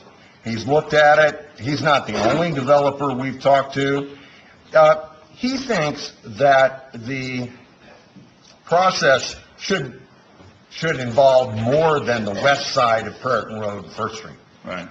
Certainly, we would never turn our backs on Fairbanks Park, which is an absolute gem in itself. There are other properties to be developed, the wet or commercial solvents property. Right. So if you look at the expanse, the third leg of our stool, that needs to continue to be the public-private partnership that it can be. And Riverscape, someone made the remark that we don't have the money and we don't own the property. We've never owned property. I think everybody can agree that's going to take public-private partnership, but what I'm having a hard time, originally I was against the rezoning because I took the, comments from the leadership of Riverscape saying that no other developer would do anything at that property. And now that Mr. Drake has said publicly here tonight that he's willing to do something there, I guess I'm having a hard time explaining to my constituents that says that that's just an aberration, that nobody else will do it, just that one developer. I mean, I hear people saying that there's a conspiracy, that he's not really going to do it, it's not going to happen. That's easy for people to say when they're not investing their own money and risking, their livelihood to make a risk on putting something there. So what can I say to my constituents that have always heard that nothing will go there, but now that a pavilion will go there, that's the only thing that will necessarily go there? Well, I stepped up to address an earlier point that you had made, but I'll be happy to address that too. Thank you, sir. In terms of, and I said in my remarks, Tim Drake's project is exactly the kind of project that we want to see down there. But we want to see several projects that can work together, that can share parking, that can share facilities, that can be a true year-round facility. And with the jail right in the middle of the long-term developable area, there's not much room left to do anything. That takes the prime piece of property outside of there. Now, to an earlier question, yes, there are businesses, there are places that won't be around a jail no matter what. But in this case, it's more, not so much that it's a jail, but it takes the chunk right out of the prime chunk out of the middle of a developable area. Now, 2 years ago, some of you in this room, some public officials, myself and others, met with a developer out of Milwaukee who is here, who's a developer who does baseball parks around the Midwest. Some of you may have met with him. His idea that he was presenting to Terre Haute, to the Terre Haute Rex, was for a new baseball stadium. But they don't only want to do baseball stadiums where they do this, because that's a limited use. They want to do a baseball stadium which doubles as an outdoor music venue. Well, maybe there's a way to work together with Tim on that kind of thing. But then they want other things. They want something indoor, like an indoor music venue, like a indoor soccer field, so that they're a year-round facility, not just a summer facility. And, we've talked at length here about our need for splash parks, our need for pools. Mike Morris was very eloquent about his criticism of the way the aquatic center did not develop, and that is exactly a case in point. That was pretty much a bunch of people behind closed doors that you didn't know about, that nobody around here knew about, and it ended up what it did, the way it ended up, because it wasn't transparent, because it was, here's what we want to do, and here's how we're going to do it. The commissioners and the county council willing to step forward, be damned. And let's don't do that anymore. Let's work together collaboratively and find a way to solve these problems. Okay, I have a couple more questions, and then I'll yield. But the other question or comment that I get from my constituents is that we own that property. Say this gets voted down. At the end of the day, the commissioners still own this property. I know there's been a lot of blood, a lot of hurtful things that have been said. Who's to say that they don't sell it to another salvage yard, another issue where a rezoning wouldn't have to come before us? Has Riverscape thought about those consequences? Of course. But we think, I think there are winds of change in Terre Haute. I think we've seen that in the last couple of elections. We've got another election coming up this year. We've got more citizens' participation. You saw it tonight. You have big crowds sometimes. This isn't the only time that you have a big crowd. But I think you saw that this evening. You'll see it next week, and you'll see it, and the commissioners see it, or the Vigo County Council sees it all the time. These folks are not going to go away. They're going to keep coming. There is hope, and we need new people involved. Don't need people like me. I've been here a long time. I'm near the end of my run, but I still have a little energy, and I want to use it for the right thing. You're doing a great job. But you also see a lot of younger people in this audience tonight. And what the nice words that Mr. Cantrell had, 20 years old, who wants to stay here in Terre Haute. I know a lot of 20-year-old people. I don't hear that often. Thank God. I want to add, it's kind of interesting to me that we've been at this about 3 hours, and I think Fred just used a word that is a key to the Riverscape vision, the word hope. I think Riverscape represents hope to so many people in this community. So it's interesting that we're 3 hours in, and it's the first time we've heard that word used. Well, Riverscape is hope. I'm sorry, Charlie. One of the things that I've also been asked is, what if the commissioners, say, all we need is 24 acres, and we are going to ask why that blueprint needs to be done here shortly with Mr. Wright. But what if they say, you know what, we're not in the quality of life business, we're not into enhancing riverfront development, Riverscape does that. We'll give you guys the remaining 45 acres. Why would you not take that opportunity? So we're not back here. We don't know what the future will bring on that, and Riverscape itself is not a developer. We're not a company. We're not a developer. We're dreamers, as we said, but I think we can say with certitude and with experience that a lot of our dreams are coming true.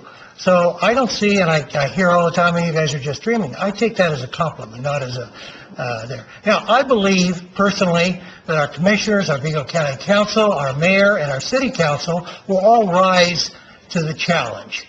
When this gets settled, and it will, we're going to have a new jail. It's going to be a big jail. It's going to be an expensive jail, and it's going to be built somewhere. When all that's said and done, I think everybody will say, let's work together and move forward. I have confidence in Judy Anderson and John Marvel and Brad Anderson and Brendan Kearns, and I have confidence in you all, and I have confidence in the new blood on the Vigo County Council as well as the others. I just spoke with Mike Morris, that's why I was outside, and I wanted to add a little bit to what he had said. He talked about how Steve Witt had come to him and said, hey, we're talking about doing this. Here's what he didn't say because he didn't know. Steve Witt came to them because Riverscape went to Steve Witt and said, is there a way we can get the Vigo County Redevelopment Department to buy that property? And he immediately thought it was a good idea, and he pursued it from that point forward. Now, I'm not saying that to give credit or take credit for it. It's not that. It's the way things work. But what happened there initially was, hey, this is what we want to do. And after all, the Riverscape plan was funded with $50,000 from the county commissioners and $50,000 from the mayor's office and the city council in 2007. So that was the investment that was made. All their names are on that report. Everybody agreed at the time this is a vision. Now, there were a lot of ideas in that, and some of them are silly, undoable ideas. But the point is, they are ideas. And nobody ever pretended that everything that's in that plan is going to happen the way that it says there. But a lot of good things that are in there have happened. Some good things that are not in there have happened. Progress begets progress, and we want to keep it going. Well, one of the things you had mentioned that there needs to be a need for an updated plan. Why do you feel there needs to be a need for an updated plan? Well, because it's 10 years later, and a lot of things have changed. We've accomplished a lot. For example, we don't have a whole lot to do in Wabashiki that we did 10 years ago. The county commissioners, the Vigo County Park and Recreation Department have committed to turning what used to be Dresser, Taylorville, into Vigo County Bicentennial Park. And that's a great accomplishment. We thank you for doing that. We thank you for your efforts on that. That's in the Riverscape plan. But we're not the ones that are doing it. We're not making it happen. They're the ones that are making it happen, and they're the ones that all of you can make other things happen. We heard earlier this evening, this whole thing about these sewage ponds. Those have been dead for years, and it still comes up. And this thing about how we want to have a marina that has boats go in it. Well, nobody takes that seriously. Nobody's trying to do that. Well, you had mentioned the lagoons. Yeah. What about, and I asked Charlie this last night, the new lift station going there. Have you been in contact with the engineering department? Oh, absolutely. The plan for the lagoons is a City of Terre Haute sanitary district plan, not Riverscape's plan. Right. I'm talking about the lift station itself. The lift station's on, and it's adjacent to that area. Right. It's all on that same property. Right. And because originally it wasn't going to go there, but since there was issues with contamination closer to where it's at now, is what it costs. There may be something that I don't know on that. If they've changed it, if it affects the ponds, does it affect the ponds? No, it's just they're going to build a structure there. Okay, well, it's no matter.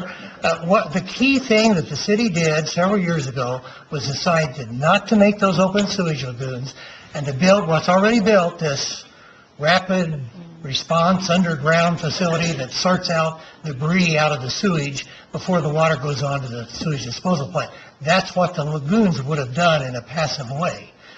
So the group that is helping with the plan, are they going to be the same ones that help, are we doing it next year? What's the plan with the administration on updating the Riverscape plan? There is no plan on that. Here is how it would work, at least So as there's we... no plan? Well, here's how it would work as we see. We've asked the city and the county each to put up $25,000 to go to West Central Economic Development Corporation. They would then bid, do a request for proposals to people like HCNB and whatever other companies did, with certain specifications about what we wanted to do to update that plan, which would include public meetings, How does the drawings, public et meetings cetera. work? Do they have a certain amount? Because that's one of the things that I applaud Mary Kramer for Return to the River initiative, is how she got... Same thing, very same thing.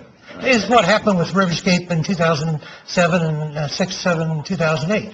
That kind of process. That would be part of what we ask consultants to do. So it'd be a community process. We bring everybody in, look at these ideas and laugh at some of them and have some new ones and come up with a consensus about what our plan for the next 10 years is. What if that plan said that jail was okay? We haven't done it. Because the money hasn't been forthcoming, because Riverscape we raised a little money here and there, but mostly, over the years, the majority of our money has come from the Vigo County Commissioners and Vigo County Council. The city of Terre Haute, after the $50,000 initial investment, has never given us any more money. The money that Riverscape got from the commissioners has been used almost entirely for property acquisition in the Wabashiki area that's then been turned over to the county. Okay. Well, the reason There's why... no salaries, there's no staff. Right.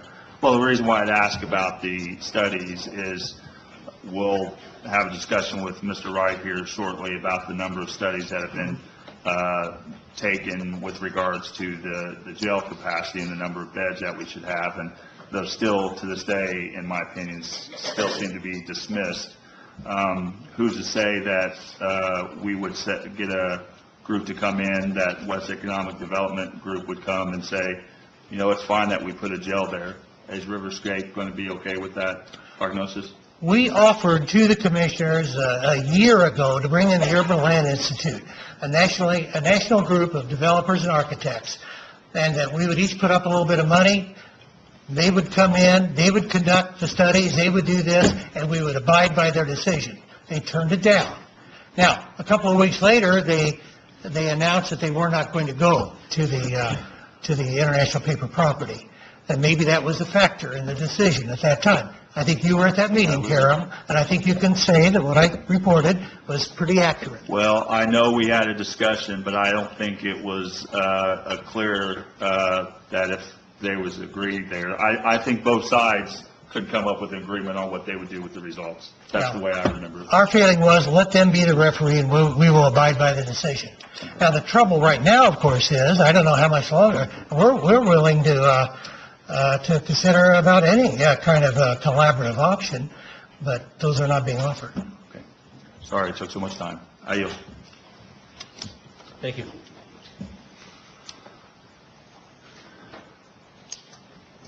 You're up, Mike.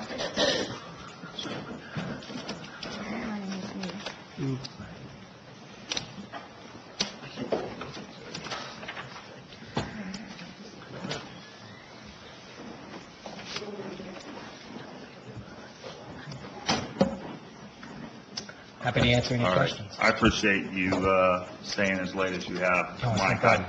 I kind of gave you a heads up that this was going to be a long night because I think there's a lot of misinformation out there, maybe information that hasn't been explained very well, that I think we need to get answers to, that, you know, hopefully the media will be able to share. Hopefully the fact that, you know, the council has a YouTube channel that people can go back and hear themselves some of these answers. So one of the things that I have been struggling with as a city councilman is the fact that this is a jail that we're talking about. And people say, why is the city council worried about the rezoning? But the fact that, the city has the most residents in the county, the jail is going to be located in the city. I think that's what needs to be done to help with the cost of transporting inmates.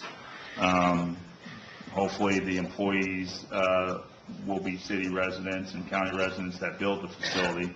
So that's why, I'm going to ask some questions regarding to how we got to this point. So the first things first is what study was done to explain the number of beds that we need for this facility? There were two studies. The first was an initial feasibility study that was conducted over the course of 2015 and the early part of 2016. That was a study completed by DLZ, the architect that has been engaged by the county to construct the jail. And the results of their analysis, which was compiled primarily by talking with courts, probation officers, prosecutors, even court staff, jail officers, the sheriff, the chief of police, recommended that the county in 20 years might need a facility that's rated for 527 beds. That feasibility study was presented in a public forum at Terre Haute South Vigo High School by Eric Ratz from DLZ back in August, I believe, of 2016, maybe September. But following that conclusion, following that public meeting, and after another year or so of not going much of anywhere, the Vigo County Council asked that a new independent study be completed to either confirm or disconfirm the results of the initial analysis. That study was completed by RJS Justice Solutions. It's been on the county website for a couple months. Their final report has been on the website for a couple months. There were two public forums in which that report was presented, the first being back in June and the last being just a few weeks ago, both of which occurred over at AMVETS in Dresser. Did both of those studies say 527 beds?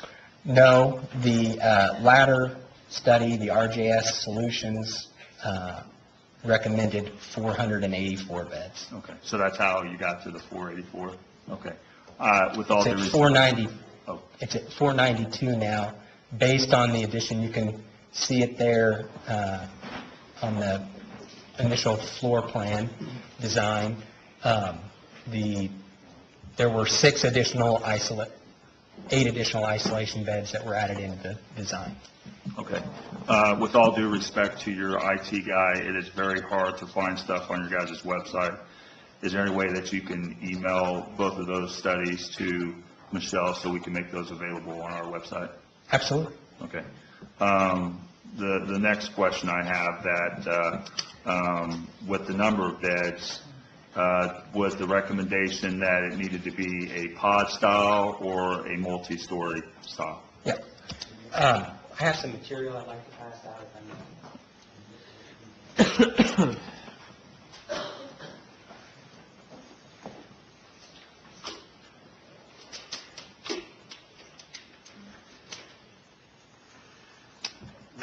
Is it's a proposed site summary that was completed back in March of 2017 related to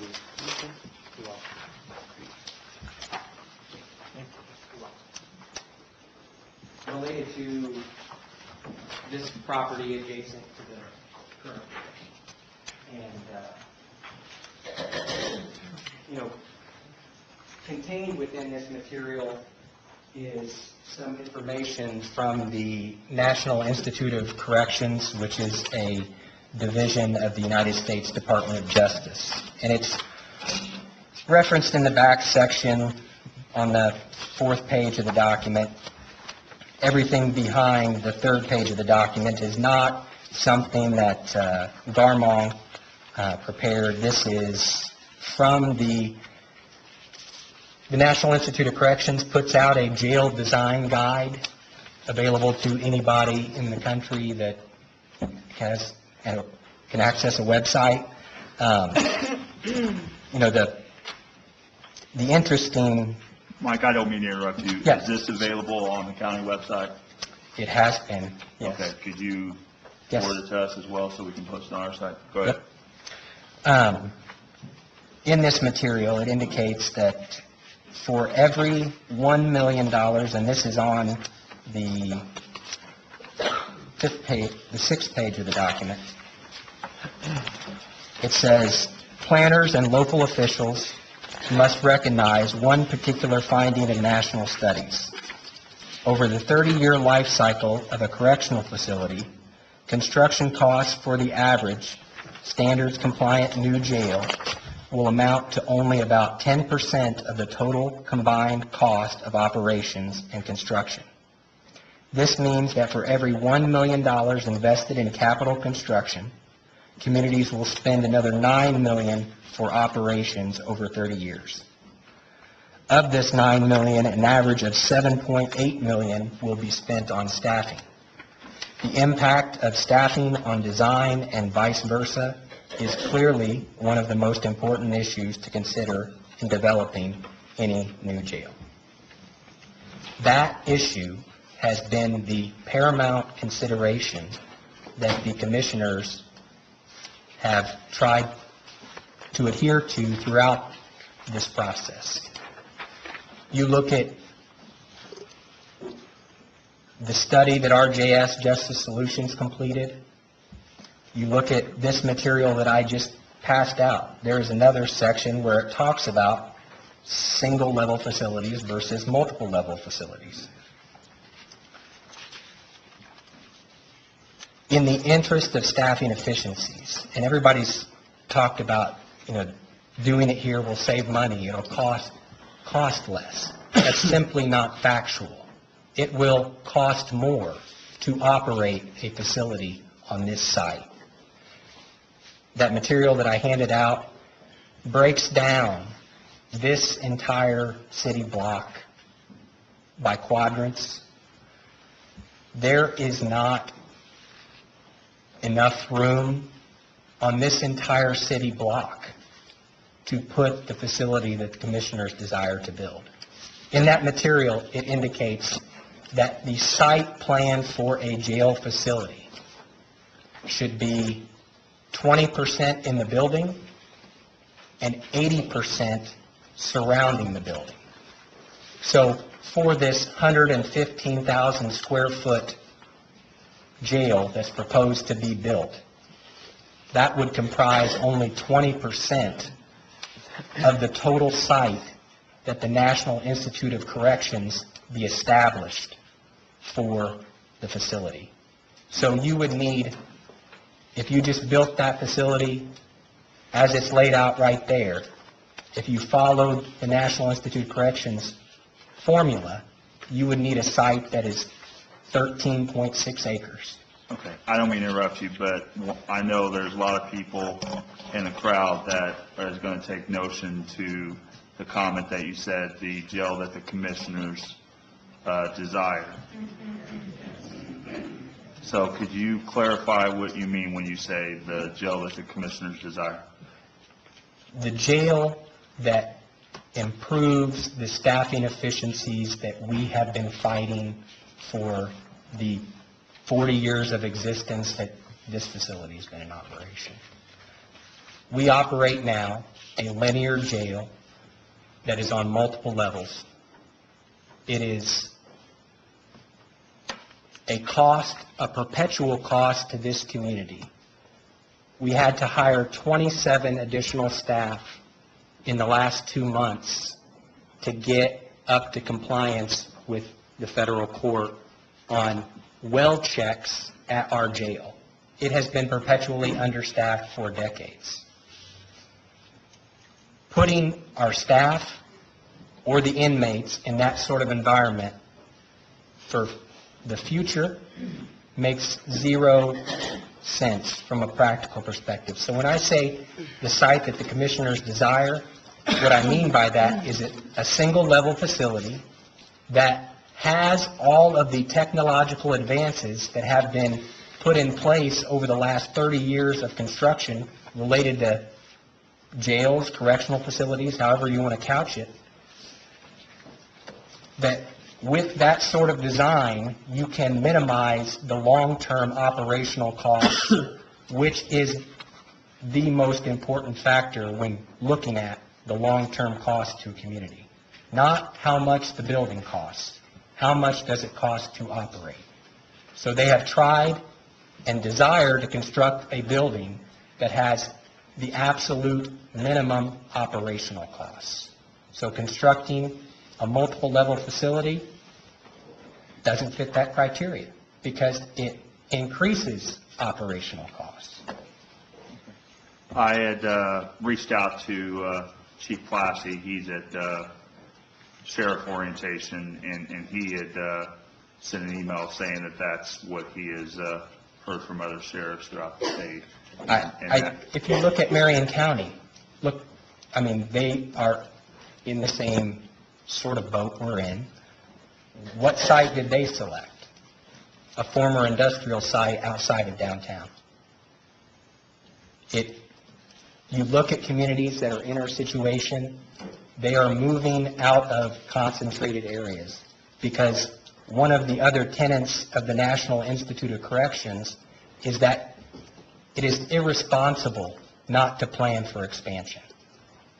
That you are doing your community a disservice if you don't consider the possibility of at some point in the future, the Indiana legislature saying, okay, you've had the division, you've had the level 6s for a while, now we're going to start kicking back level 5s. They can't come to the Department of Correction anymore, just like they did with the level 6s.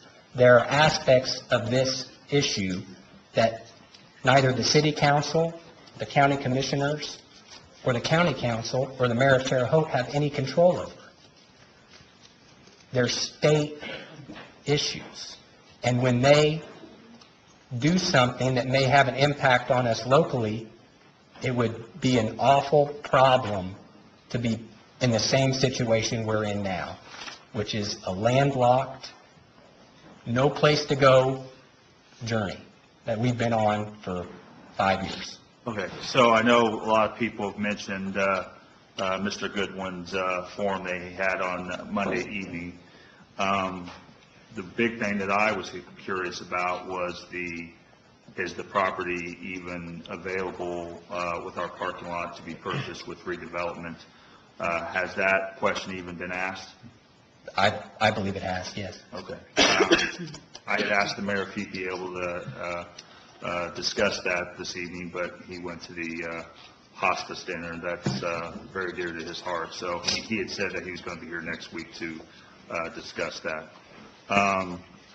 What kind of studies, the fact that now that we've eliminated this location and we are talking about moving to the IP property, which is, 2.1 miles away from the courthouse? Approximately. A lot of people talk about the safety aspect of transporting inmates and the cost. So let's talk about the safety aspect. I know currently we are taking inmates to other counties to help with the overcrowding of our jail. How many people do we average a day transporting to other counties? If you would, I've got some additional material on that. These are the police utilization reports from Vigo County Jail Commander Charlie Funk. For the first 10 months of 2018, they detail month by month the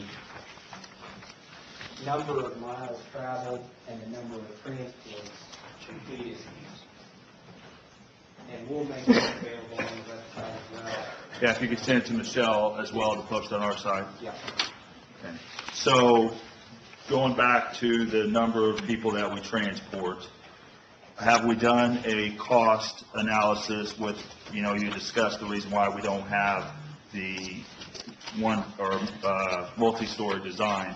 Have we taken a cost analysis of the difference between the transport cost and the cost of having a multi-story jail? Yes. So, a couple things. When individuals now who are in jail have a court hearing, they are transported.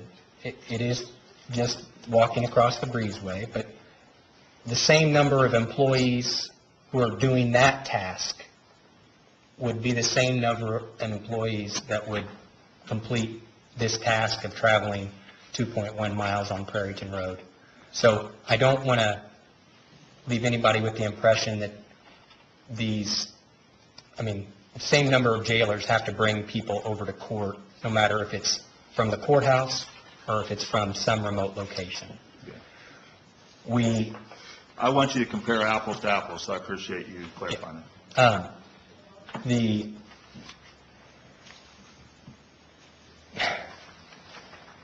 The fact is that on a day-to-day basis, most inmates are not being transported. There will be, if the rezoning petition is approved and the jail is located on the International Paper property, there will be a video conferencing arrangement as we have in our current jail now, even though it's right across the breezeway. I don't mean to interrupt you, but that was another question I was going to have, is I've heard that there's been talks that that's not constitutional, or that the local judges don't prefer that or aren't agreeable to do in video conferencing. Could you clarify that? The answer to the first question is nobody has ruled that that is unconstitutional. The second issue is there are hearings where it is mandated that that person be in court, in front of the judge, a change of plea hearing, a motion to suppress, a motion in limine to determine whether or not evidence is going to be admitted. Those are critical stages of the criminal process, and due process requires that those individuals be in the same courtroom where those lawyers are arguing and the judges are hearing argument. The video conferencing would be utilized for those individuals who are getting their initial arraignment. They're being explained what they've been charged with, what their bond is, whether or not they have the desire for a public defender. Those are the only sorts of hearings that would qualify a status hearing. There's a differentiation between what you can do on video and what you can't. So I don't want to give anybody the impression that all these hearings would be via video. I think that's the impression that's been out there, is that they would. For initial arraignments, if there's been a motion to continue filed and the judge is simply setting new trial dates, I don't believe any of the judges in this jurisdiction will be opposed to having that person remotely on video hearing what's going on in the courtroom. But for those critical stages of the proceeding, those people will be transported back here so that they're in court where the judge can see them and they can see the judge. Okay, so could you go back to the cost of the transport? Yeah, it's, we already have vehicles, so it's not a new acquisition cost for new vehicles. The average of 2.1 miles, an average of 5 runs a day, so 20 miles, all round trip, it was less than $200,000 a year. Okay. Does the liability insurance for the county go up, the fact that we're transporting more? No. Now back to the other locations. I think we've, Yeah. talked about the, why this location might not work. Yeah. And I was at area planning last night, and I know, to Mr. Bennett's, observation, Jared did say that there was 3 or 4 other locations that were discussed. Could you explain that? I guess, I never gave Jared any list. I think area plan's job, and ultimately this body's job, is really to determine whether this petition damages the health, safety, and welfare of those individuals who reside around the proposed rezoning. It's not a matter of alternative sites. That's your job, is to consider whether this petition injures the health, safety, welfare of those people who are residing down in that area. Yes. But I can go through the sites that were considered. North First Street, the property adjacent to the ISU soccer fields. ISU owns a big swath of land north of the soccer fields, all the way up. There's not unity of title in that whole parcel. They don't own it all. So it's a long, thin strip of land that ISU doesn't own all of. So you're talking about negotiating with ISU and other private parties about a piece of ground that is long, thin, and does not promote every angle on a building costs money. It costs money in design, it costs money in construction. And so the desire has been to find a spot where you can put this sort of building that it has every efficiency that it can have. And so long, linear parcels of land were disqualified based on that fact. 13th and Holman. I'd like to give you each, this is from your city engineer. That is a map and a letter explaining the conditions as they exist at 13th and Holman.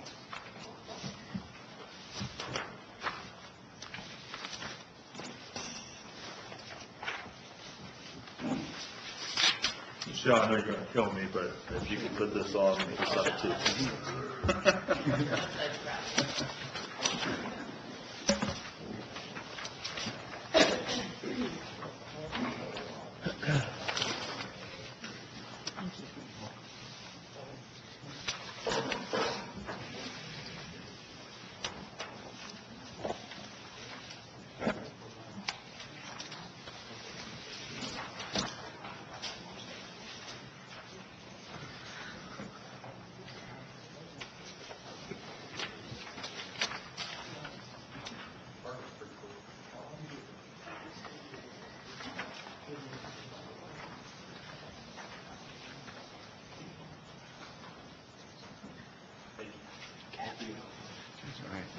So, as you can see, the area shaded green is what was actually cleaned by the city.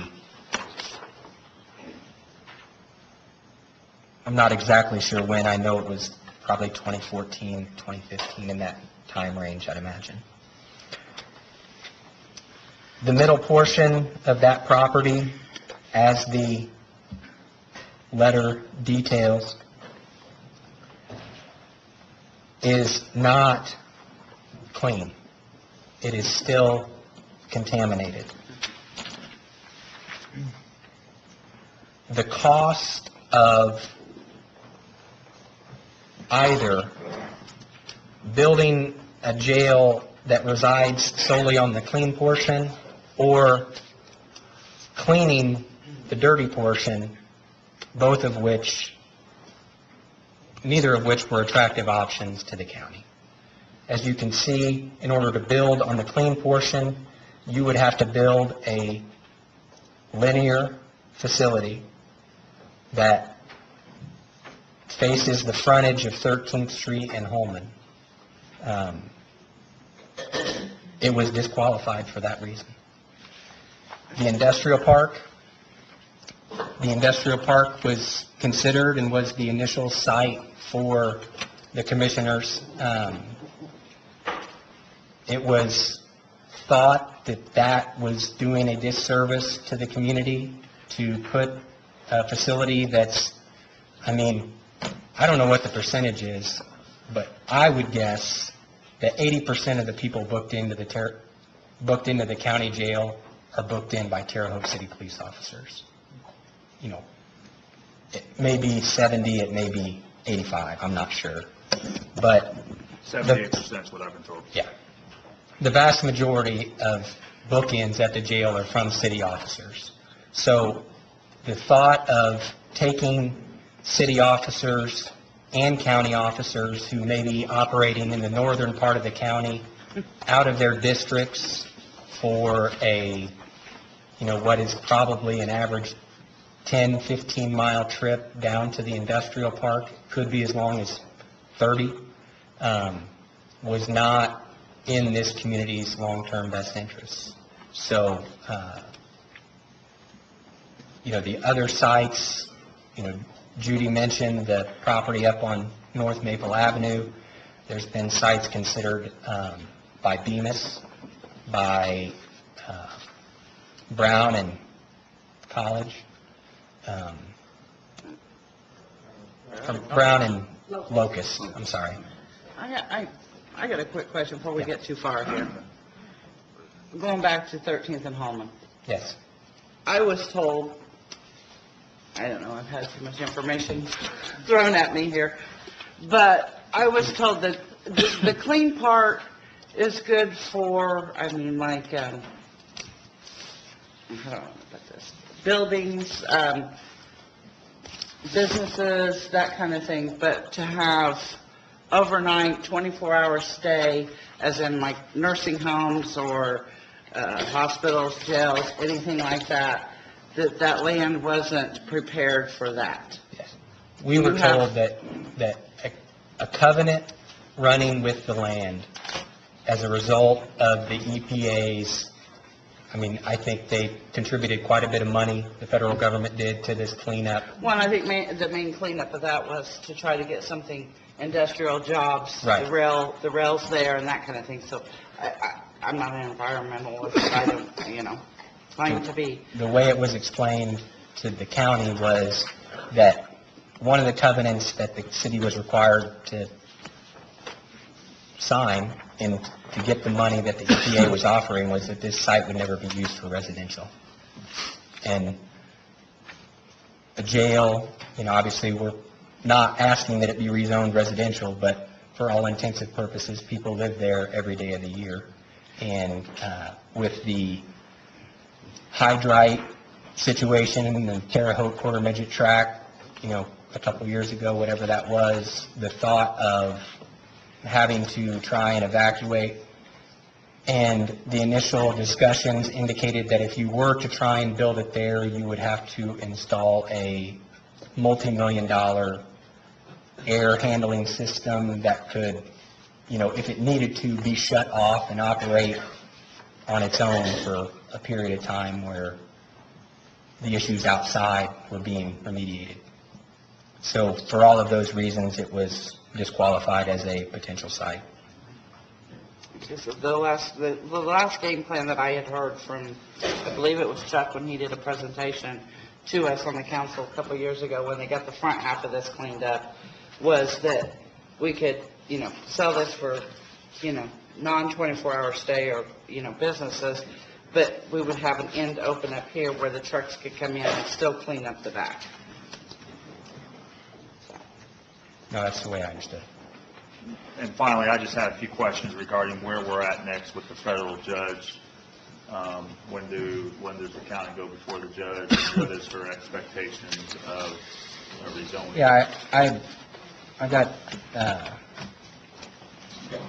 so we were last in court in October, and at that hearing, we explained to the court the status of the petition to rezone, explained that most likely it would be voted on at your city council meeting on December 13th, and that we have been ordered to report back to her by the following Wednesday, December 19th, regarding the decision that was made. And, you know, I would like to read just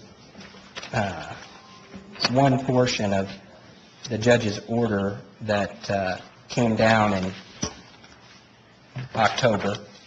This is the conclusion section of the, you know, I know people got up here and talked about what the judge is going to do and speculating, in my opinion, but these are her words. This litigation has been pending just a few days short of 2 years, and the issue of overcrowding has been in litigation for nearly a decade. This court is mindful that the Indiana General Assembly compounded an already existing problem with the passage of House Bill 1006. Nevertheless, until the recent passage of the lit ordinance, there had been minimal progress toward alleviating the unconstitutional conditions at the jail. Defendants and those who may succeed them on January 1st should understand that the court's forbearance in the injunctive relief it has crafted is in express reliance on the passage of the ordinance and the stated intention to fund a new constitutionally adequate jail. This court will continue in its restraint as long as the responsible elected officials perform their constitutional duty. But the time for a solution is now, not when the financial circumstances have improved or until all of Vigo County citizens agree on the size and location of a new jail. Public officials are accountable to the citizens, but they are also accountable to an oath sworn to uphold the Constitution, regardless of dissent or dispute from the public. The objective now is to make demonstrable progress toward a solution without further delay. Delay risks the establishment of a 3-judge panel and even more draconian outcomes, such as mandated reduction in jail population or, at the extreme, closure of the jail. Surely, no public official desires such an outcome. The court remains confident that Vigo County can solve this problem, but if it fails to do so, the court will do what the law permits to solve the problem for Vigo County. The court grants plaintiff's motion for summary judgment as set forth above. The Honorable Jane Magnus Stinson, Chief Judge, United States District Court for the Southern District of Indiana. And, you know, what Chris said is not wrong. Courts don't get in the business of building jails, but they make conditions so untenable and so expensive that the community and the taxpayers are the ones that end up suffering because of it. If the judge appointed a 3-judge panel and reduced the effective size of our county jail or even closed it, we would be paying, it's absurd to think about, what would the county would be paying on a monthly basis to house 330 inmates in other county jails. One, there's not 330 beds in the communities surrounding this one where our inmates could go. We can't find beds now for the 60 that we're trying to place. It would twist the arm of this community. Call it a threat, call it whatever. Those are her words, not mine, not Jerry McGlone's, not Chris Gamble's. Those are her words. Draconian measures. I don't want to see that in my position. I wouldn't think any of you would want to either. So The commissioners are trying to do what they can to make sure this doesn't happen, which included filing a petition to rezone the property as this body obviously desired, and asking for an opinion from a third party, independent, to determine whether or not it should be rezoned, given the fact that the zoning district maps have never been modified.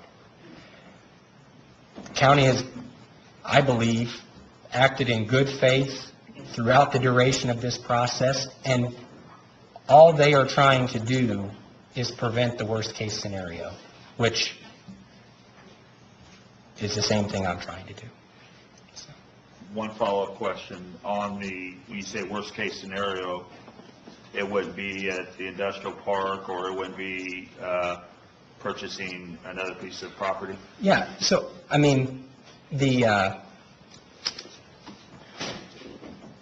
county is committed to doing this facility the right way, and they believe, and experts agree, that the right way to do a facility of this size is to build out instead of up.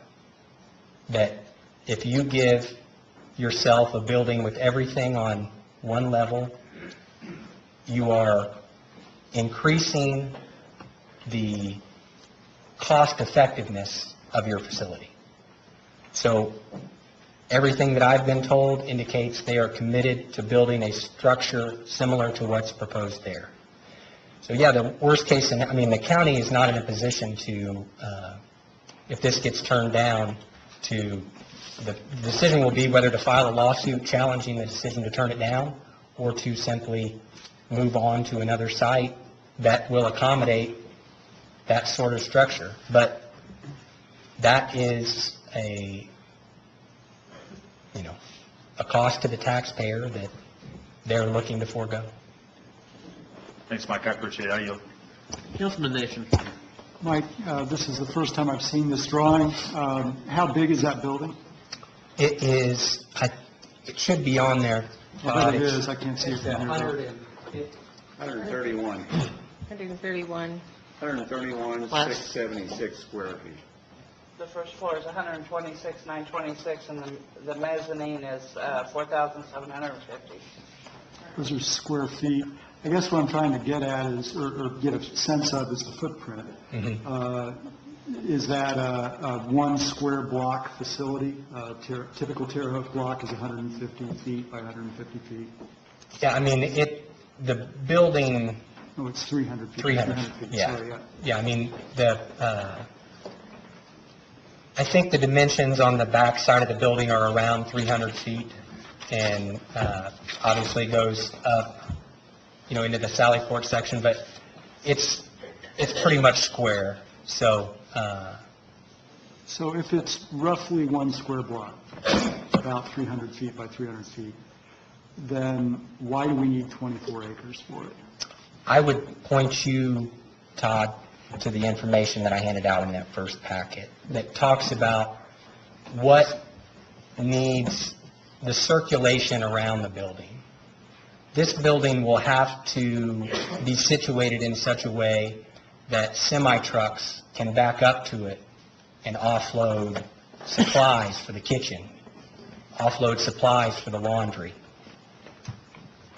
It's got to be situated in such a way that contractors, you see the gray portion around the lower portion of that diagram, that gray portion? Yeah. That is, there's an interior wall, and then there's a catwalk where all the plumbing, all the guts of the building are located in that catwalk, so contractors can access that area without having to disturb the operation of the jail, which is what we have now. If we have a plumbing issue in the jail now, that contractor is going into the jail, they're taking all the inmates out while the plumber fixes the issue, and then putting the inmates back in there. This sort of design will alleviate that problem by providing an area where contractors can get in there and not have to deal with inmates. So far I've heard, well, what you just described happens within that 300 by 300 square foot. That's right, yeah. And you talked about a loading dock, too. Yeah. Okay, so now we're 5 square blocks extra for a loading dock? I mean, what else? Why else do we need? If it's, the comparison was made earlier with Collett Park. Collett Park is 6 square city blocks, and that's less than 24 acres. So I'm picturing Collett Park with a building that takes up 1/6 of it, and a loading dock now that has a nice long approach, so the semi can back up to it, kind of like we have on the north side of Pullman Center, probably, which also fits into, a 2 square block area. I'm still trying to understand why we need 24 acres for a facility of this size, with a footprint that sits on less than about a square block. I would point you to the rationale contained within the National Institute of Corrections Jail Design. And since I just received that this evening, I have not read it. So I'm at a disadvantage in that. So I'll prepare for that for next week. But one of the things another thing that I have a question about is why are we aiming at the highest number of inmates that is proposed in these studies? The Phase 2 came out, or at least it was released to the public at the end of October of this year. It was reported in the Tribune-Star that they had a lot of recommendations that involved actions that the prosecutor's office can take, the courts can take, the public defenders, community corrections, probation, all these things that we should be considering as we decide how big our jail actually needs to be. They go on to say that we should be visiting other jails in and outside of this state to ensure that ours is done right, quote unquote. And then the article, at least as it was reported in the Tribune-Star, concludes that this report doesn't state that we must build that capacity, that 527 person jail, and nor does it infer that by doing so, if we do build a smaller jail now, that'll mess us up with meeting the constitutional requirements that we're trying to meet. So why are we aiming for the highest number rather than a lower number, which we may eventually expand into? Well, our jail capacity right now is 268 beds. Which I agree is inadequate, Yeah. which has been demonstrated No. as inadequate for a long time.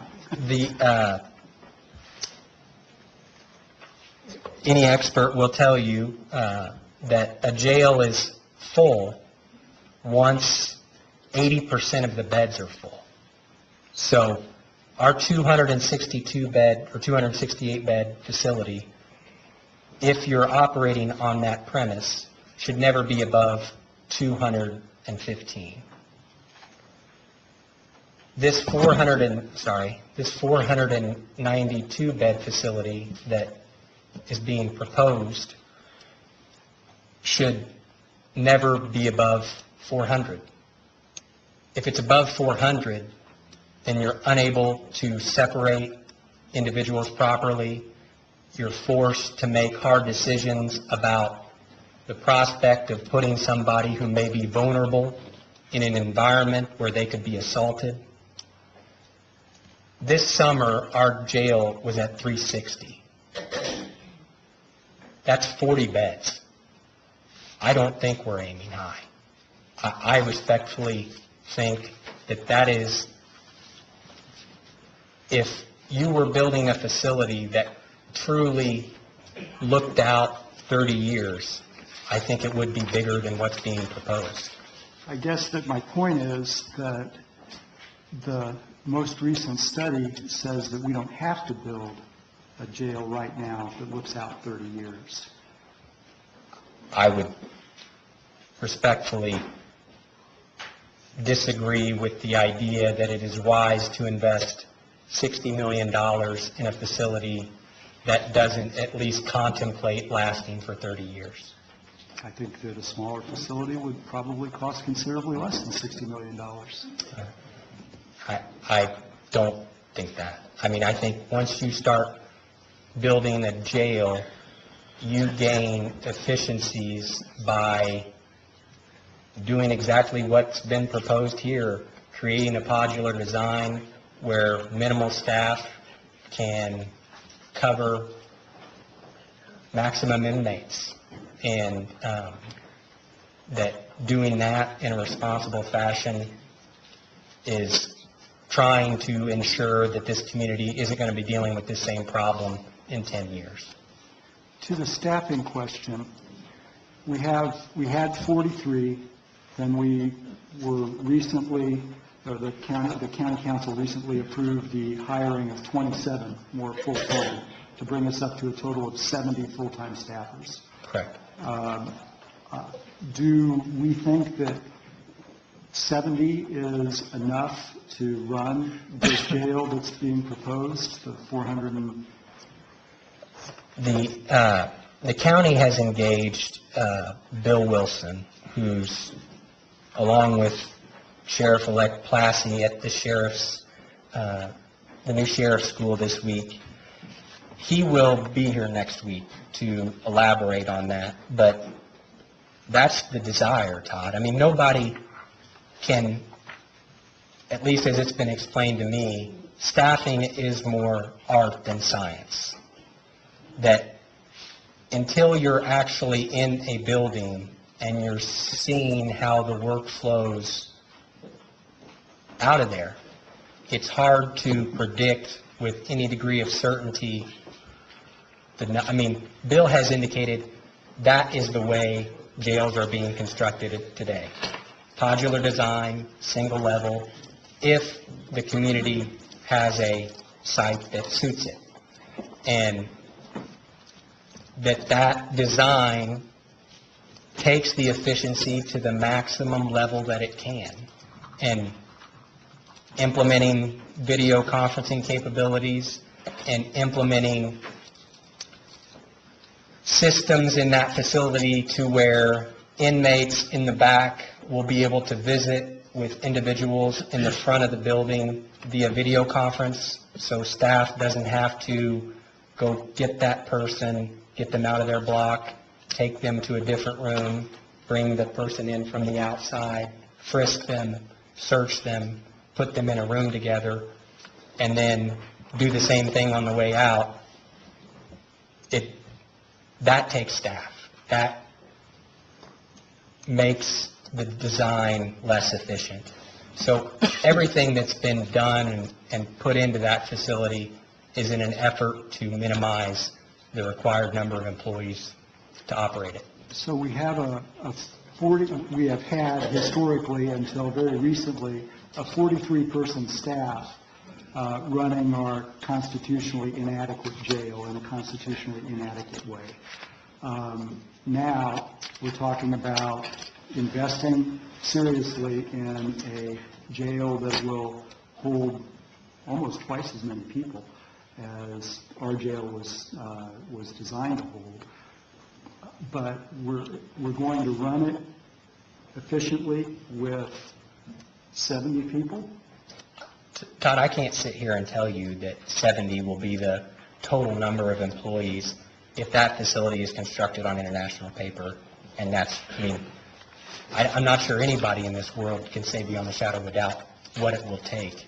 But the point I was trying to make is simply that every design decision has been made to try and maximize staff efficiency. And I get that, and I respect that. I guess my main, and I think it's a good way to approach it. I mean, you know, it makes sense to me that the real cost of this is not really going to be the construction, although that's what we all have sticker shock over. Yeah. It's going to be the year in, year out staffing and heating and cooling and other operations of this new facility. Mm-hmm. I get that. So I understand that, that's a responsible way to approach it.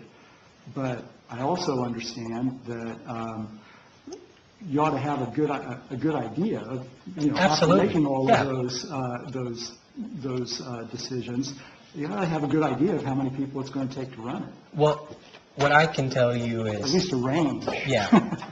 What I can tell you is Bill Wilson quoted me 3 jails that have somewhere between 400 and 500 rated beds, and that they aren't all single level. One of them is multiple levels. And for that, I think it was around 470 bed facility, they have 127 employees. For the other 2 that are single level, they are both under 100. So, make of that what you will, but I don't think that, until there is, it may be that the 43 individuals who have been working in our less than stellar conditions at the current jail are really efficient. And if they're given the technology and the design that helps them be more efficient, that, yeah, you can keep that number to a minimum. I mean, that's ultimately every discussion that I've had with the commissioners has been related to keeping the operational costs at a minimum, and the primary driver of operational costs are employees. Okay, thank you. I yield. Councilman Garrison. Mike, I just, a couple things. Yeah. This zoning request was brought to us, I think, in 18, but I don't remember the month. Do you remember when that was brought to us originally? It was in 17. 17? Yes. You know about how many months that's been? Oh, it was, yeah. I was going to say it was submitted in April and withdrawn in May. Yeah, I think that's right. Okay, so over a year. Yeah. I don't know that I ever heard why that was withdrawn. I was a little excited because I thought you all were going a different direction or maybe a different location, but I never heard why that was withdrawn. Do you know, or can you share? I truthfully, Neil, that's not important to me. I'm here advocating on behalf of a client. My client tells me what they want to try and achieve, and I try and do what I can to help them achieve it. Sure. I'm sure they're in, each of the commissioners could explain the rationale. It was not unanimous, at least in, not my opinion. And that's fine. Yeah. I guess my point is, had that stayed here and we voted on that, and, I had heard back then that it wasn't going to pass by some other members in the public, I really have no idea if it would have or if it wouldn't have. But had we voted on that one way or the other, we would have had more time to either start construction or to find a different location or to possibly revise the design to fit an alternate location. But now, we're told that there's this threat of the judge may step in. So I don't know if maybe that was the strategy for bringing it back. I'm concerned that some council members may hear, and I hear this from the public, we have to decide if this judge is going to do it for us. And it's unfortunate that we're making that decision with that hanging over us. So I'm not really asking you anything. I guess I'm just making a commentary for the group. And that's... And my only comment to that, Neil, would be, that's been the same for every decision that's been made to this point. I mean, the county council got accused of the same thing, that this is just a scare tactic to make you do something you don't want to do. And, ultimately, it's not going to affect me if this gets turned down and the judge does whatever she wants to do. I'll still get to go home at night. But the cost to this community, I would just encourage each of you, I think Chris said that there's no precedent for a federal judge ever getting involved. I would encourage each of you to go out and look at Delaware County. Delaware County was in, now this was, I'll grant you, in the 80s, but go back and look at what they went through with Judge Sarah Evans Barker and what the county and the community said at that point about the prospects of turning over the control of this project to somebody other that lives in this community. It is, I know everybody thinks it's a threat. And I didn't mean to imply that you all are threatening us. I'm just saying it's a shame that we didn't have more time, and I would hate to hear from one of our council members that we're out of time. Yeah, As a I reason. understand. I mean, you know, at this point, we are required to report back 4 business days after those votes supposed to happen, and we are next due in court in February of 2019. And that could be advanced by the judge if she so chose, but that is where we're at this point. Sure. Thanks, Mike. You're welcome. Councilman Elliott.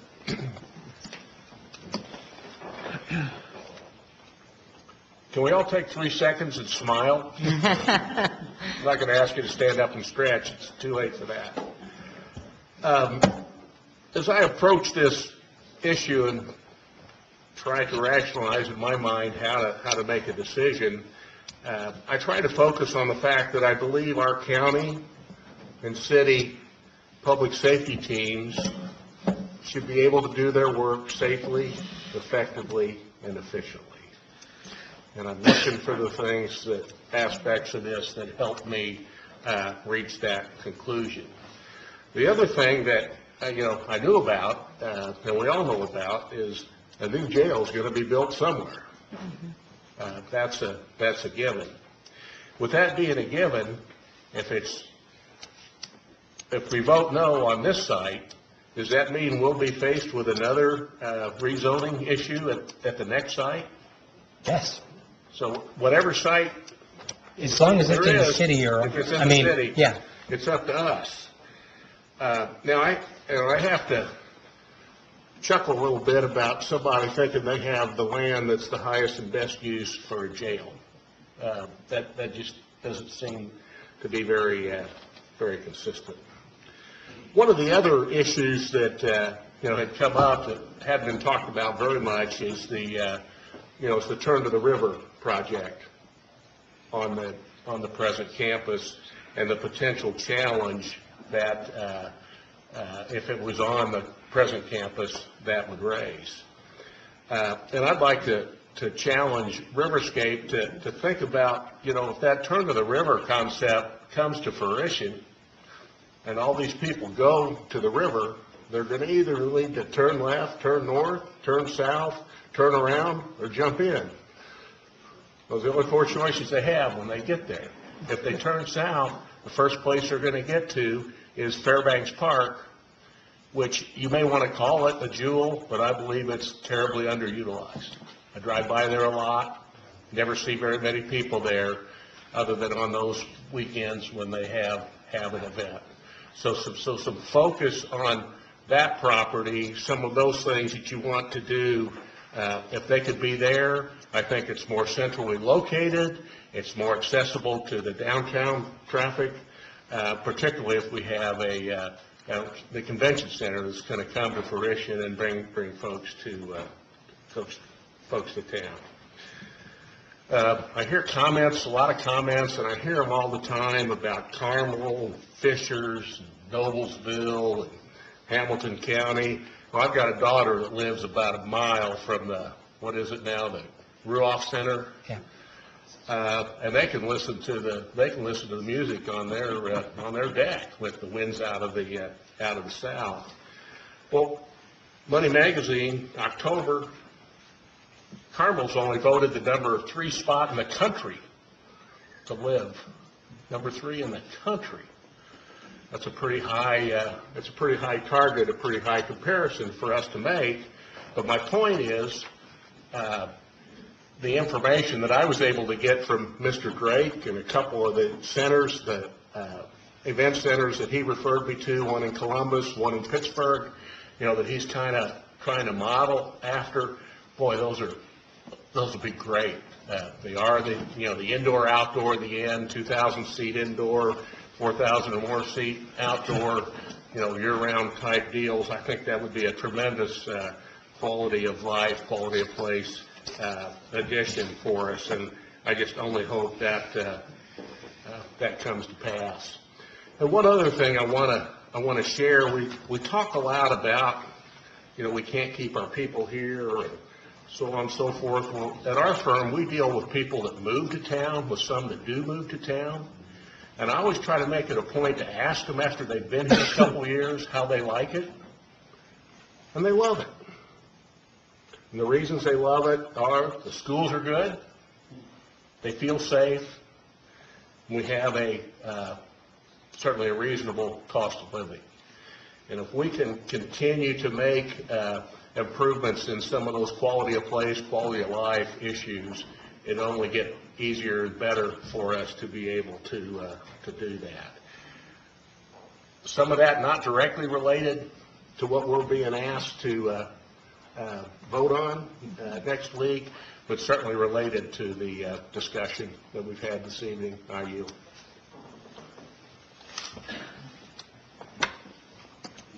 Councilwoman Crossen. Yeah, Mike, first of all, I want to thank you for your presentation tonight. No problem. And I think you and I have been on the opposite side of this issue in many ways, but I do appreciate the calmness with which you've come and presented tonight. I do share some of Todd's concerns that he raised about why we need such a huge footprint, why we need such a huge piece of property for even staying with this footprint. Yeah. And I guess I'm going to take you at your word about the information you've been given about the different costs for different kinds of facilities. What kind of disturbs me about that is that we don't have more specific information about that. And I don't, if you don't have it, you don't have it. And I Specific information on what? well, for instance, if we had a similar number of beds with a somewhat more linear facility. Okay. I'm sorry. And not like a 5-story versus a 1-story, but you know what I'm saying. If we had some back and forth, and if you don't have it, you don't have it. Because there might be some trade-offs in cost, ongoing costs. Some would not be worth it to anybody. Mhm. They'd be so distinct. Right. But some might be slight enough that if the other benefits to the community were great, that we would, as a community or as public officials, would be willing to make those. And so that's the kind of analysis that would be helpful to me, and I think to many other people, and might not have us so much at each other's throats. And to take that a step further, I want to say that I really appreciate Neil's comment about all those months ago when the first rezoning request was filed, that if after that was withdrawn, if we had acted on it and we'd passed it, of course, we'd already probably be breaking ground down there now. So we would have more time to be getting that ready, and we could make some alternative kinds of things, of other things we wanted to focus on the community. If it had been denied, again, a lot of the work that could have happened that would have made the court happier within those months. And I know in some ways there's no reason to look back, but it's one of the things that makes it really harder for me, and I think for at least some of my other council colleagues here, that we sort of feel like we're the one. I don't mind making the decision, But I hate making the decision at such a late date that we've got a judge saying something that strong to us. And so the lack of more complete information for the community and that fact is really a difficult one. But I would say that still, for my decision, one of the biggest things is why we need such a huge piece of property for this footprint. The other thing I would say that I think one of the remarkable things, and this I don't think has been true in some places like Delaware County and other places, is I have not heard, I'm sure there are a few people out there, but I certainly have not heard anybody, no matter how they feel about the site or the number of beds, say that we don't need a new jail. That we're in a remarkable situation in this community to be on that page together. And I just wish we weren't at this late date arguing about it. I wish we were at this late date celebrating that we'd found a place that was was agreeable to everyone. That doesn't change the fact that we have to make this decision next week, and that resulting from this decision here, other people in this room will be making other decisions later on. But I just find that to be really a shame. And as to Earl's comments about and I'm only referring to you, Earl, I thought of it earlier when Mr. Drake was here. Again, that's another case in point that I think we're all in agreement. What he wants to do down there is fabulous. I think everybody agrees about that. And I guess from my point of view, I just want to see more of that. And I don't think that it's in conflict with also wanting to see an adequate, constitutionally run jail. I've not been in the legal world for a while, but when I was, when I moved to this community which was almost 30 years ago, within a few years, people were talking about us needing to do something to improve the jail.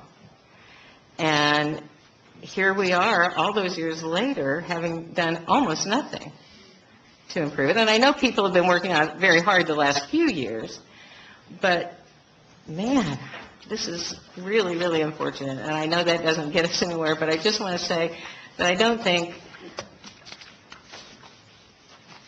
my concern about the IP property is not a concern about us needing a jail. But I do think some of these questions about not needing that huge footprint and what that means to the community and opportunity costs down the road is pretty important. So, I yield. Thank you. Councilman Morris?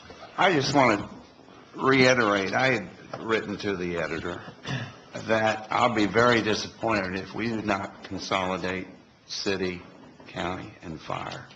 I think the opportunity for that size of footprint that you're stating would accommodate all that. To me, that's saving money for every citizen in this county and city. I hope the mayor's here next week. If you could relay that message, that I think he just needs to publicly answer that. And that's my hopes for this. Councilman Nation.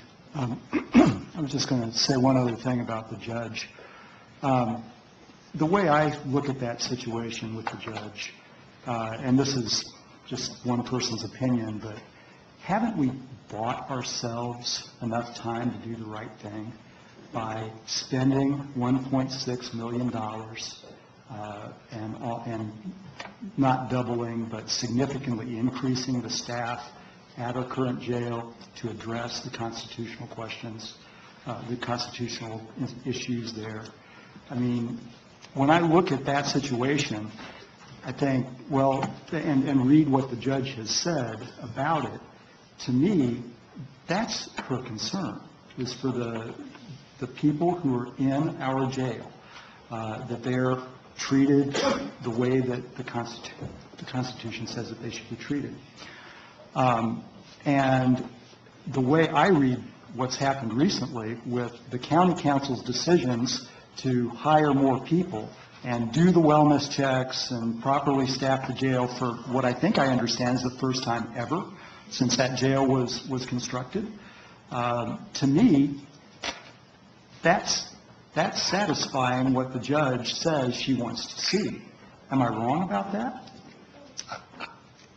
Whether you're wrong or not, I can't say that. Here's one of the things that creates the unconstitutional conditions is the overcrowding, is having 5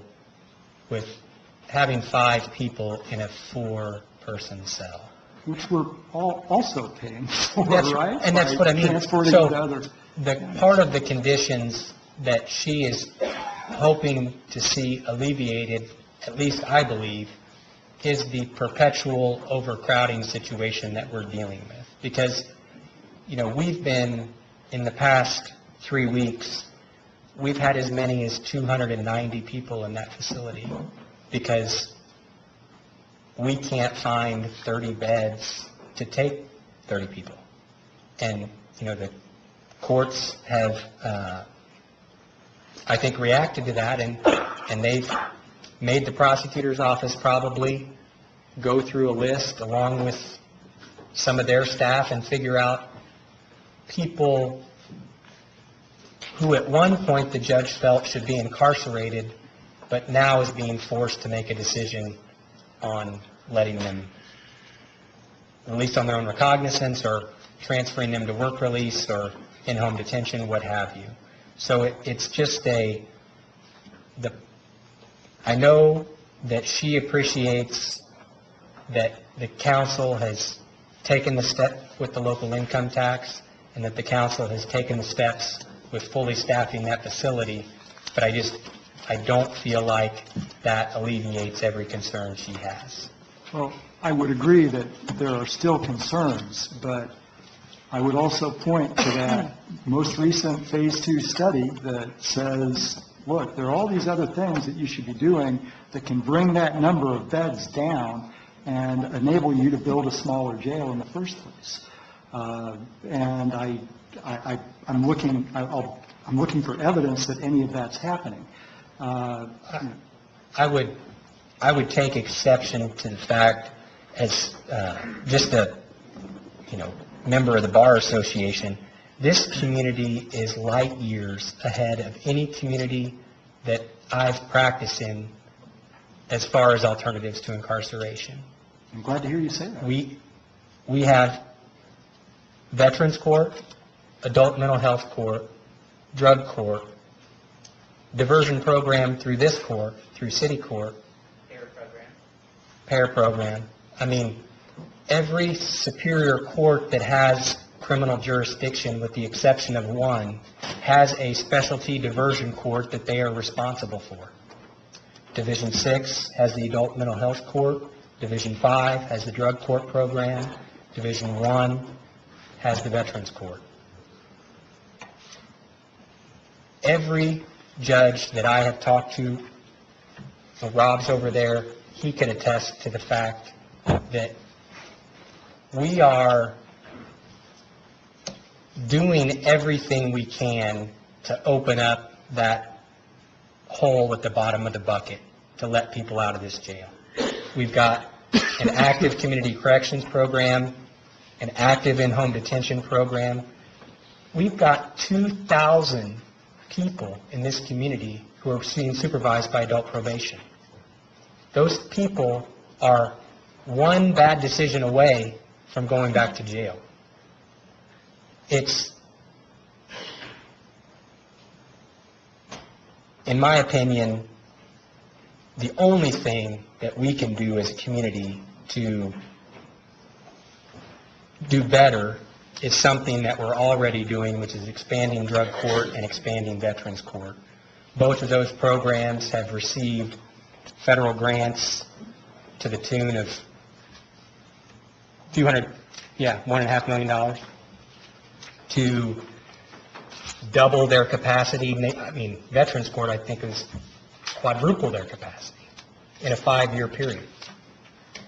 Drug court's got the same thing going. The commissioners just signed a lease at 635 Ohio Street so that those individuals now have a space to do their business. We've been putting 2 people in a closet at the courthouse for the past 2 years and asking them to meet discreetly with individuals who are being screened for drug court. We have been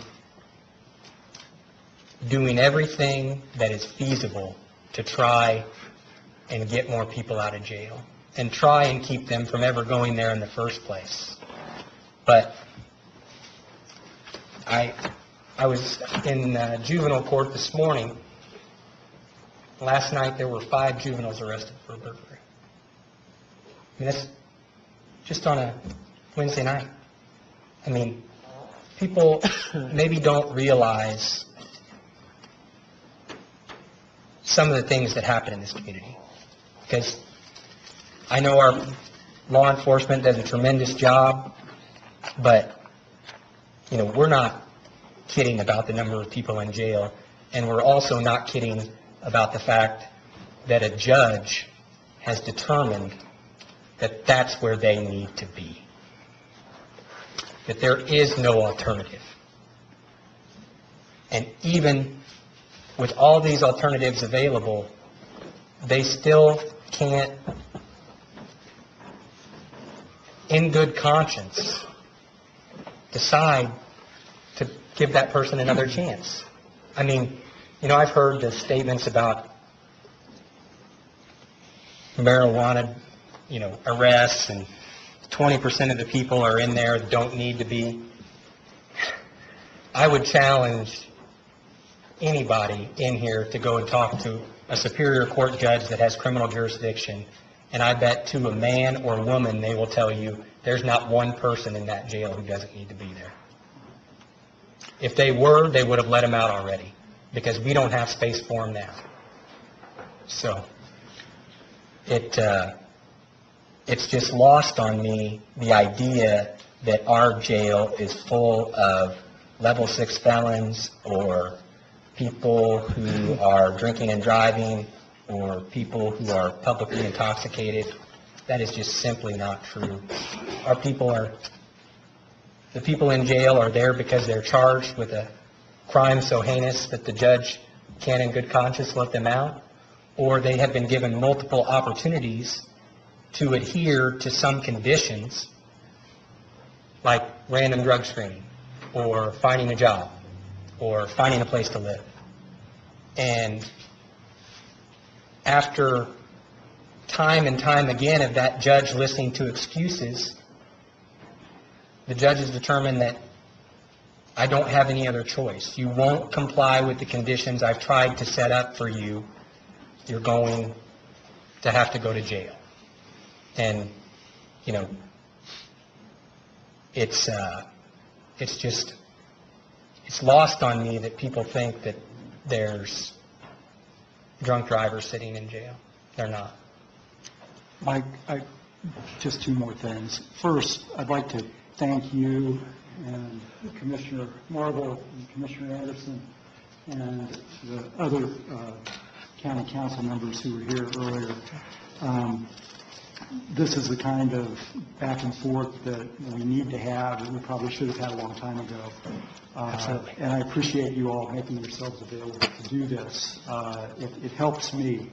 But the other thing is that all of my fellow council members understand that what we're being asked to do is really a pretty narrow question. We're being asked whether or not to rezone the old IP property for this jail. We're not being asked what an alternative location is, where else it might go, where else it should go. But we're being asked specifically about that land use. And personally, I mean, you know, this isn't just because my father is involved in Riverscape. I've been involved in Riverscape ever since it started. I've been involved in Riverscape. And you have too. Yeah. I look around the room, a lot of us have. But Neil, yeah, a lot of us have. But to me, what happened, when I look at the Riverscape stuff and think about the charrettes and other public opportunities that I participated in years ago that resulted in these drawings and all the dreams, this stuff reminds me a lot of the work that I've been part of through Downtown Terre Haute, Inc. When starting in the early 90s, when I was a bookseller and trying to get involved in making my neighborhood better. And a lot of the stuff that we came up with and the multiple studies and charrettes and other other things that we had done, often by contractors that the city was paying good money for, a lot of that was pipe dream stuff too. But a lot of it has happened, actually, in the last couple of decades. Our downtown's come way farther than I ever thought it would. I had high hopes, but when I look back on all the investment that's happened and the positive change that I've seen, it's remarkable to me. And you start making lists, and they get pretty long. You start adding up the money, like Charlie Williams did earlier, and it starts getting into the tens, hundreds of millions of dollars. This isn't money that Terre Haute taxpayers opened their wallets and shelled out for the most part. This is money that has come in from other places in the state, other places in the country. Outside development is brought in because we took steps to help ourselves. To me, the real question that's in front of us is, are we going to take the steps on the riverfront to help ourselves that are going to pay big dividends in the future? And I still just cannot accept the idea that a jail on this prime piece of property is the highest and best use for it. I don't accept it. And I understand that there's not going to be agreement on that, even after we come here and do all of this again next week. No, I yield. Just a couple of things now that we're into 5 hours of this. As Todd said, and we've listened to pros, cons, and I think everybody's had a point on whatever each side has said, and then it's going to be up to us now to decide who we want to believe, but whether this site is proper for that particular development. That is really the question for the council. The question's not whether it's got 400 beds or whether it takes 2.1 miles to get it from here to there. It's probably 2.1 miles from 13th and Hallman. It's probably 2.1 miles from wherever Mr. Kearns wanted to have the jail.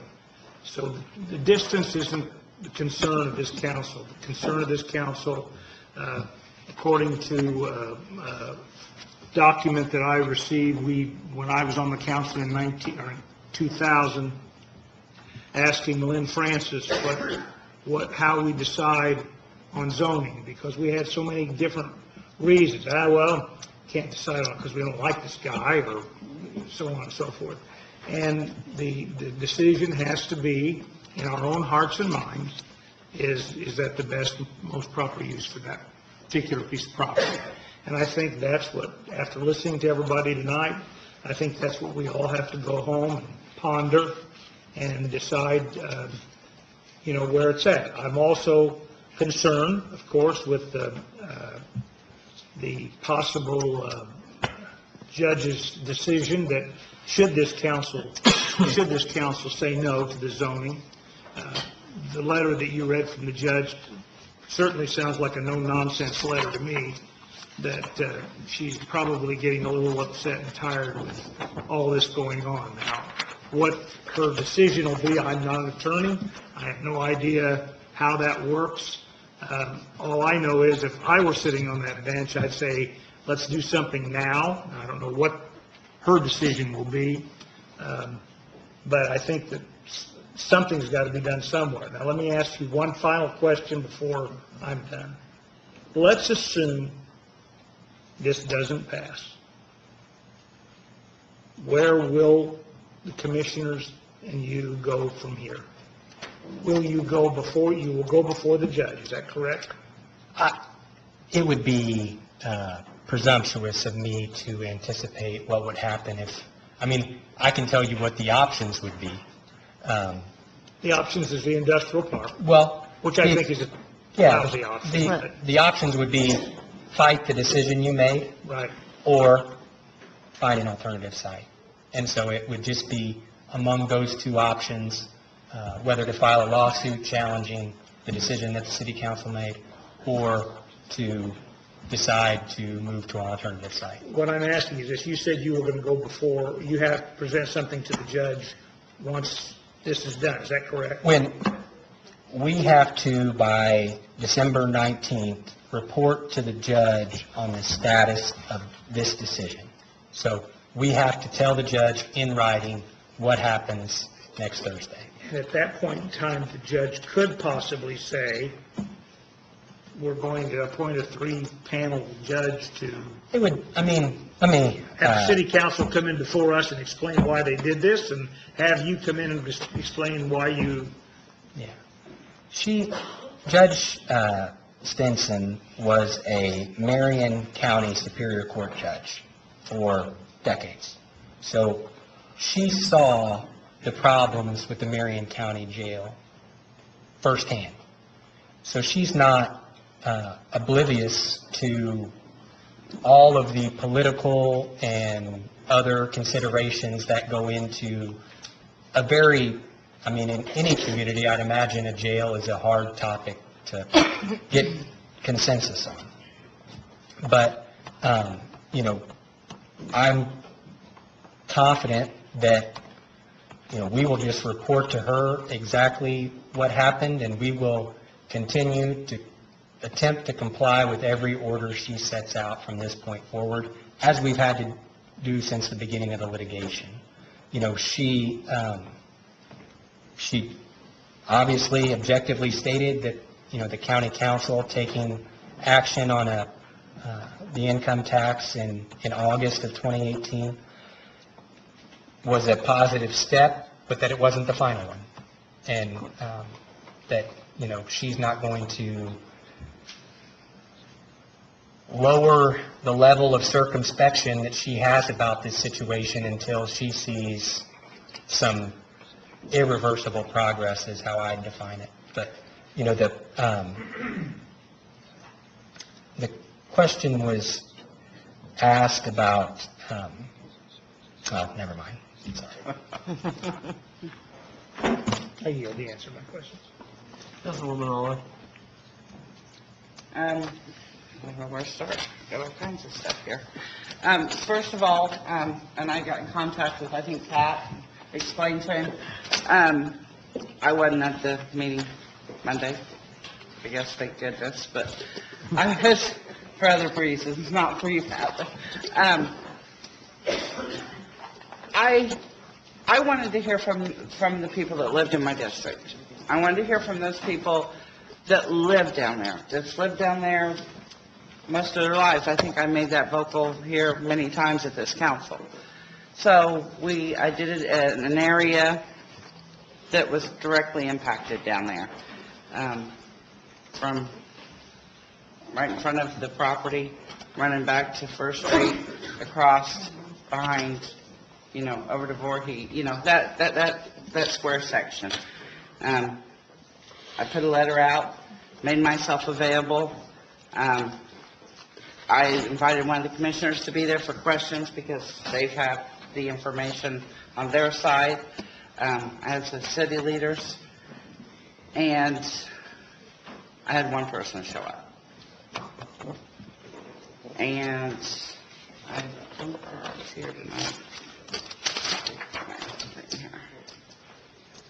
His name was Thomas Gonzalez, and he lives at 2308 Dillman, which happens to be, if you know where the aquatic center is, he's right behind the aquatic center on the corner.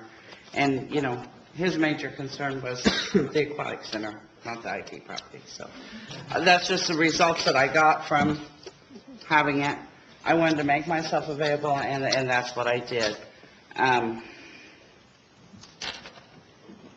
I've not come out and said that I'm either for this or against this. I believe in having an open door. My vote, like I said from day one, is what my district wants. And I understand the river involves all of us. But, you know, just like this gentleman, he was born and raised down there. His mom and dad are still down there. I mean, these people, that's their home, you know. And I feel like some of them are going to be the ones that are directly affected by this. I've had many meetings this week. I've tried to meet with anybody that wanted to meet with me. I've spoken to Mr. Drake. I thank the commissioners. I know I've called them 2 or 3 times because as people come to me with questions, I've called them, and I think it was the other day I called them, and I called Mike, and within 2 hours they were willing to meet with me over questions that I had, you know. So I'd like to thank them for helping me. And again, you know, and I know I received an email yesterday on different questions, and I answered that email back because I understand that there was a petition even for me to vote no. And I kind of hit me hard because I feel like maybe I haven't done the best job. Maybe some people think I haven't done the best job down there. But I've tried to meet with anybody that's got in contact with me. I've tried to reach out to those people. I've tried to reach out to people and do the best thing I can. And for the one person that put that petition out, not one email was sent to me, except for last night. So, again, my door's going to be open. We're not voting on this till next Thursday. I'm willing to meet with anybody that would like to meet. I'm willing to hear anything, any concerns. If I don't have the answers, I'm willing to go out and get the answers. This is my district, and I feel like that's my job is to represent those people. I yield. You ready? Anybody else? Move. Before you move to adjourn, Councilman Azar. I was going to move to go get pizza. Taco Bell. I want to let everyone know to be careful leaving. There is a lot of ice out front, and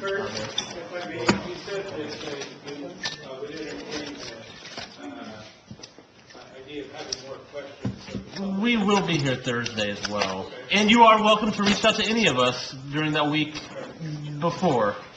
But yes, please. Oh, can I touch one thing? All of our emails or my email and my phone number is on the website, and I believe it is with all of us. So we're all very easily attainable. We are. And again, ice outside.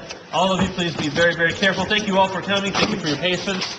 And next Thursday we will be back. Move to adjourn. Second. Discussion. Councilman Garrison. Really? You do not value your life. It has been moved to adjourn by Councilman Azar, seconded by Councilman Garrison. All in favor, say aye. Aye.